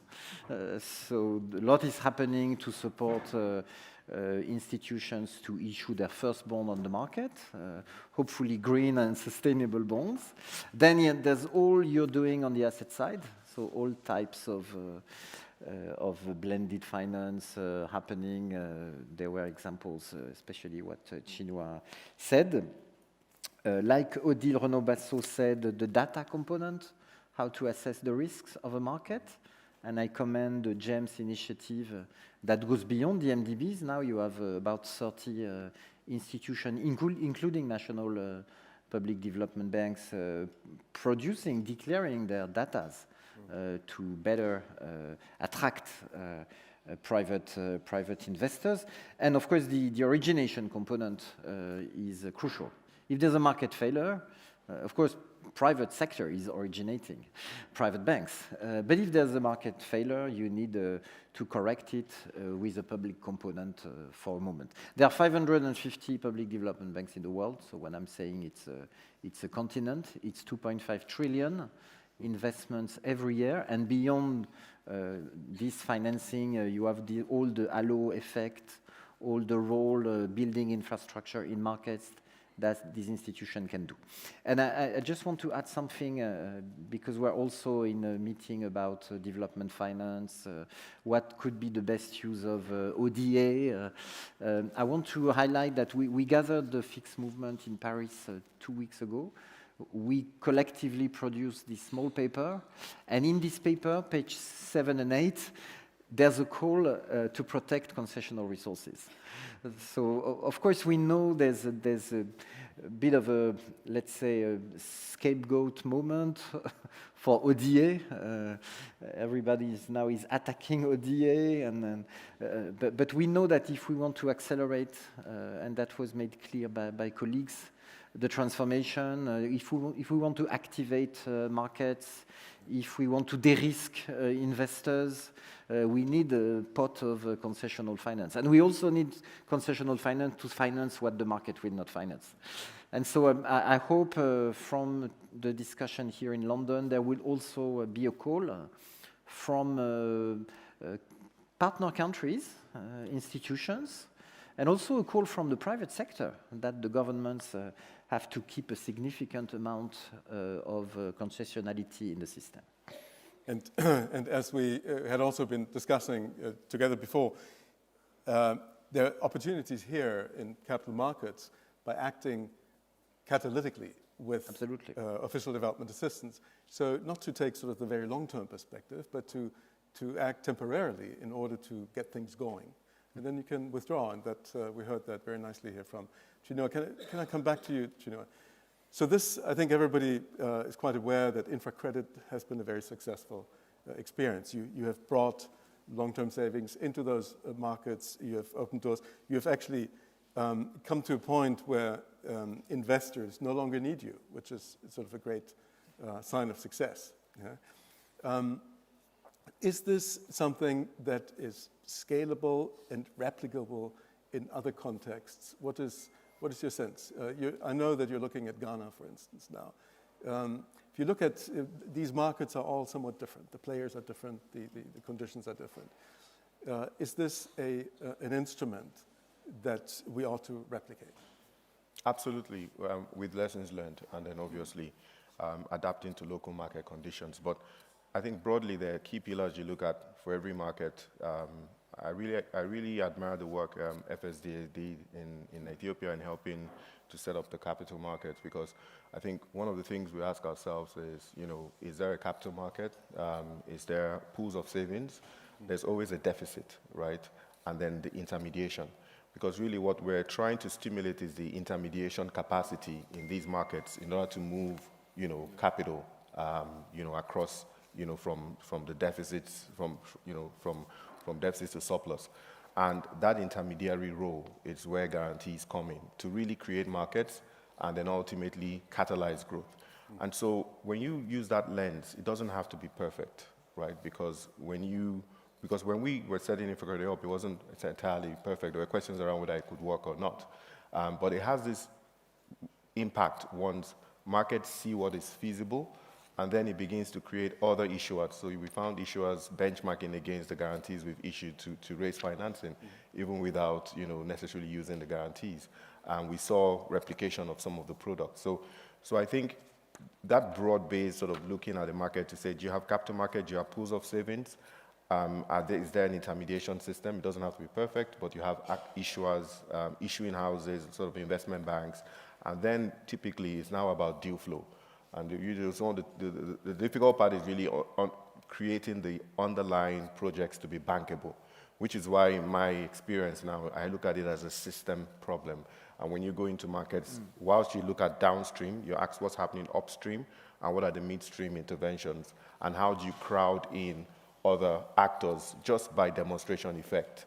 So yes, it is feasible. Ghana, we're working with Page and also AVFDB, but with the Ghana Sovereign Wealth Fund, we're exploring the same process. And we're looking at a few other markets as well. But it becomes less complex when you've done it before, and you have a lens through which you look at market opportunities. And then that ability to work with the right actors. So you need the right partners in these markets that played a similar role like the NSI played a similar role like that the other actors, so that the securities exchanges also play. In Nigeria, last year, the Nigerian Securities Exchange put in place credit enhancement regulations for domestic debt capital market issuances. That, I think, is transformational, because what they've done was they observed the business model over 8-9 years, almost like a sandbox, and then they put a regulatory framework in place to enable more sort of infra credits to exist, which again is a system, right? Because you can't just have one guarantee, or one bank. So you have to have multiple actors addressing multiple market failures. So that framework is replicable. So I think some of the building blocks exist. It's really now how we take this with lessons learned as a system and begin to explore how replication and the pull factor that comes from these other markets, because I don't think you have to push these things in. You have to find the pull effect from the local actors that need this asset class, especially domestic institutional investors, but also the securities exchanges that need to deepen the domestic debt capital market. The borrowers currently financing from the shorter, high interest rate or don't have access to capital that need these de-risking tools to unlock access to finance. And you find this consistent in many markets. So there's a clear opportunity. And then the beautiful thing is that the UK tends to have these different multiple tools that they use. At least I've experienced firsthand these different tools from FSD Africa providing technical assistance, BII providing us risk sharing, FCDO providing first loss capital. We've leveraged all these tools to provide demonstration effect. So how do we now architect this better, for replication and scale? Well, I'm sure the UK is going to be very happy to hear your message. And this is sort of a message around a new kind of development cooperation, right? It's this catalytic development cooperation. It's enabling and then retreating. Yeah. And in some cases, even able to make a profit out of it because you're profitable. Yes. And I understand Pitch exited from Infocredit. So it's an interesting new way of looking at how cooperation can work. Maybe with that, I could come back to you, Mukvandi. How do you see this question? This is a conference about partnership. How is partnership effective in this in Zambia in this context? What are the instruments that you would recommend should be reinforced? So what we have observed from a Zambian perspective is that a lot of the issues that relate to developing the capital markets are related to perception of risk. And based on that perception of risk, if there are instruments that can be used to de-risk a portfolio or address the underlying issues, then that will mean that it's easier to learn from previous experiences, apply that learning, and be able to scale up and replicate. So what has happened in the Zambian market in particular, so GIPZ that I spoke to earlier was actually a brainchild of BII. It was set up in Ghana first before it came to Zambia. And because of the success in Ghana, they then tested the Zambian market. And I believe that it's just a matter of time before it's replicated elsewhere. However, the difference is this is a partnership with local players as well.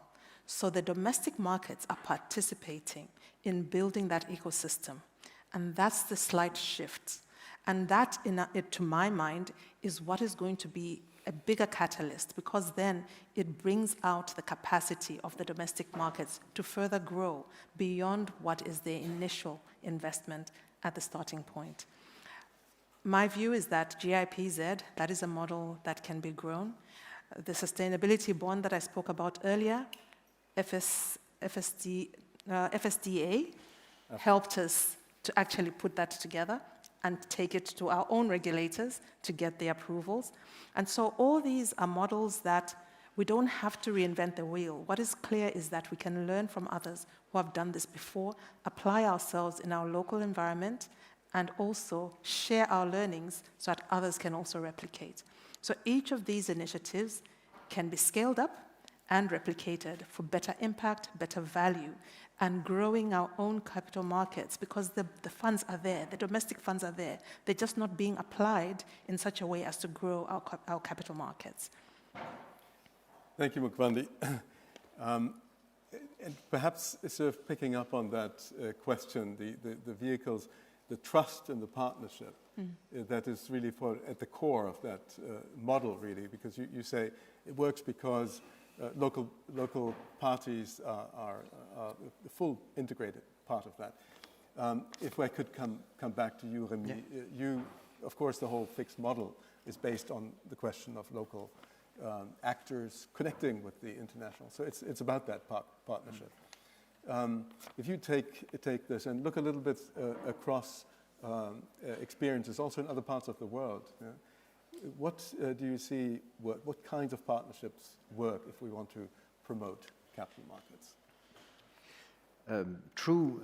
So FIX is really an invitation to think at the scope of the whole system that has been fragmented for too long, and see how we could best optimize and connect international resources and expertise partnerships with local authorities. I mentioned the African experience, but of course FIX is global, so we will be in Asia for the fully fledged meeting early 2027 at the invitation of the Asian Development Bank, but we can be a bit of an echo chamber of country experiences that can be replicated, of course, and contextualized to different financial markets. So we could share for hours what's happening in Latin America, so especially the Brazilian experience around BNDES, with a lot of the Amazon fund coming from outside, the work on carbon markets, the way BNDES is refinancing public banks at state level.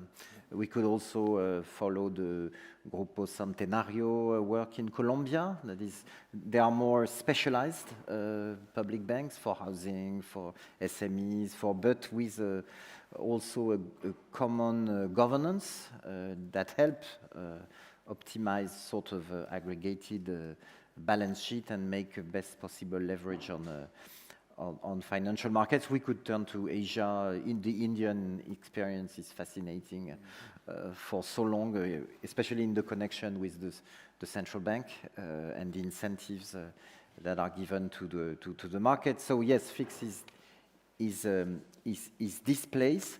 And in the partnership dimension, there's a lot happening these days.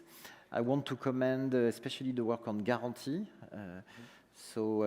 And what MIGA within the World Bank Group is doing, willing to do with the Green Climate Fund, with the European Commission probably, with again to accelerate the way a public financial institution could mobilize market resources. Double, hopefully, so we call the PDB Guarantee Hub to double the number of PDBs issuing bonds by 2030.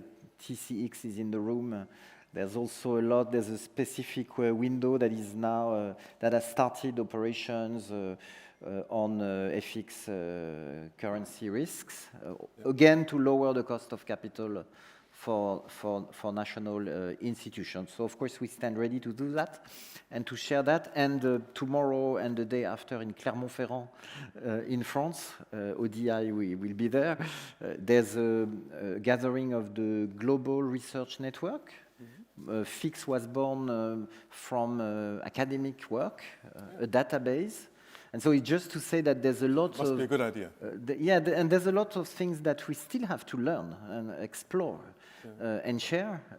And of course, having the academic work within this work is extremely important. Can I, Remy, with time getting sort of shorter, just ask you 15 seconds on this question that came up earlier.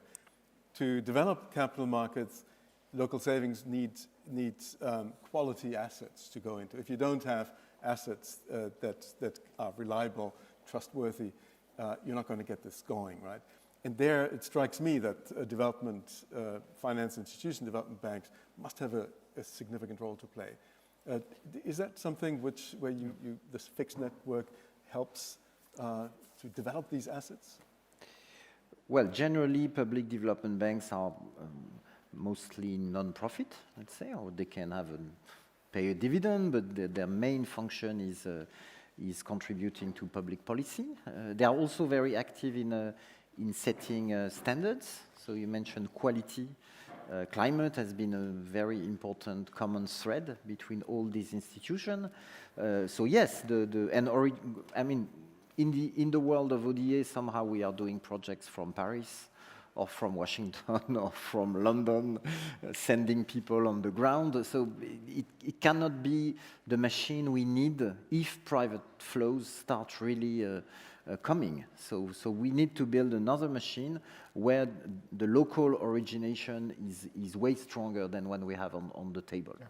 That could be the main bottleneck when money will start coming. Thank you. Thank you to the three panelists. I'm just going to draw a couple of ideas from what we discussed here. It's very clear that there is great value in developing local capital markets. That's why it's in the spotlight now. So we've certainly learned that from the two panels. It can complement other sources of financing for sort of the crucial investment lift that we have to make. And in fact, by drawing on local sources, make countries less vulnerable to the kind of global financial pressures and cycles that we go to. It's also clear that developing capital markets is really a long-term proposition. Otherwise, we would not be sitting here. The issue has been on the table for some time, but it is a very gradual process because it's built on trust, it's built on institutions, it's built, as we learned in the first panel, on transparency, information, understanding, on quality, and that takes time to develop. It's also clear that capital markets develop in different ways in different countries, and there are lots of country specificities, so it's not always easy to come to a general solution. So this is what works, and therefore we should do this everywhere else.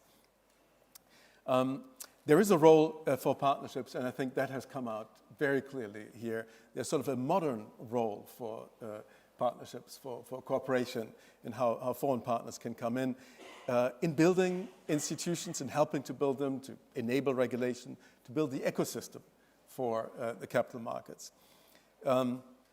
In supporting, championing vehicles like InfraCredit and sort of the instruments that come with that, and then stepping back, right? So this catalytic approach, but there is clearly a role here. And then we must not forget the demand side, which we have heard about, the importance of working on the project side, developing projects that are of good quality, bankable, and where domestic capital can then flow. So we've heard, I believe, about successful, about replicable, about scalable solutions. And now, so the call is really on all those here to scale, replicate, and make it a success through partnerships. So thank you very much to this panel and everybody else this afternoon.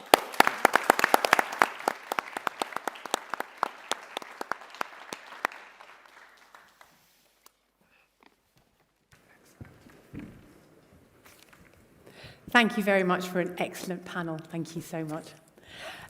Colleagues, that was a rich discussion packed with detail. You probably want to stretch your legs a little bit, but can I ask you to remain close because we'll be shortly starting our session with the Foreign Secretary and Minister Ramat Gopal. Thank you.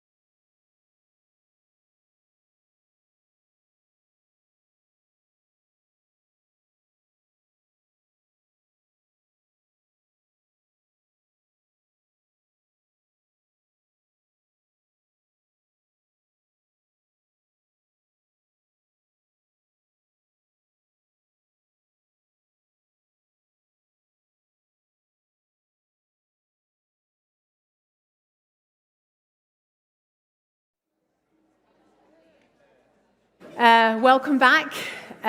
We are at our penultimate session for today. We're going to change the conversation somewhat. We've talked about money, we've talked about innovation, and now we're going to talk about making sure partnership delivers for all, benefits all, including women and girls. And it's a priority for the UK. It's a priority for our Foreign Secretary, and this afternoon we're going to drill down to a specific issue around violence against women and girls. And it's a priority for us to ensure that we shine a spotlight on it, that we try and stop it, and that we hold people accountable for it. So today's session, we're going to look at driving political momentum, highlighting different solutions, and also strengthening collective action. I'd like to invite the CIF CEO, Kate Hampton, to the stage, who's going to be our moderator and take us through the session. Thank you.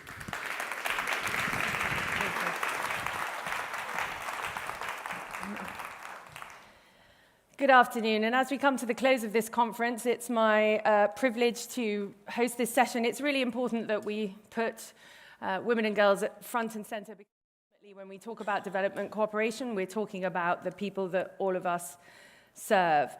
My name is Kate Hampton. I was introduced, so I won't bore you with the rest.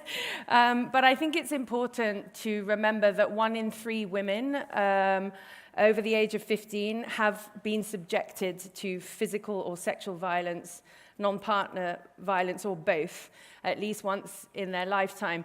If this was a representative sample of the world's population, look around you and think about how many people in this room would have and probably have faced that kind of violence.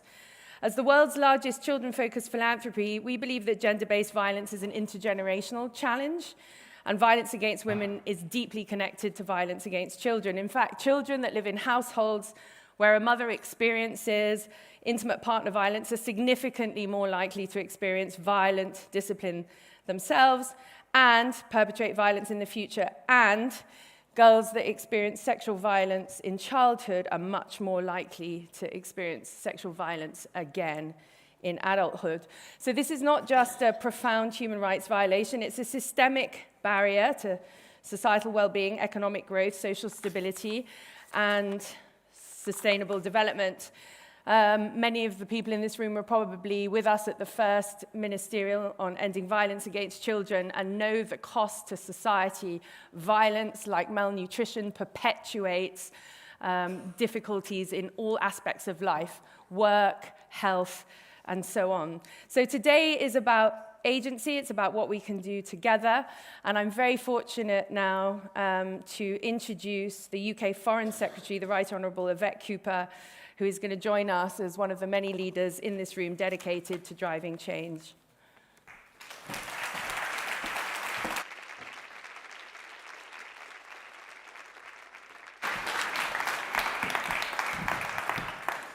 Thank you very much, and thank you to Kate for introducing today's session, and to CIF for its formidable leadership in ending violence against children.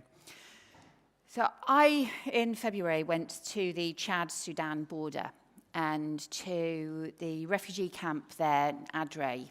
There is mostly women and children there.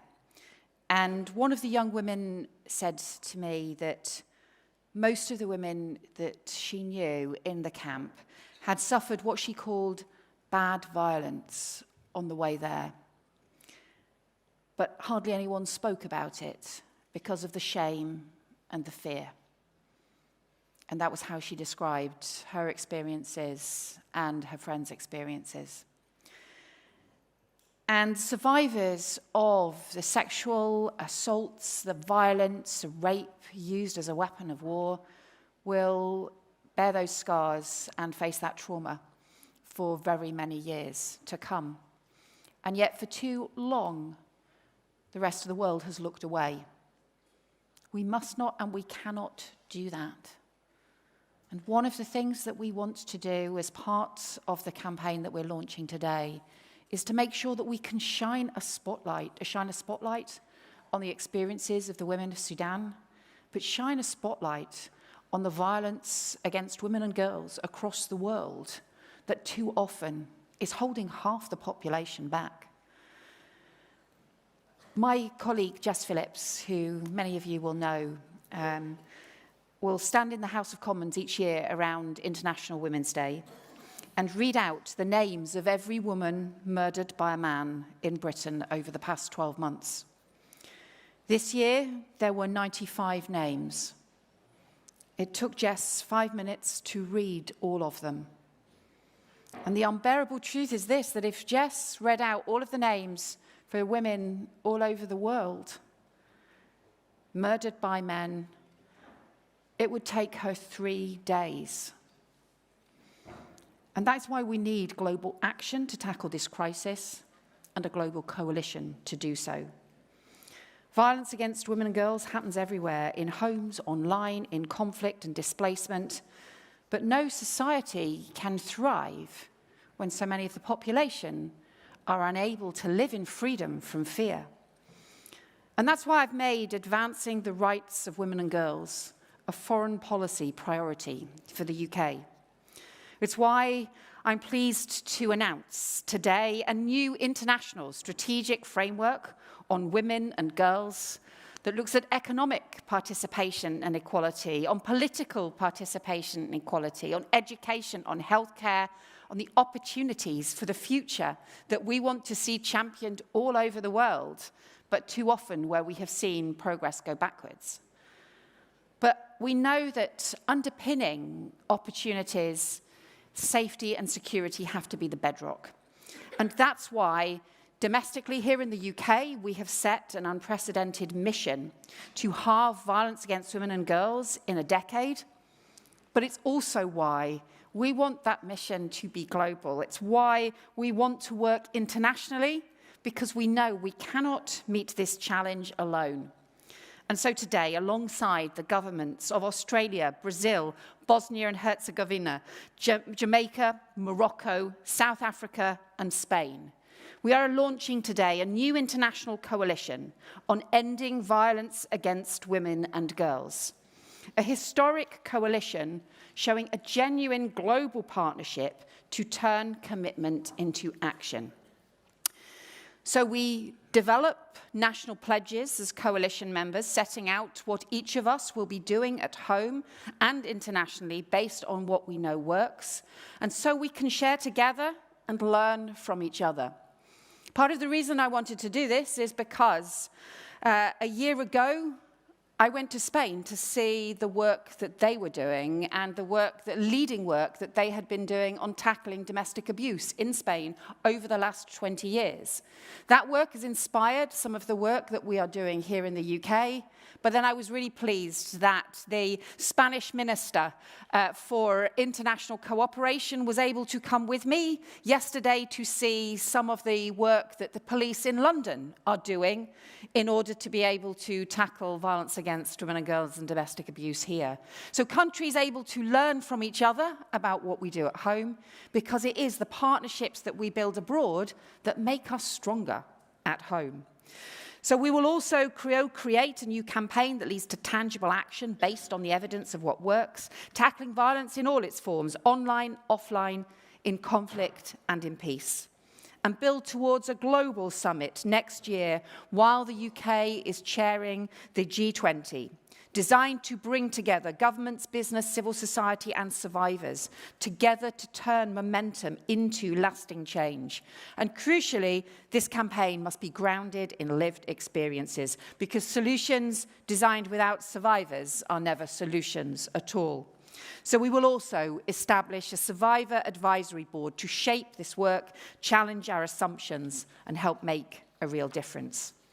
But ultimately, this campaign will only succeed if it feels like something we are building together. Women and men across the world coming together. Ending violence against women and girls is about unlocking human potential, building stronger economies, and delivering a lasting peace. And so this campaign is a call for us to work together and move faster, because in doing so, we can build societies that are safer, fast and fairer, and better for everyone. And so, to begin our discussions today, I wanted to introduce someone who knows firsthand why this work matters and whose incredible work and her fight for Raneem's law here in the UK reminds us of what is at stake and why having the courage to act is so important. So please join me in welcoming a good friend of mine and an inspiration to me, Noor Norris.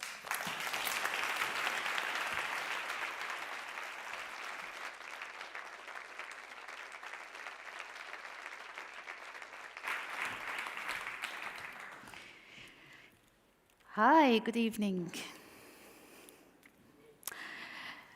Today I'll be bringing with me Khawla and Raneem into this room. Not only as victims, not only as names in the law, but as partner of this global call for action. Their stories carries pain, but not only that, but also carries purpose. Their legacy now belongs to the wider movement.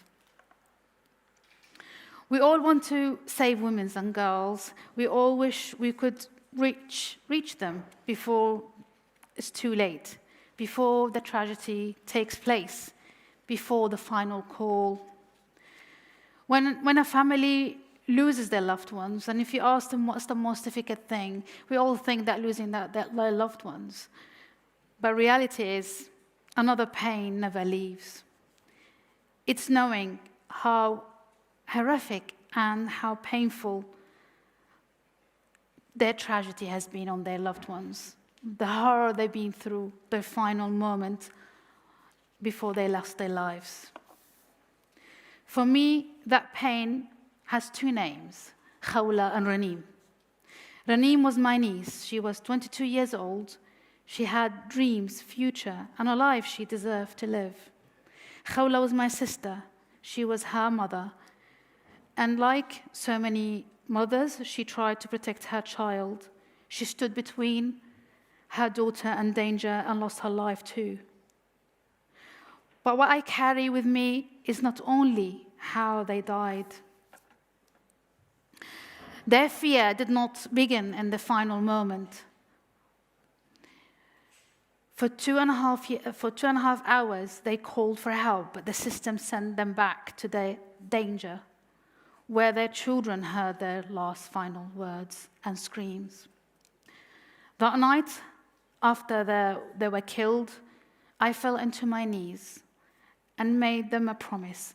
I would not let their voice be buried. I will not let their voice be buried with them. I would fight for justice, not only for the man who took their lives, but also against the system, against anyone who has failed them and failed any victim. I was not prepared for what I discovered at the inquest. What we were facing was not one mistake. It was a complete system failing of domestic abuse. Was horrific. And I knew Raneem and Khawla were not alone. Too many women and girls were facing the same fate. But today, standing in this room, I no longer call it only a national crisis. Today, I call what we are in is international crisis, a pandemic of violence against women and girls. Because violence against women and girls is not limited to one country, one culture, one community, or one system. Women around the world not always safe, home, on the street, online, and too often they are not even safe after asking for help. Therefore, tackling it alone, which is no longer possible. And where we face a pandemic, we do not respond only. We unite, we share knowledge, we move resources, we listen to evidence, we act urgently, we protect life. That is a spirit I bring today into the room, unity. If Khawla and Raneem were here today in the room and I asked them, would you exchange Raneem's law to come back? I know what my heart would want. I want them back. Every family would. But also, I also believe that they will look at the women and girls who may now be protected because of their story, because of the way things are. Because they will say to me, let's this law save others, let our name become a protection, let other women be believed earlier, let another child keep their mother. That's why Raneem's laws matters. It's not only a law, it's a message. But we must also name violence early and clearly. Domestic abuse, honor abuse, coercive control, stalking, harassment, sexual abuse, and so on. They are not separate issues. They are the heart of all. That's why your presence here is really important. You have traveled from across the world to be part of this conversation, this partnership, this shared responsibility. And I believe you are here because you want to make those changes. So today, I thank you, not only for listening, but being part of this global movement that can help turn pain into protection and law into life-saving actions. Raneem's law should not be the end of story. It should be part of the exchange. The United Kingdom has taken an important step, and I am proud of that. But this work belongs to all of us because the women's live in fear tonight. They don't want to hear a speech. She will need global policy. One day, none of us will be here, but we will leave behind something very valuable. But what we will leave behind will speak for us. Not speech protection, not promise change. A world where women and children are safe because today we choose unity. Let's build protection before tragedy. Khawla and Raneem and other women and girls cannot be saved, unfortunately. But their name can still protect. Their stories can still unite and build policies. Their legacy can be still saved and save lives. For a future free from fear for all of us. Let's do the work together. Thank you.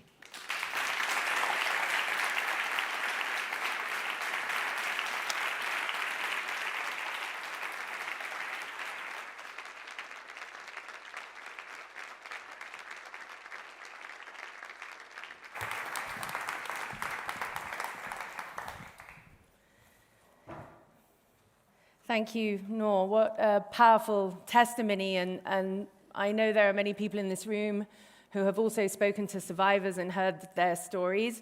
And it's so inspiring when those women and girls turn their story into a fight for others.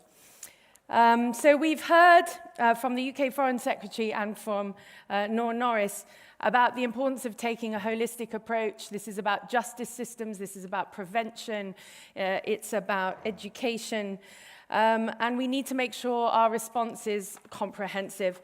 We're now going to hear a video with testimonies from others saying why they believe ending violence against children is so important.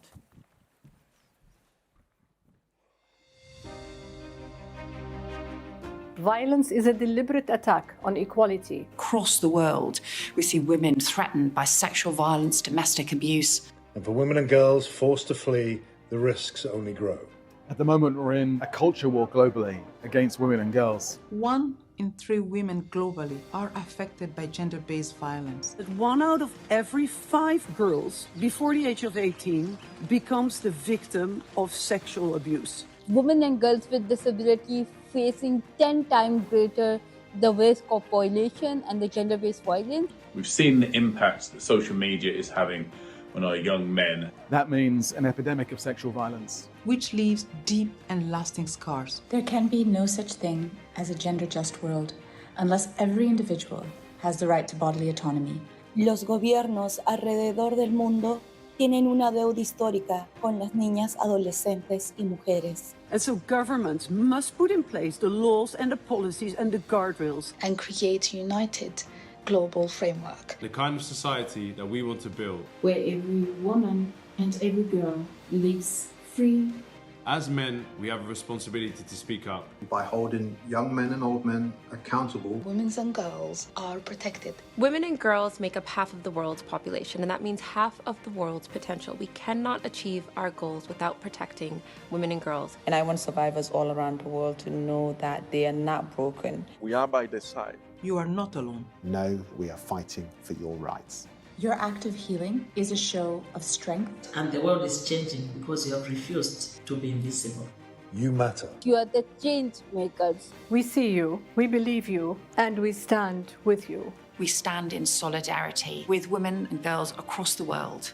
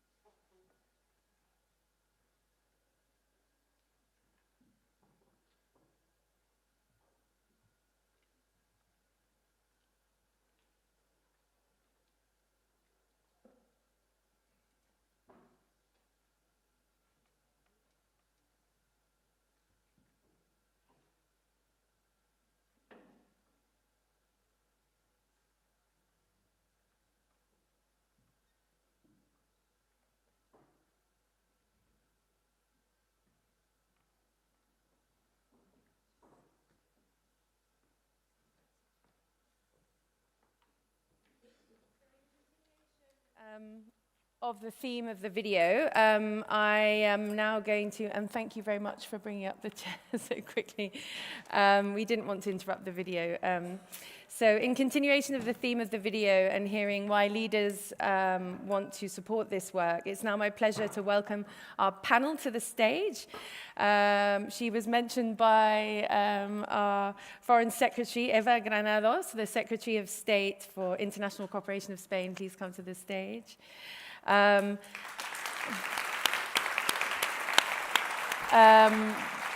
Miliband from IRC. Oh, there he is. Mafalda Duarte, the Executive Director of the Green Climate Fund.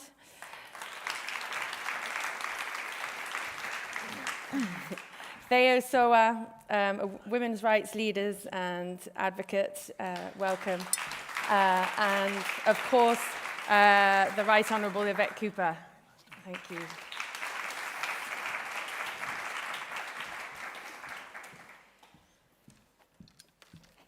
So, as we've heard, violence against women and girls is not an issue that can be resolved by any one country or program or organization. It's a global challenge, which is why we think it's pertinent to discuss it here.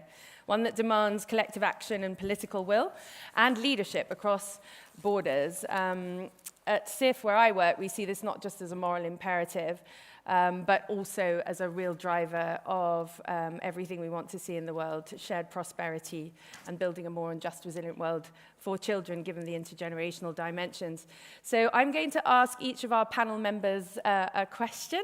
I think there is a timer. I think they each have a few minutes to respond. And my first question is for the Spanish Secretary of State. As we heard, Spain has a long history of supporting cross-government work with cross-party support. You can't sustain that work with cross-party support around domestic efforts to reduce violence. So can you describe for us that whole-of-government response and what is hardest and what's your advice to governments who want to do similar things? Thank you for having us, and thank you, Secretary Cooper, for promoting the coalition. Indeed, eradicating violence against women and girls has been a long-standing commitment for Spain. We believe that addressing violence against women and girls requires more than isolated policies or individual ministries working alone. It requires a genuine whole-of-government approach, grounded in political and social consensus, institutional coordination, and a long-term commitment. As you said, a real call for action. In our case, one of the strongest examples of the commitment is the renewal of the State Pact Against Gender and Based Violence. It's 20 years, the Secretary of State have said. It was not just a political declaration, but a set of concrete measures organized into different areas of action. Awareness and prevention, improving institutional response, assistance and protection for victims, training for professionals, it's crucial, and better data and statistics. And perhaps the most important, it's a multi-year financial commitment and real legal reforms in the pact, improving protection orders, so expanding the legal concept of gender violence. The renewed pact was approved in the Spanish Parliament. It was supported for all political parties except the far right.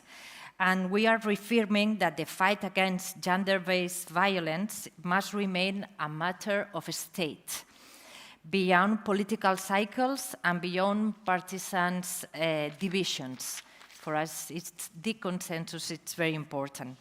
And the renewed pact expands Spain's collective responsive and updates the original framework to respond to emerging and evolving forms of violence in a holistic way.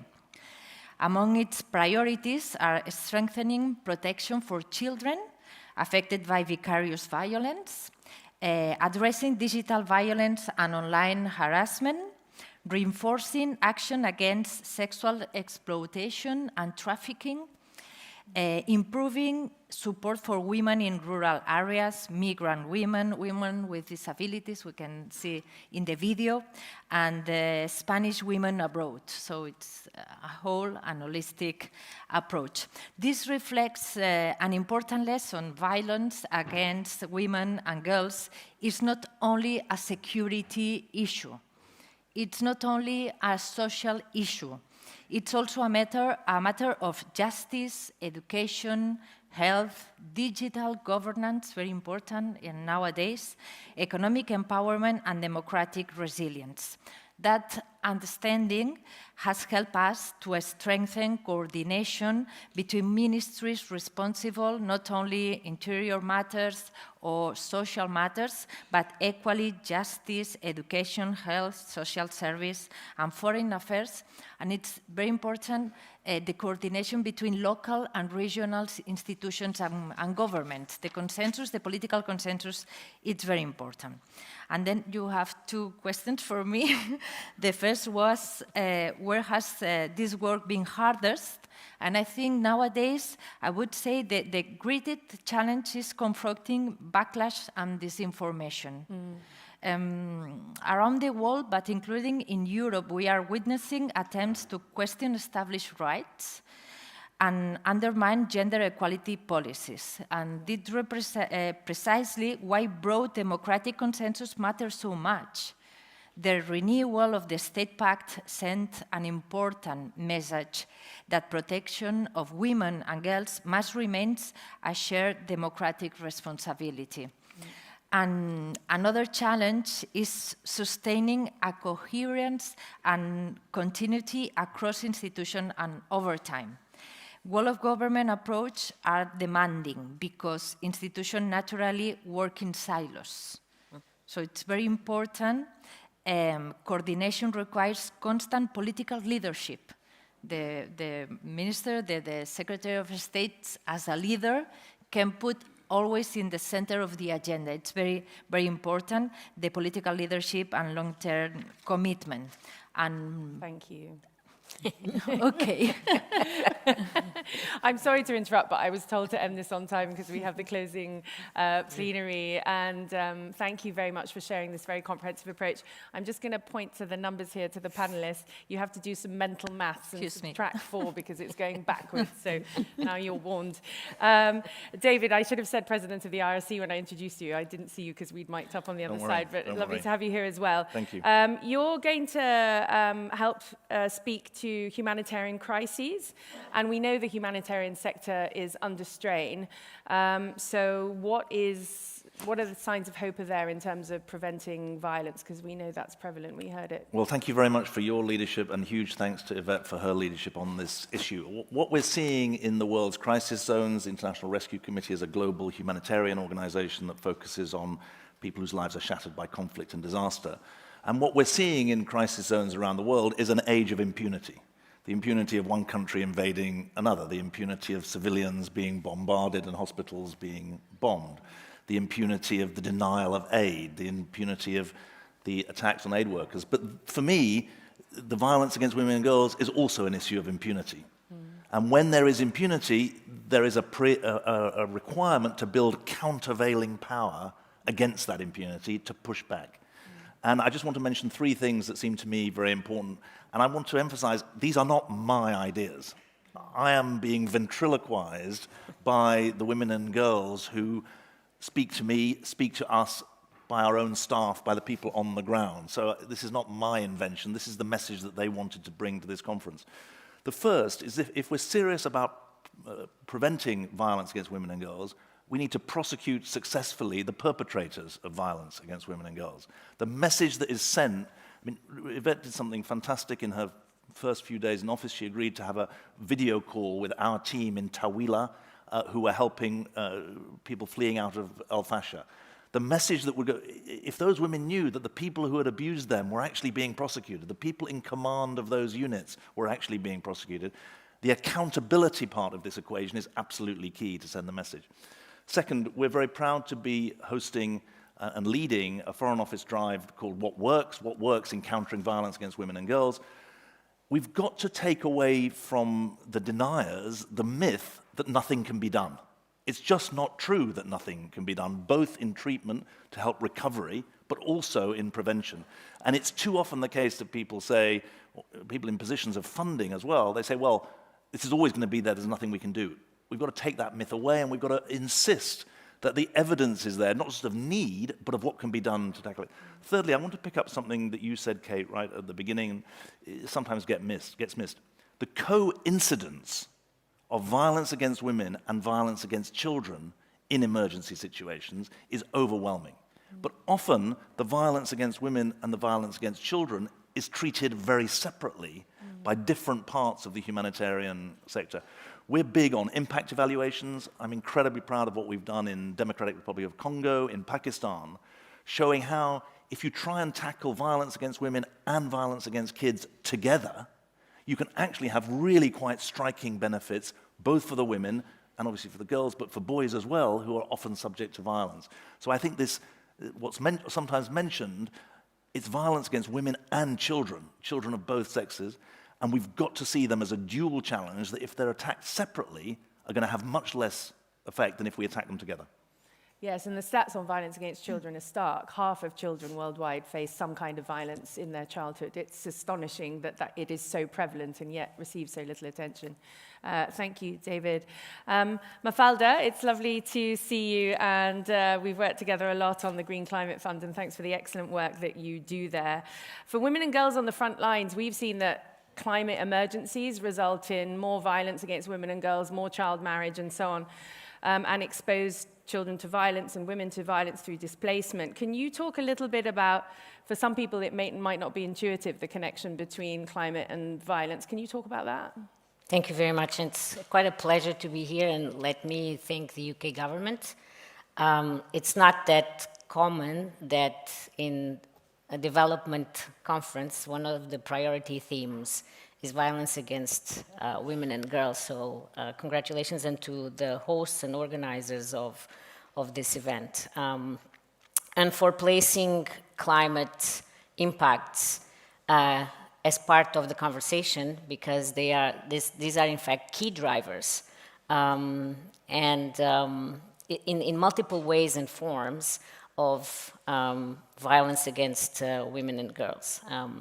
So it is quite well established, and there's a lot of data and studies out there that climate hazards or climate disasters, David will know it very well because working in the humanitarian space. First of all, mortality rates of women are higher, consistently higher than men.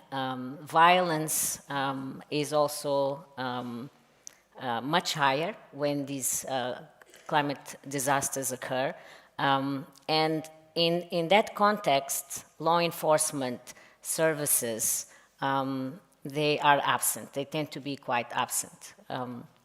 So I think it's really important to understand that climate impacts, because they are extremely connected, interrelated with food and water security or stress.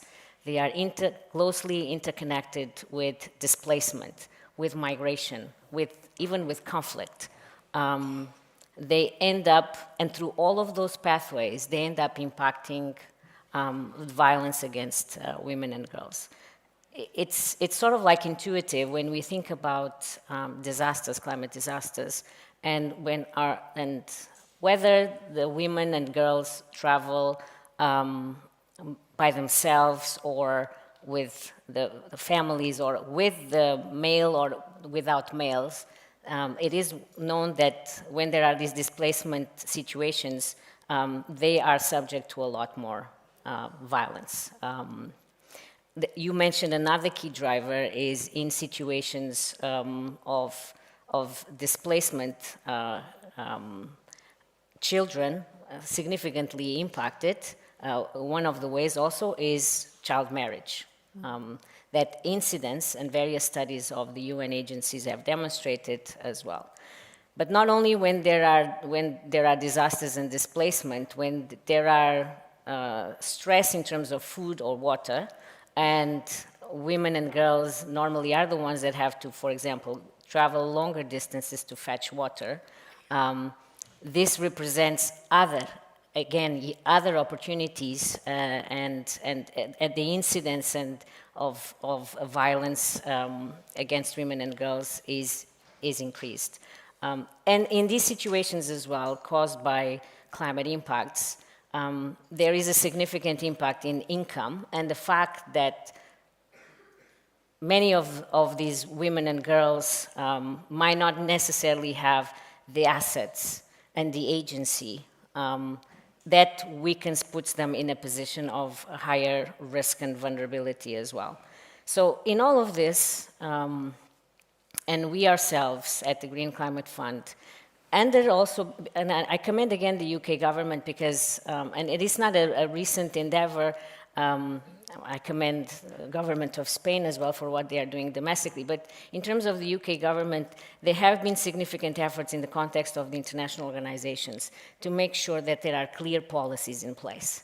And I think this is fundamental. We can talk about the necessity for national policies, absolutely. But it's the same thing. The same thing applies for international organizations. Without clear policies that demand that violence against women and girls, sexual exploitation and abuse are taken into account, not just in terms of the project design, but during implementation and the evaluation, because we have to acknowledge that it's a permanent risk. It's essential. Without that deliberation, without those requirements, without those policies, we fall short. And the likelihood of falling short is very high. So those policies, that the deliberation, but I go one step further, we can do more than that, because we can have a lot of finance and projects that are trying to do the right thing and design it in such a way that they try to mitigate, prevent, response during and after shocks. But importantly is actually to design the projects in such a way that one reduces the vulnerabilities and the risk. So if we avoid, and there are examples of interventions like that, or financing like that, when we do investments and we think, how can we prevent displacement? There are many different ways of trying to prevent displacement. How do we enhance the voice, the agency, the support system, the income, the livelihoods of women, such that we reduce this significant risk? We are being even more deliberate. We are really trying to get to the root causes of the violence. So that's basically what I think. Again, I'm congratulating the coalition of the governments that are behind what the minister just announced today. We need more countries to join that. It is very serious. It's 1 in 3 women globally. And I end with, because I was very moved as well with the stories. And I was very moved with in the first plenary of the conference, the poem of that lady from Somalia, I believe.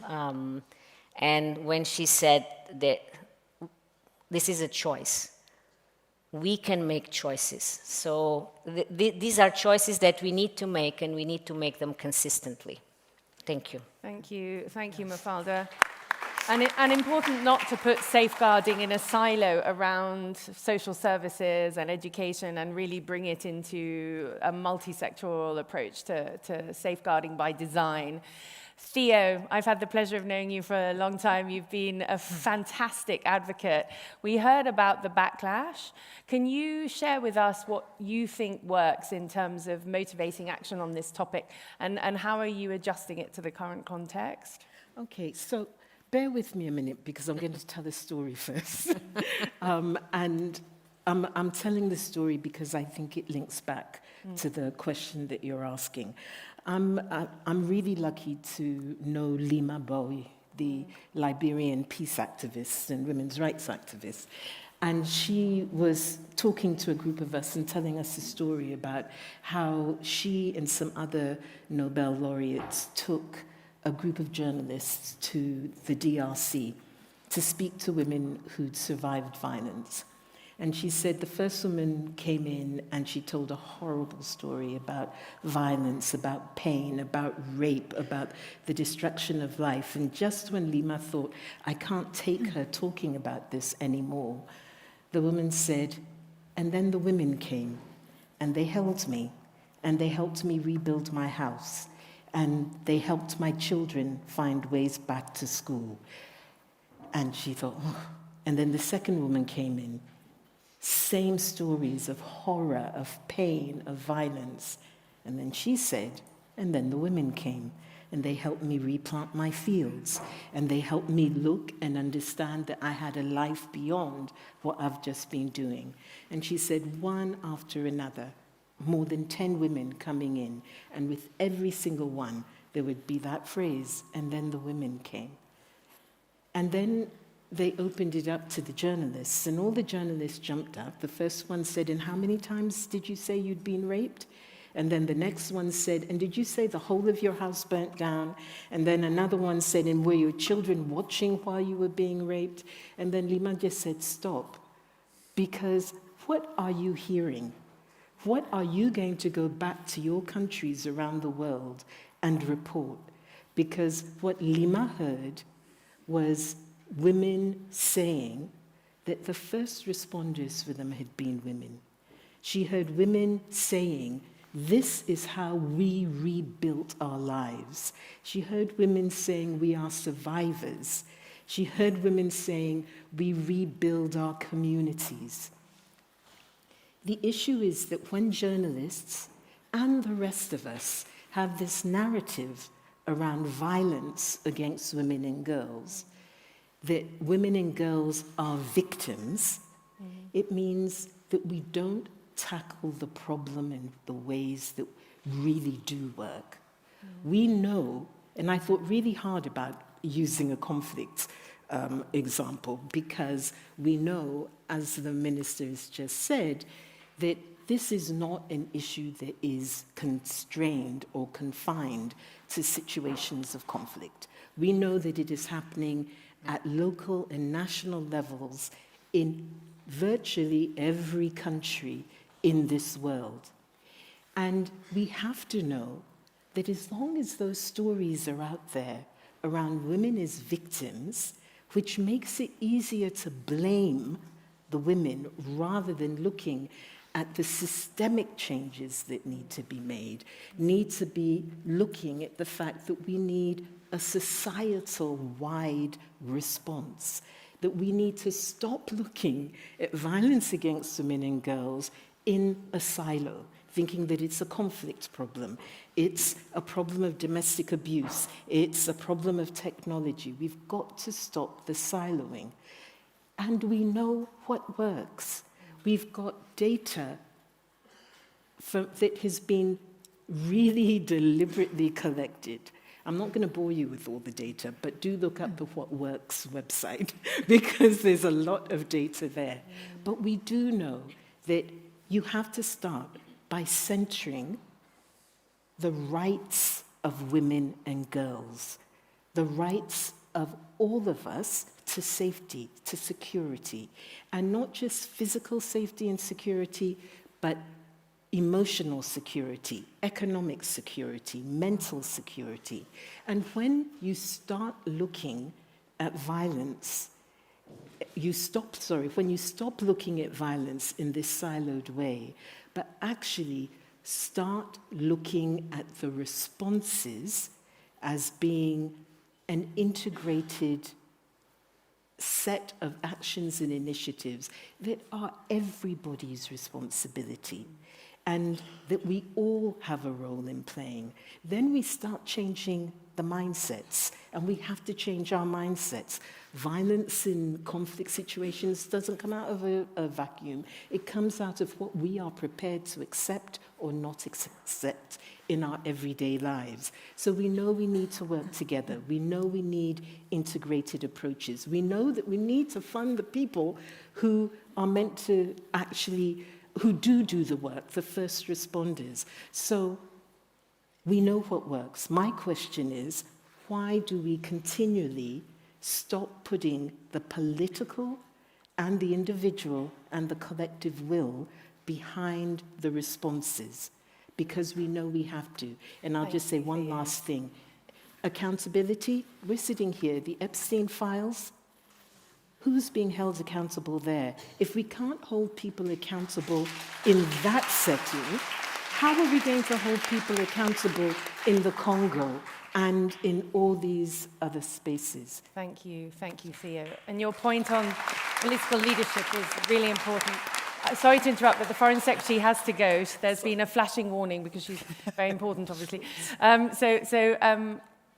Foreign Secretary, a few last comments from you. We'd be very grateful. Yeah, I was unfortunate. They've actually even got a thing that flashes up at the bottom saying FS 2-minute warning. Yeah, that's what I saw. I had a panic moment. So unfortunately, I apologise, but Minister Chris Elmore is here, so can probably take my place. So he didn't know I was going to say this. Come and take my place on the stage in a couple of minutes. And what you will also know is we have our...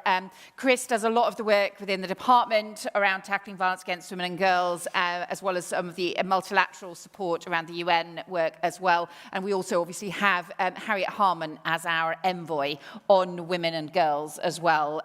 But no, a huge thank you, I think, to all of the other panel and for everybody being part of this discussion, because I think that there's a point that is the most powerful one, which is actually this is all about what we do and how we empower victim survivors who have already taken action and supported each other. And we know that so much of this is preventable. Yes. It is preventable, and also it is possible to hold people to account for what fundamentally are terrible crimes as well. And so all of this is about what is in our power, and ultimately in the spirit of the beginning, very opening of this conference, about the choices we make. We can choose to do this differently, domestically and internationally as well. So thank you very much. Thank With you that, so I will much. rush off the stage. Thank you. So we're going to wrap up this session very soon. We've heard some very important interventions. Hello. You don't argue with your boss when she tells you to get on the stage. It was also very athletic. Yes. You didn't even use the stairs. The enthusiasm, we appreciate it. So we've heard about the importance of a whole-of-government approach, long-term, multi-stakeholder, multi-party in the context of, democratic process efforts. We've heard from about in humanitarian contexts, the importance of seeing this as part of the impunity which is facing us all, and the need to really face up to that at the current time, not shy away from it. We've heard that even sectors that you wouldn't necessarily think of as sectors of women and girls are on the front lines of dealing with the dangers facing women and girls, but also with hope, the responses. We heard from Theo a very powerful story about response, first responders as part of prevention, as part of the healing and the change that we need to see, but then throwing it back at us about our accountability, about how we talk about these issues and who we center in those conversations, and putting elephants in the room when they need to be there. So I'm going to thank you all. I just wanted to, because the timer I'm hoping is accurate and we still have another 10 minutes. If it's not, somebody should do a panic wave from over there. But I just want to hear from each of you, what do you think is the top priority? And I'm going to focus on the global agenda because this is a conference on international cooperation and partnership. Just a quick one sentence that doesn't have lots of commas in it, on what are the priorities for international cooperation at the current time. So, to the State Secretary. This is my mandate. I'm the Secretary of State of International Cooperation, and our law in international cooperation defines Spanish development policy as explicitly feminist. So we place the women and the girls at the center of our international action. We have a strategy for feminist development, but the way forward is always through partnerships. We work with United Nations agencies and this coalition, and I think it's put the women and the roots-based organizations in the center to improve the rights of women. Thank you very much. Thank you. David? I would like to see, in every country that has not yet signed this declaration, 10 women and 10 men asking publicly why not. I would like for every donor to international aid, 10 women and 10 men asking why not have this at the center of your... I would like for every UN agency, 10 women and 10 men to be saying, why isn't this properly mainstreamed into what you are doing? I am a great believer, following you really, let's not just ask why is this happening, let's ask why are we not pushing back? And that seems to me to be the priority in this chaotic, multi-polar, multi-aligned world. Why not needs to be the question that leaders at national level, at institutional level, need to be answering. Thank you very much. Our sentences are getting longer and longer as we move along the panel. The minister will be able to do a whole speech in a minute. No, I'm teasing. Mafalda, your priority. Okay, you made the question broader, not just on the topic of women and girls. I'll come to the violence against women and girls, but I do want to say that it is really important that we are all become voices, that it is a myth to think that just focusing on the national boundaries will get us anywhere. Many of the problems that we are facing, these are problems that need to be resolved by cooperation, by international partnerships, by coming together. The world is connected. There isn't solving problems within national borders. So the multilateralism, international cooperation, we all have to be advocates, strong advocates of this agenda. The other thing that I would say, second sentence, is for the purposes of violence against women and girls, but for the purpose of this conference, which is about development, we hear a lot about silos. And the fact of the matter is we continue to work pretty much predominantly in silos. Yep. We do need a paradigm that is about looking at what we are trying to achieve in a much more holistic, integrated way. Yeah, absolutely. Thank you, Mafalda. Theo. Okay, speak very fast. No. Because this is a conference about global partnerships, I think that what I would really like to see is, first of all, a real, deliberate, intentional, and thoughtful placing of justice at the heart of those partnerships. Because if you have that, you will have gender justice, you will have racial justice, you will have disability justice, you will have people who are thinking not only of the mainstream, but of peoples who are marginalized or made to feel marginalized. And if we do that, and we're deliberate about that, it means we will resource initiatives properly. We will make sure that we are not working in short-term ways. We will understand that dignity of all partners is at the heart of what we do. And if we do that, then violence against women and girls will not be put as an afterthought. It means that when BII are making their decisions about how they invest, they're going to make sure they're not investing in companies that are putting women in dangerous situations in factories. It means that when philanthropists are deciding which organizations to fund, they're actually going to work with women's funds across the world who work with the first responders in the field. So I would like to see that deliberate placing at the heart of the partnerships agenda about true justice and true partnership. And then I'd like to see us act on it.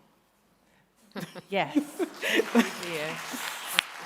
So we've heard about the centrality of partnership. We've heard about the importance of champions, determined champions of different institutions, coalitions. We've heard about the need for de-siloing, for taking a holistic approach to this everywhere. And we've heard about the need to put justice at the center, which means taking personal accountability as well as institutional accountability and acting. Minister, please don't do a really long speech. I won't. I'm going to try very, very hard not to. Actually, my answer sort of maybe sums up the other four, is ministers need to be braver. There needs to be a clarity of purpose around challenging the rollback, not accepting that this is the status quo. Yeah. And as multilateral minister, but also as Minister for Women and Girls in the Foreign Office, fighting the rollback on language, challenging the fact that, you know, gender does matter, equality does matter, and not being frightened to challenge allies in this space as much as other people that you wouldn't necessarily agree with in the multilateral space. I think actually challenging the allies is the thing that actually needs the bravery, and that we don't accept that these things just have to happen because they're bigger than us or smaller than us or whatever it may be. But the bravery of ministers across government, not just ministers that lead on women and girls or lead in for victims, it's actually governments having that bravery to challenge and to step up and say that these things can't stand. And I think it sort of fits with everybody else's view that we have to tackle this, we have to mainstream it, and also ending silos. I can't tell you how much that drives me round the bend. Ending the silo working would be something that I would see as a really positive outcome from this coalition, but also more broadly on ending violence against women and girls. Thank you so much. I'd like everyone to give a round of applause to our panelists. And also a huge thank you to Noor Norris. Thank you for your work, for working on behalf of so many women and girls and survivors, and to the Foreign Secretary for bringing us all here today. I'm just going to ask the panelists to leave the stage, and a couple of closing remarks. We've heard from the Minister that this is not an inevitable problem if we choose, as the Poet Laureate said to us, if we choose to make a difference. The upcoming Ministerial on Ending Violence Against Children is in the Philippines in November. That's an opportunity to bring communities together. These things aren't in silos. You can't prioritize violence against one population versus another. These are integrated issues, and we need to put survivors at the center, lived experience, as we heard from the Foreign Secretary. The cost of inaction is so high, and if you aren't sufficiently moved by the suffering and the rights, We also have an abundance of evidence on the economic damage that is consistently done by thwarting the potential of such large parts of humanity. But we must come back to justice, because women and children's free from violence benefits everyone. And for closing, I'm going to invite to the stage South Africa's Deputy Director General of the Department for Women and Youth and Persons with Disabilities, Deputy Director General Tshabalala. Thank you so much for joining us and closing the plenary.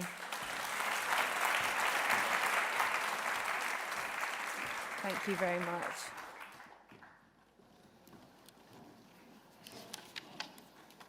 Thank you, Program Director, and please accept the sincere apology of Her Excellency, Ms. Sindisiwe Chikunga, Minister of Women, Youth and Persons with Disabilities of the Republic of South Africa, who is unable to participate in person at the Global Partnership Conference due to an executive decision that recently assigned her the responsibility to head an additional department.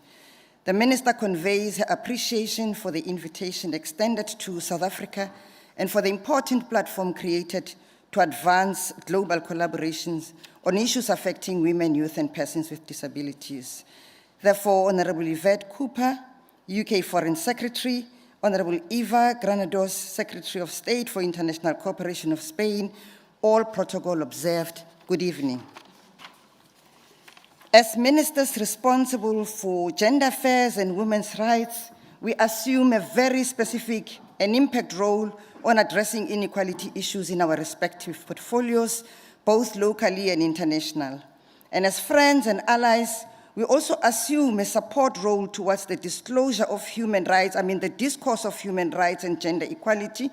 And for that, I would like to take the opportunity to express my appreciation for the solidarity that you have shown and the role that you have played.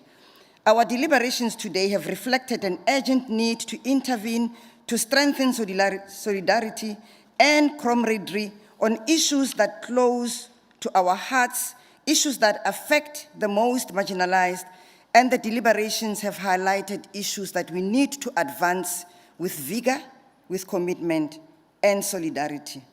As we conclude this important gathering, at the margins of 2026 Global Partnership Conference, our conversation has reflected that violence against women and girls is a global challenge, and no country to date has achieved it in addressing it fully alone. It is therefore clear that there is an immediate need for a shared responsibility for us to act, and for the efforts and commitments reflected by yourselves as allies and greater friends within the gender, equality, and human rights space. I express my heartfelt appreciation. It is evident that there is an immediate need for solidarity and continued conversation and partnership for us to address the scourge. But one must take a moment to appreciate the opportunity presented by the UK government through the Coalition on Violence Against Women and Girls to engage on the discourse, which on its own is a responsibility to us, but a challenging and demanding mandate to protect and advance the rights, the well-being of women and girls, and a task that historically we have undertaken. South Africa extends its sincere appreciation to all countries, organizations, communities, and allies and advocates who continue to stand firm in the global struggle for dignity, equality, justice, and freedom for violence. I wish, in a nutshell, at a very high level, take you through the strides that we made in South Africa as a country. We have a national strategic plan on gender-based violence and femicide, and I wish to indicate that this is a document that was co-authored by government and civil society, and not a government-led process. Secondly, we are in the process of concluding the establishment of a National Council on Gender-Based Violence and Femicide that will enable us with the coordination aspect of the work that we are doing. But we make it our business that we mainstream the National Strategic Plan on the annual performance plans of every government department, and that it is resourced appropriately. Also, we have a partnership with the UK government. We would like to express gratitude to this government because we have established a private sector, GBVF private sector fund, and the bulk of the funding is from the UK government. And on that note, I would like to commend the UK government for the effort that they've made in supporting us in this area of work. We are now in the process of localizing the National Strategic Plan on Gender-Based Violence and Femicide, because it cannot be a plan that is only at a national level. We are taking it to the municipalities, but we are also coming up with programmatic interventions to ensure that it is translated into practice. And for that matter, one of the key programs I just want to leave you with is what we call a 100-day challenge, where communities will identify hotspot area, and communities in partnership with municipalities will take charge and put a plan and eradicate whatever hotspot that they are facing in 100 days. And we take pride in that kind of a program that we are referring to. We've heard throughout this engagement that meaningful change happens when survivors are heard, when communities lead, and when governments work hand in hand with civil society, private sector, faith-based organizations, traditional leaders, and international partners. We believe, therefore, that this renewed determination will help us accelerate implementation of commitments and ideas that we raised today, invest in prevention and early intervention, and commit to redirect those resources where they're needed most, strengthen data accountability and coordination, support locally led and community-driven solutions, but also engage men and boys as partners for positive masculinity. You walked this path with us during the G20, and we all agreed that one of our G20 legacy projects is the Positive Masculinity Program, and we intend to take it further. Ensure that no woman or girl is left behind, particularly women with disabilities, women who are in rural communities, and those in situations of heightened vulnerability. As I conclude, South Africa believes that solidarity remains our greatest strength. And through this partnership that is grounded in equality, shared responsibility, and human rights, definitely we can build society where women and girls live free from fear and violence. And as the world approaches key global milestones on gender equality and sustainable development, we must move beyond declarations to measurable actions, because women and girls across the world are asking for just a few things. They're demanding safety, they're demanding justice, opportunity, and freedom.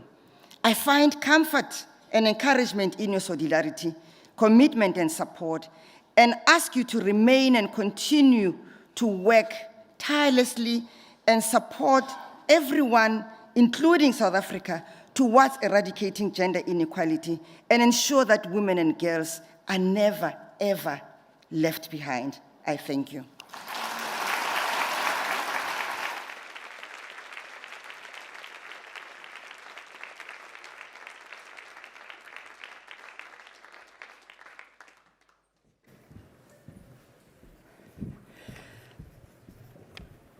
So, colleagues, we are reaching the end of our time together.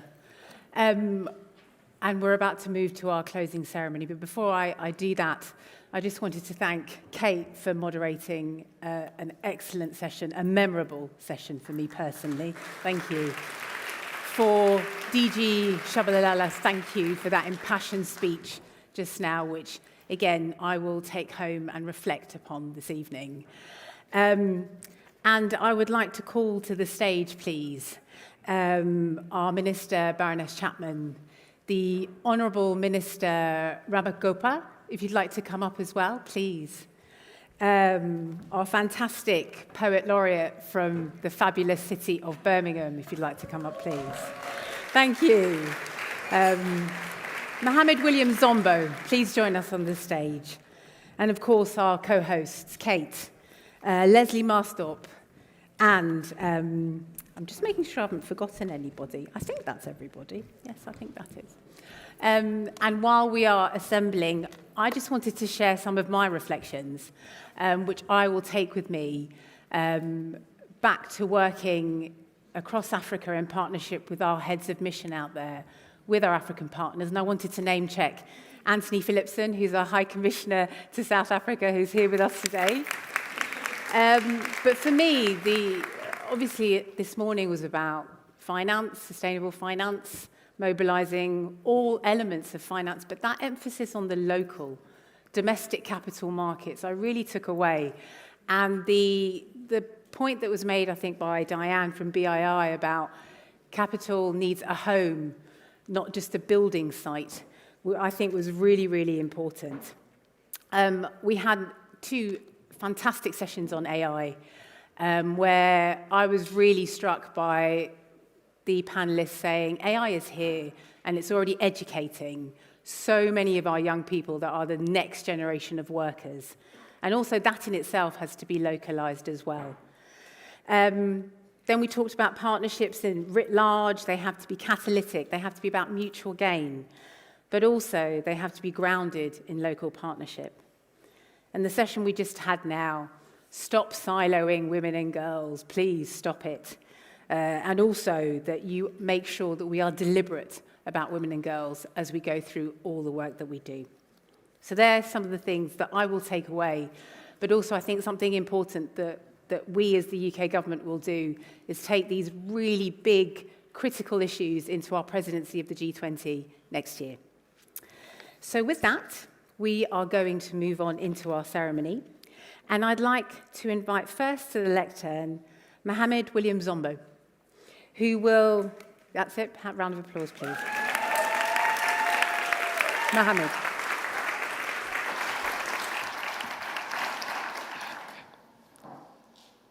Good evening, everyone. I am very happy for me to be here today. I'm all the way from Sierra Leone, West Africa, and it's such a pleasure to have you all around here today and to listening to me. And I want to say thank you, everyone, for coming, global leaders, government, civil society leaders, and also the young people that are in this room. As we bring this conference to a close, I want to leave us with one important thought, that children themselves do not need promises alone. They need action, they need accountability, they need systems that truly protect them genuinely. At the start of the conference, we announced a Youth 10-point plan for change. And I want to talk to you about accountability. For me, radical accountability means moving beyond just speeches and commitment on paper.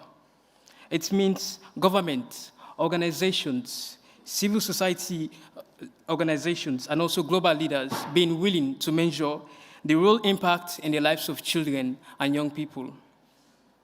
Because at the end of the day, success is not in how many conferences we've had, how many talks we've had, how many pictures that we've shared amongst ourselves, but in whether children will return home feeling safe, protected, and loved, and also given the opportunity for them to thrive as any other normal kids in around our society. Partnership must remain at the center of this work that we do. Real change happens when government, communities, global leaders, families, and young people come together and not separately. Young people are not just participants in this conversation. We are the power drivers. We should be partners. We should be in the table of discussion where policies are being discussed, policies that concerns our future, policies that shaped our welfare concerns. Coming from Sierra Leone, I've seen so many realities of children. Gone were the days where some of us literally have had little enough for us to eat because it's very difficult. The livelihood systems there, it's very poor. So you can imagine how many children in around the world that are suffering from hunger, malnutrition, who do not have less to eat. Sometimes you can start remembering and how tomorrow would be. Will I be able to have something to eat tomorrow? Will I be able to have something sufficient to eat tomorrow? As a result of these issues, as a result of these war situations, most of these kids have been led to so many endangered situations. Some are in the streets, some do not have people that can be able to take care of them, so some do not have the resources for them to fund themselves to be in education. So most of the kids in so many countries, like in Africa, they are going astray, they need people that can be able to help them. They need parents that can be able to love them. But due to poor livelihood support, it has become very bad and worse. And in my country, we are not just alone. We have countries like Nigeria, we have Uganda, we have Kenya, we have Sudan who are suffering from acute malnutrition and hunger. We have children that are in the street that do not have access to parental love and care. That's the reason why we really need care reform systems, and we need it now. But despite these challenges, I remain hopeful because I believe a better world is possible. A world where child grows up in its safety, dignity, love, and belonging. And a world where no child feels forgotten. As we leave this conference today, my hope is that we do not only have these conversations, we do not only have these sweet talks, we do not only have the beautiful pictures that we are taking and sharing amongst ourselves, we do not only network together, but let's make sure for us to carry the responsibility to turn them into actions, to turn these conversations into positive actions that can be able to help children in around the communities and also children that are suffering in the most worst of the worst conditions in around the world. Because children cannot wait for change tomorrow when they need help, when they need protection today. This is the time where we can be able to imagine how a child can go through a very bad situations, even when at normal times an adult cannot bear to be in those situations. It's very, very bad. And I want to take this opportunity to plead to global leaders, government, organizations, NGOs, civil society organizations, to please take action. Children need your help. They do need it now. When you go to Africa, there are some places where you see children being detained. Some do not have parental love. Some do not have access to education, to resources. Some children are dying. Some are engaged in drugs. Some are engaged in crimes.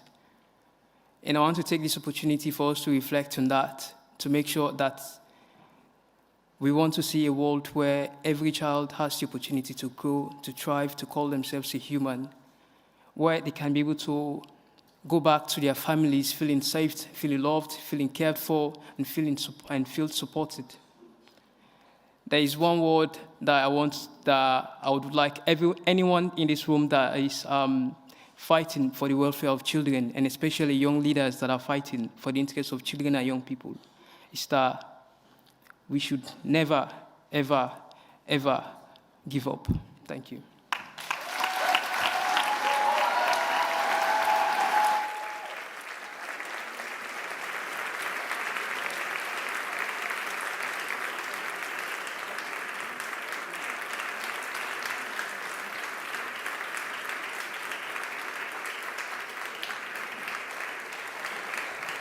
Thank you, Mohammed. I appreciated your hope and your optimism, but I also heard your message. We are on notice, and it's time to deliver something. Thank you. So next up, the Minister in the Presidency responsible for planning, monitoring and evaluation of the Republic of South Africa, Her Excellency, Minister Ramagopa. Please, the mic is yours.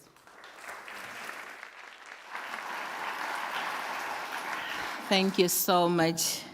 It's as a mother, when you listen to young people talking like this, I've always thought as an activist, I'm an activist, let me just say that. We think with our wombs. I don't know if it is possible, but when a young person speaks like that, you feel it here, as if it is your child. So well done, Williams. You are going to go far in life, and through your voice, we will be able to do more. So thank you very much for the word and the voice that you've brought here.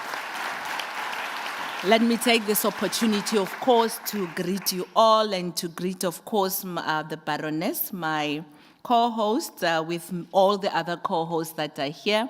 As we said it yesterday, we are now sisters. And I think we are now more sisters than we were before.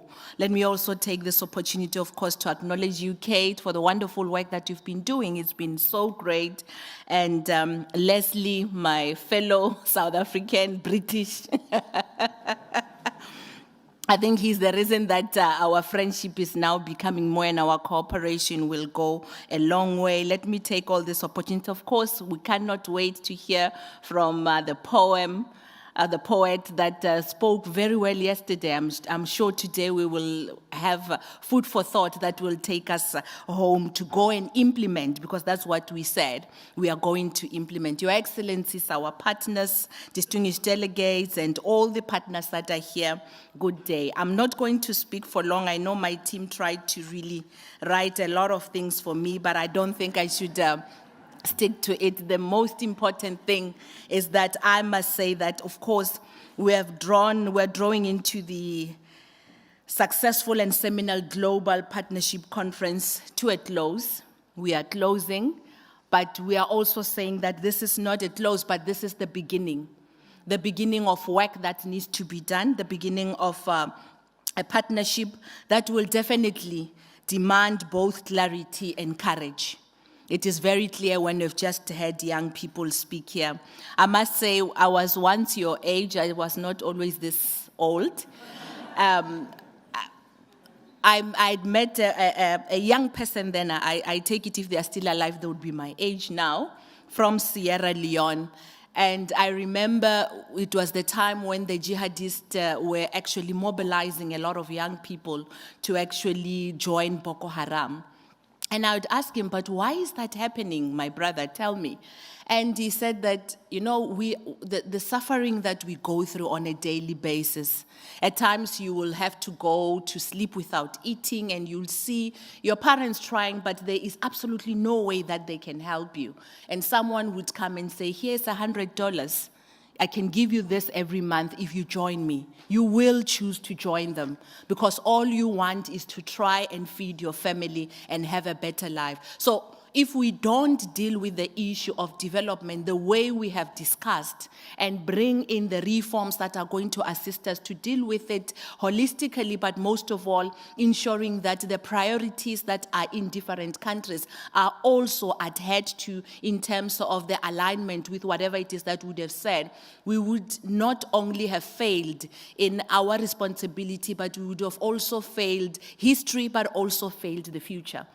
I don't believe that any of us here want to do that. I do believe that the fact that we are here, the fact that we took all these days to try and come up with a new way of doing things as it relates to development, but also to ensure that whatever it is that we were doing before as it relates to aid is not discarded, but it is improved and reviewed in such a way that it would be able to empower others to be able to stand up for themselves. Over the past 2 days, we have engaged in serious and constructive dialogue on the future of international development cooperation, its purpose, its architect, and its capacity to respond to a world that is increasingly interconnected, yet increasingly uncertain, unfortunately. This conference, of course, convened in a spirit of partnership and reform, has been more than a technical and a political gathering. It has formed part of a broader effort to re-examine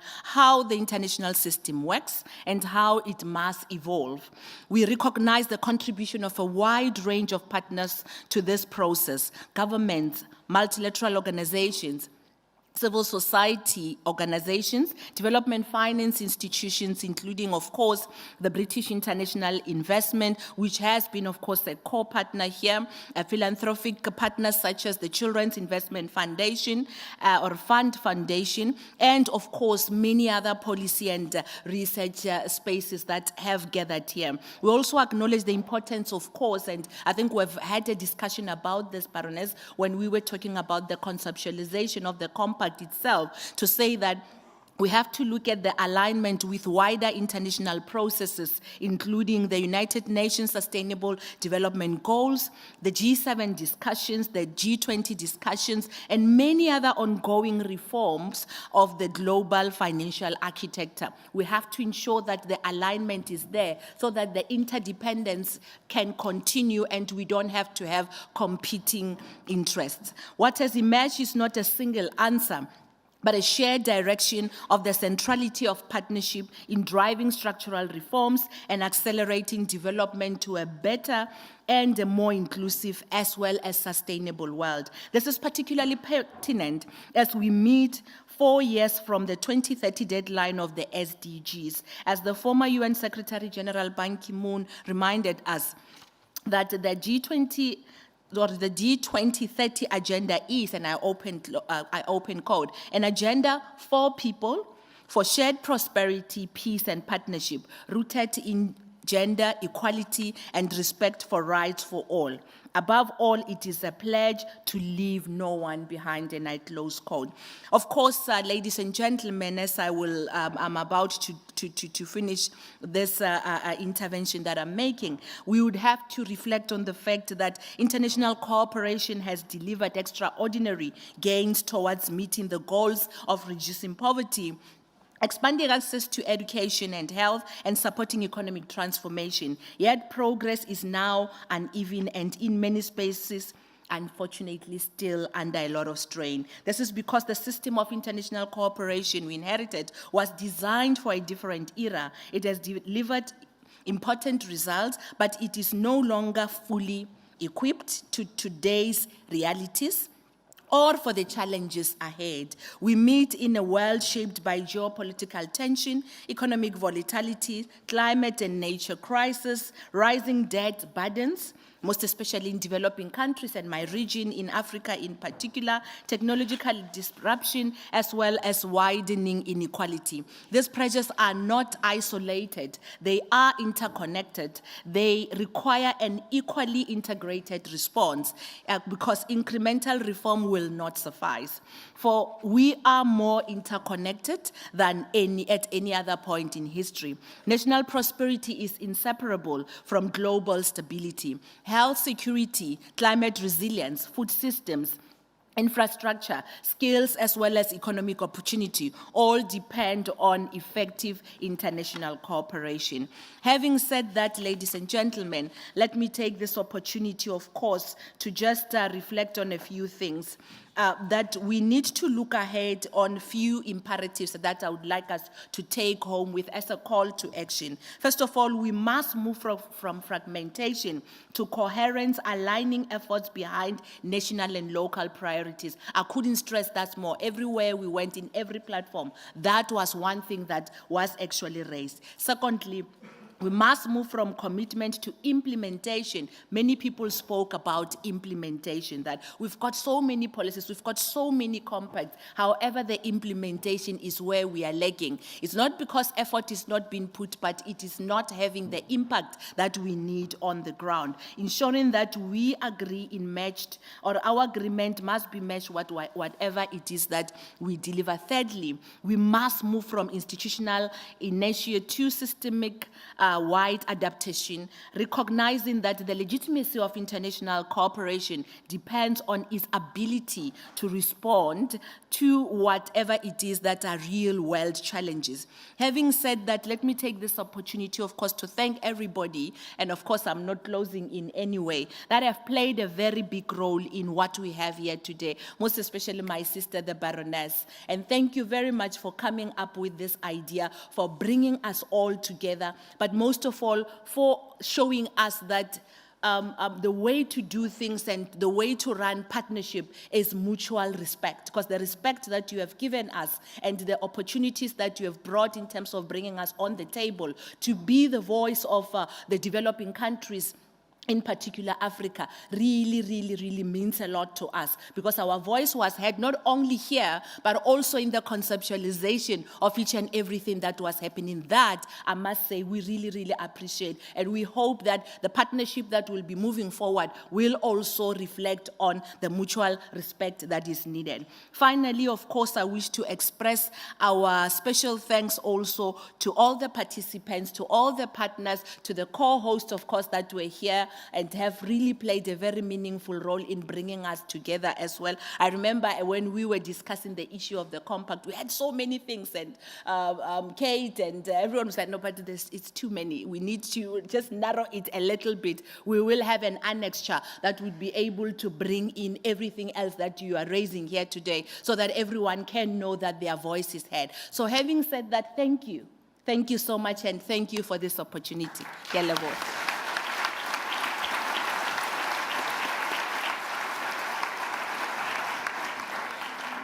Thank you, Honourable Minister. Thank you for your energy, for your vision, for your drive, and for reminding us about the centrality of partnership, but that bit about mutual respect. It is absolutely well heard, and you can count on the UK for that. I'd like to move to our other co-hosts now, and I invite Kate Hampton to the lectern.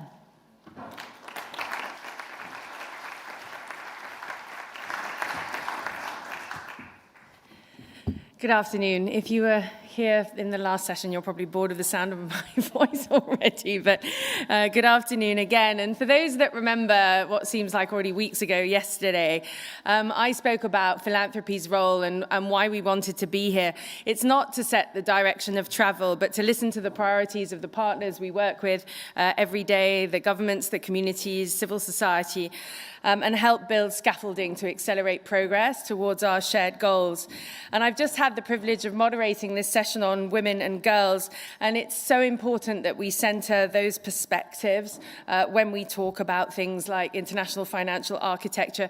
Too often those voices are not heard, they're left behind, and it's really important that we keep them front and centre. I want to acknowledge the extraordinary commitment shown by governments, civil society and partners in being here and engaging at this very difficult time.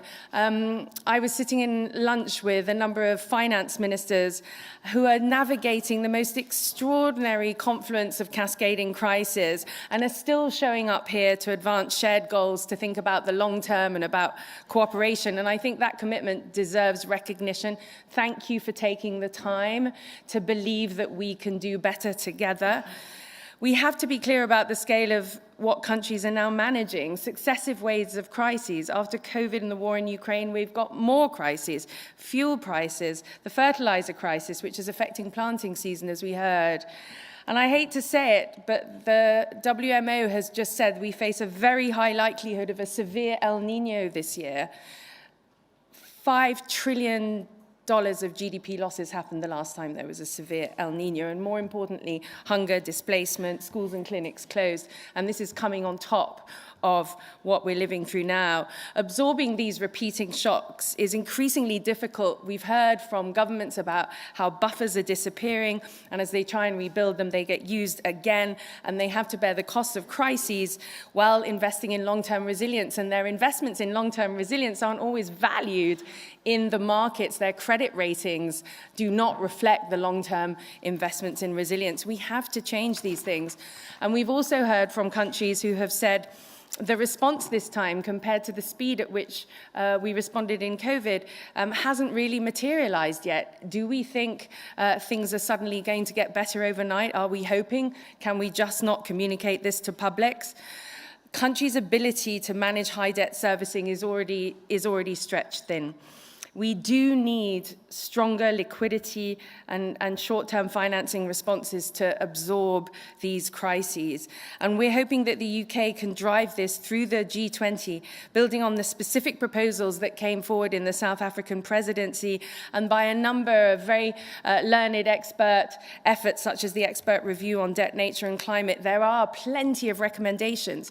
But as we heard from Minister Chapman today, governments need to be clear on what they need and what, importantly, they will support politically together. It's impossible for the UK to chair the G20 if the UK cannot find coalitions of countries committed to the same goals inside and outside the G20.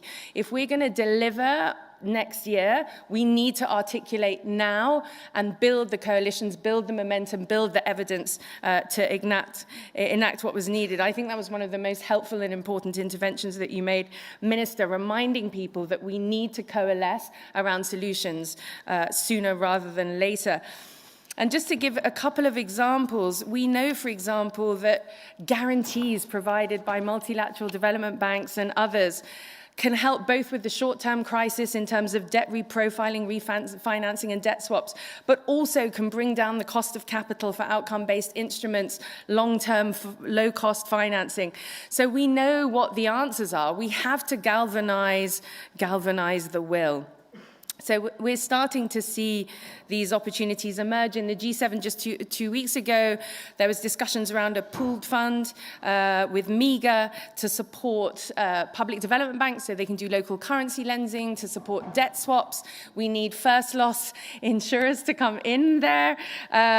We need some capital on the table. It needs to be collaborative. We need interoperability of guarantees so that we can get to the scale that we need.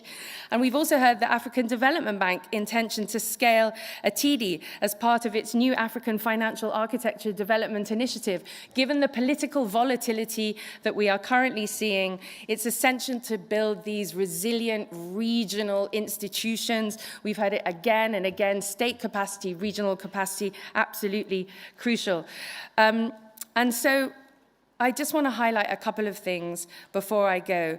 Ayan, who we're going to hear again, moved me profoundly and reminded us that opportunity is every children's birthright. And we've just heard from Mohammed, as we heard from Yolanda, that young people have expectations of us, rightly have expectations of us. They need a seat at the table. They're not just stakeholders to invite, to consult. They're already building the future. The future is theirs, and they have the right to ask that of us. We have the responsibility to deliver it. Second, we heard from ministers who are already innovating, who are already coming together with partners to do things. I was particularly excited by the reports I heard from South Africa and India and Sierra Leone about outcome-based financing. Philanthropy is scaffolding that shift at the moment, supporting some of those innovations, but they need to scale. We need to reduce transaction costs.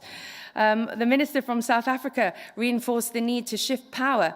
And that was reinforced yesterday by David Lammy, the Deputy Prime Minister, who talked about the need for country platforms so that countries are leading and aligning all the financing around their own priorities. And there's momentum outside this room. I just mentioned the G7, but there's also the South African Ubuntu Commission, which provides a real opportunity to tackle global public goods and cooperative financing. So we're not isolated, but we need to connect the dots and we need smart political strategy. I think that the South African, Brazilian and Indian G20s really demonstrated how the Global South presidencies have really put new issues on the agenda, have improved integration of climate and development. As the UK prepares for its own upcoming G20 presidency, I know the UK has been an active participant in that work and will carry it forward. We heard from the Foreign Secretary and, as I said, the Deputy Prime Minister and the Minister for Development about the need for genuine partnerships for reform, for international cooperation. But please don't leave here and say we had a nice conference. Please leave here and write letters to Minister Chapman, I'm going to say, outlining your most important takeaways and what you're willing to support critically, whether you're an NGO, whether you're a financial institution, whether you're an advocate, whether you're part of the youth delegation. Please do keep the pressure on, because the pressure is actually supportive if it brings people together around solutions. Because real measurable progress is what we need, and it's the only way we're going to rebuild public trust in our institutions. Government efficacy is fundamental to avoid the chaos of governments that would tear us apart. We need government efficacy so that we can hold together and make these long-term investments, and we're looking forward to working with all of you. And I just want to echo Mohammed, who said, never give up until no child feels forgotten. How could any child be forgotten? How can we accept that? I will never give up, and I know the people in this room will never give up.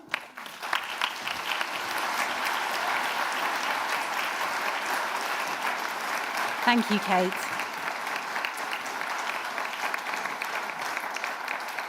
Your point about showing up despite the perma-crisis that exists is really, really important.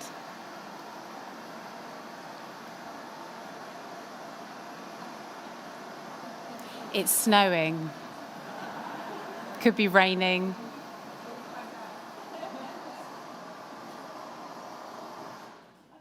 It stopped snowing.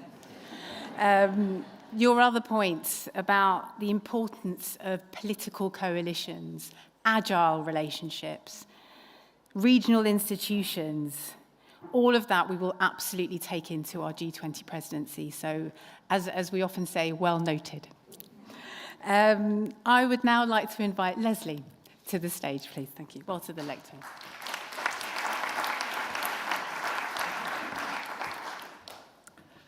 Ladies and gentlemen, Minister, thank you very much for giving me the opportunity to give some very brief reflections on the last few days. I feel like Kate said after Mohammed spoke, I think everything was said and we should really not say much else. I'd like to just start out by acknowledging the very strong, principled political leadership that we have seen over the last 2 days from the UK government. It is very rare to see so many ministers from the UK in one place. We had the Deputy Prime Minister, David Lammy, here. We had the Foreign Secretary, Yvette Cooper, the Minister for Equalities from Indo-Pacific, Sima, was here. And of course, under the inspired leadership of Baroness Chapman, I think bringing that convening power together and showing that deliberate act of leadership despite political turmoil, I do think it's important to acknowledge that. I do also want to, Minister, say that I did not know how many people I have met who all work at FCDO, who have been part of the organization here. It has just been absolutely incredible to see the teamwork displayed by your department, and you should really send a word of thanks to all of them on our behalf.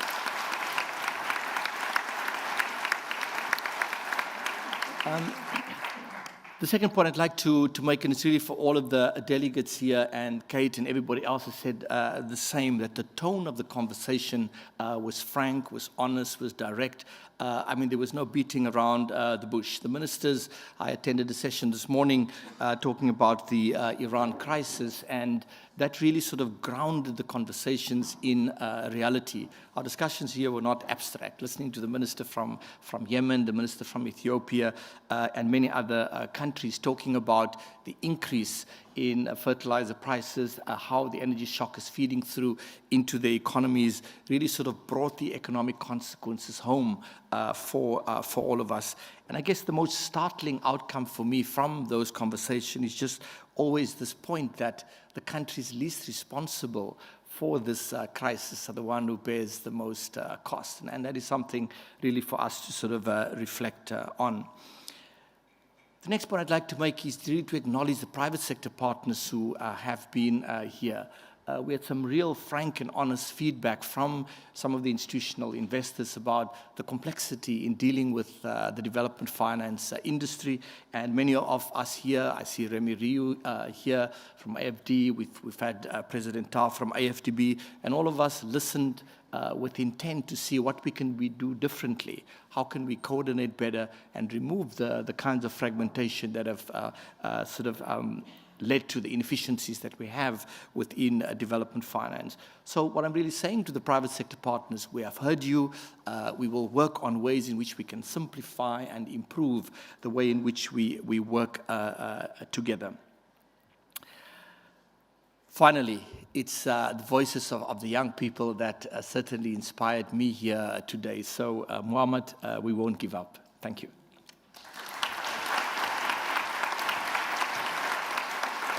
Thank you, Leslie. And thank you for reminding us that in this sort of crisis-driven world, it is those who have least responsibility that are bearing the biggest burden. And that's a really important thing to bear in mind. It's my privilege now to invite to the lectern the Right Honourable Baroness Chapman.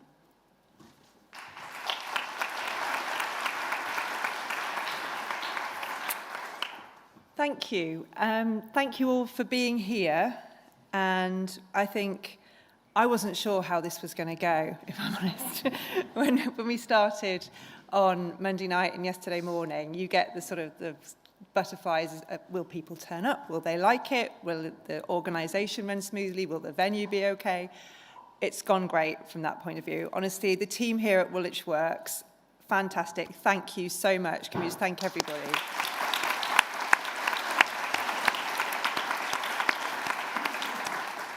I don't know if you think this is a good thing or not, but I think in government there's a tendency to hold our events in central London. We use our own facilities, we use Lancaster House, or we use like, a hotel or something.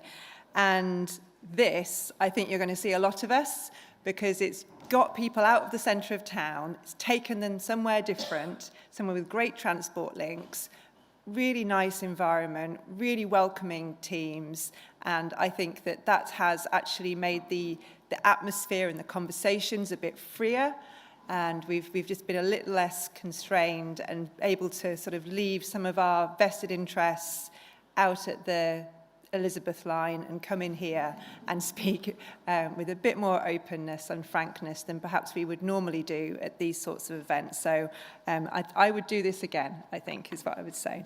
But what makes a good conference? And I think there are these things, you know, we've had 1,200 attendees, not all at once, to the health and safety fire people who are here. We've had over 50 countries represented, ministers from 25 countries, we've had 100 NGOs here, and we've had more than 100 different voices on 70 events. That's fantastic. That means there's been real participation, and what we wanted, the reason we called it a partnerships conference, is because we very much wanted to encourage that level of participation and to have those voices heard in the way that I think has worked. But what is a good conference, and has this been a good conference? I think you have to test that in maybe a few months' time when we carry this on, because, I mean, Kate did a really good job of summing up some of the things that have been said, some of the initiatives that will start, some of the principles that have come out of this, the ideas. I've got a few as well. Mine are around young people as well, mostly, because I think what's worked really well here is having young people holding us to account, and we need to find ways to enable young people to continue to do that, because that's probably the healthiest dynamic that there is in public life, and we need to make sure that that can be done for real. So I really, really appreciate that. I think that it's all about what happens next. And for me, there is this thing with development ministers and ministers of finance and people who work in this world, where we thank each other for our leadership and their leadership, and we say, Mara Penny, thank you for your leadership, and then you'll say, thank you for your leadership, all of this. And it's great, and it's really affirming, and we feel fantastic. It's wonderful to be thanked for your leadership.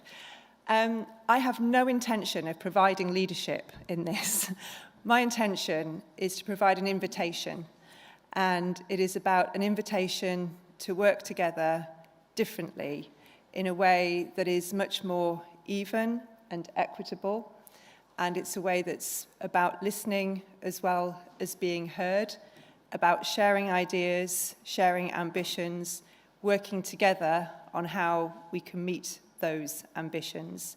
It's about being more transparent and looking at you, UN agencies and big NGOs. We heard that from Tom Fletcher, and he's in Tokyo, and he still managed to own the room when he was here, and he made that really clear. And there are so many practical things that we are going to do as a consequence of these 2 days if we get this right. If we go back to just carrying on doing what we're doing before, then I think this will have been an absolute failure. But I know that you will not allow that to happen, because this has been a co-hosted event, and I think that was the secret to it. I think that doing this together with Leslie, with Kate, and with my sister, Mara Penny, I think that this has been the real secret to it. And I thank every single one of you for being here, for taking part, for having your voice heard, for coming here, saying what you truly believe. Keep doing that, and we will keep having these conversations, and we will make a difference as a consequence of these 2 days. So thank you.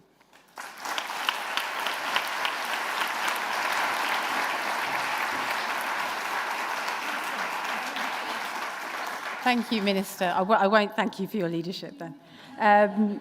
Before we properly close, I want to invite the great city of Birmingham, again, I'm going to say it, their poet laureate, our poet laureate, Ayaan Aden, to end the ceremony. Thank you.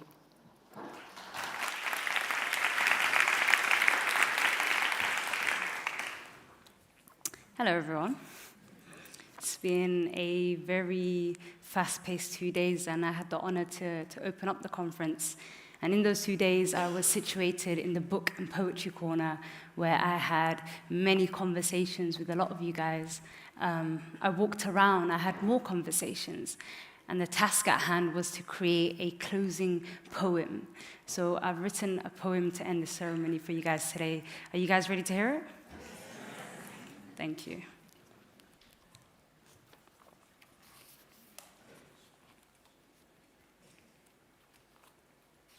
Bismillah.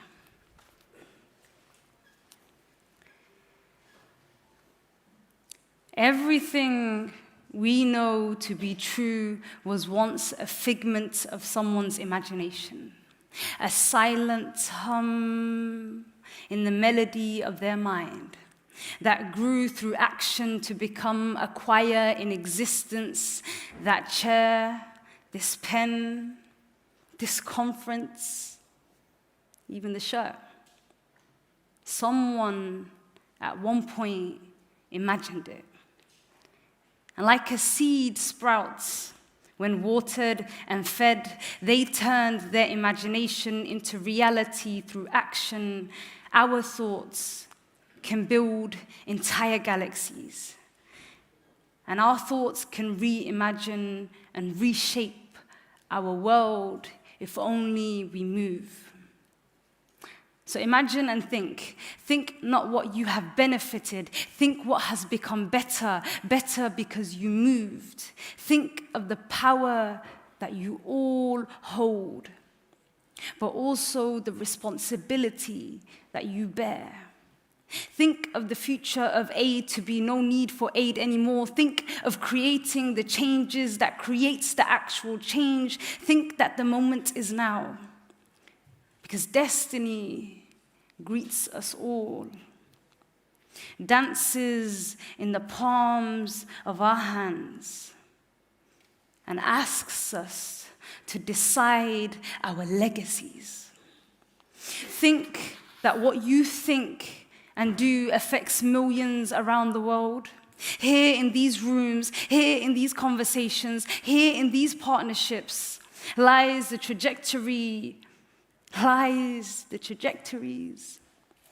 of if that child eats, or if that mother has maternity care, or if that father can work and sleep dignified, or if she has water for another week. Think that this earth is a very small, small, small place. Think that it is for all of us to share, and think that equity should be automatic. Think of empowering people to take ownership and control their story. Think of change as bottom up as much as top down. Think of those whose lives are dependent on you to think and move.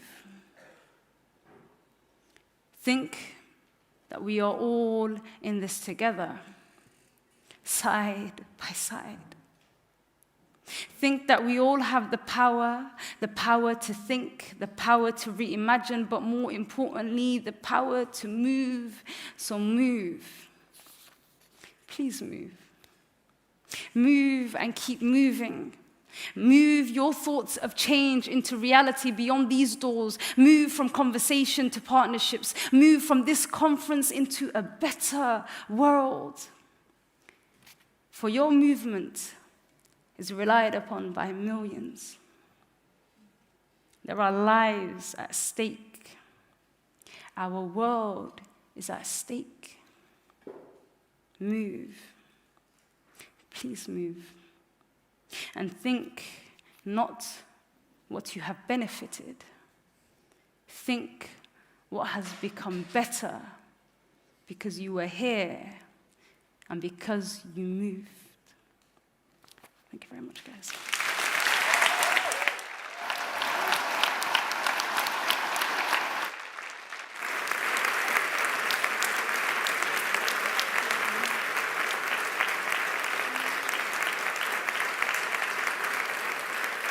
Thank you,